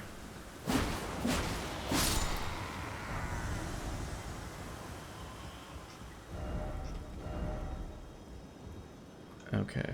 Oh, I see. We do that.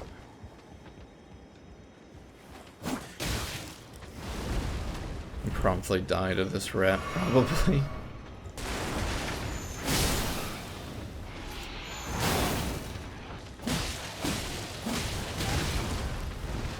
was kidding about dying to the rat.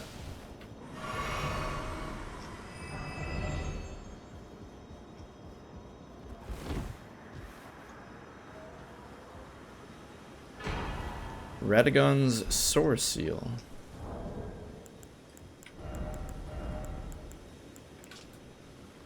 Legendary talisman is an eye engraved with an Elden rune, said to be the seal of the consort Radagon. Greatly raises vigor, endurance, strength, and dex, but also increases damage taken by a similar measure. Solemn duty weighs upon the one beholden, not unlike a gnawing curse from which there is no deliverance. They both seem to do... Oh, one raises and the other greatly raises.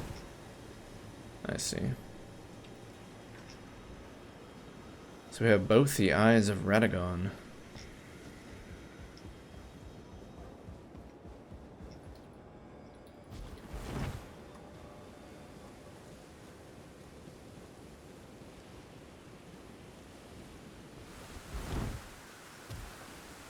Well, I think that's where we're going to call it for the day.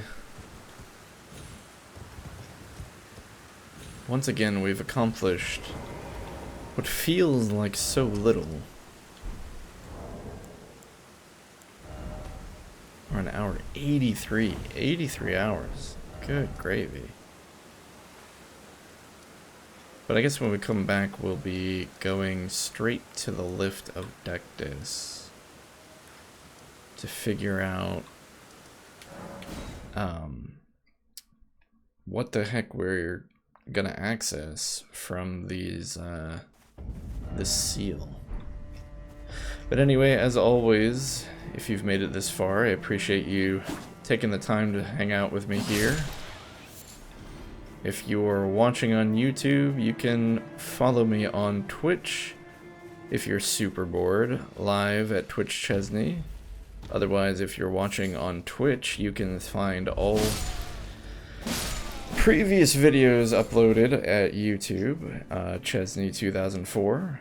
Otherwise, thank you for watching. I hope you have a fantastic day. I'll see you in the next one. Bye.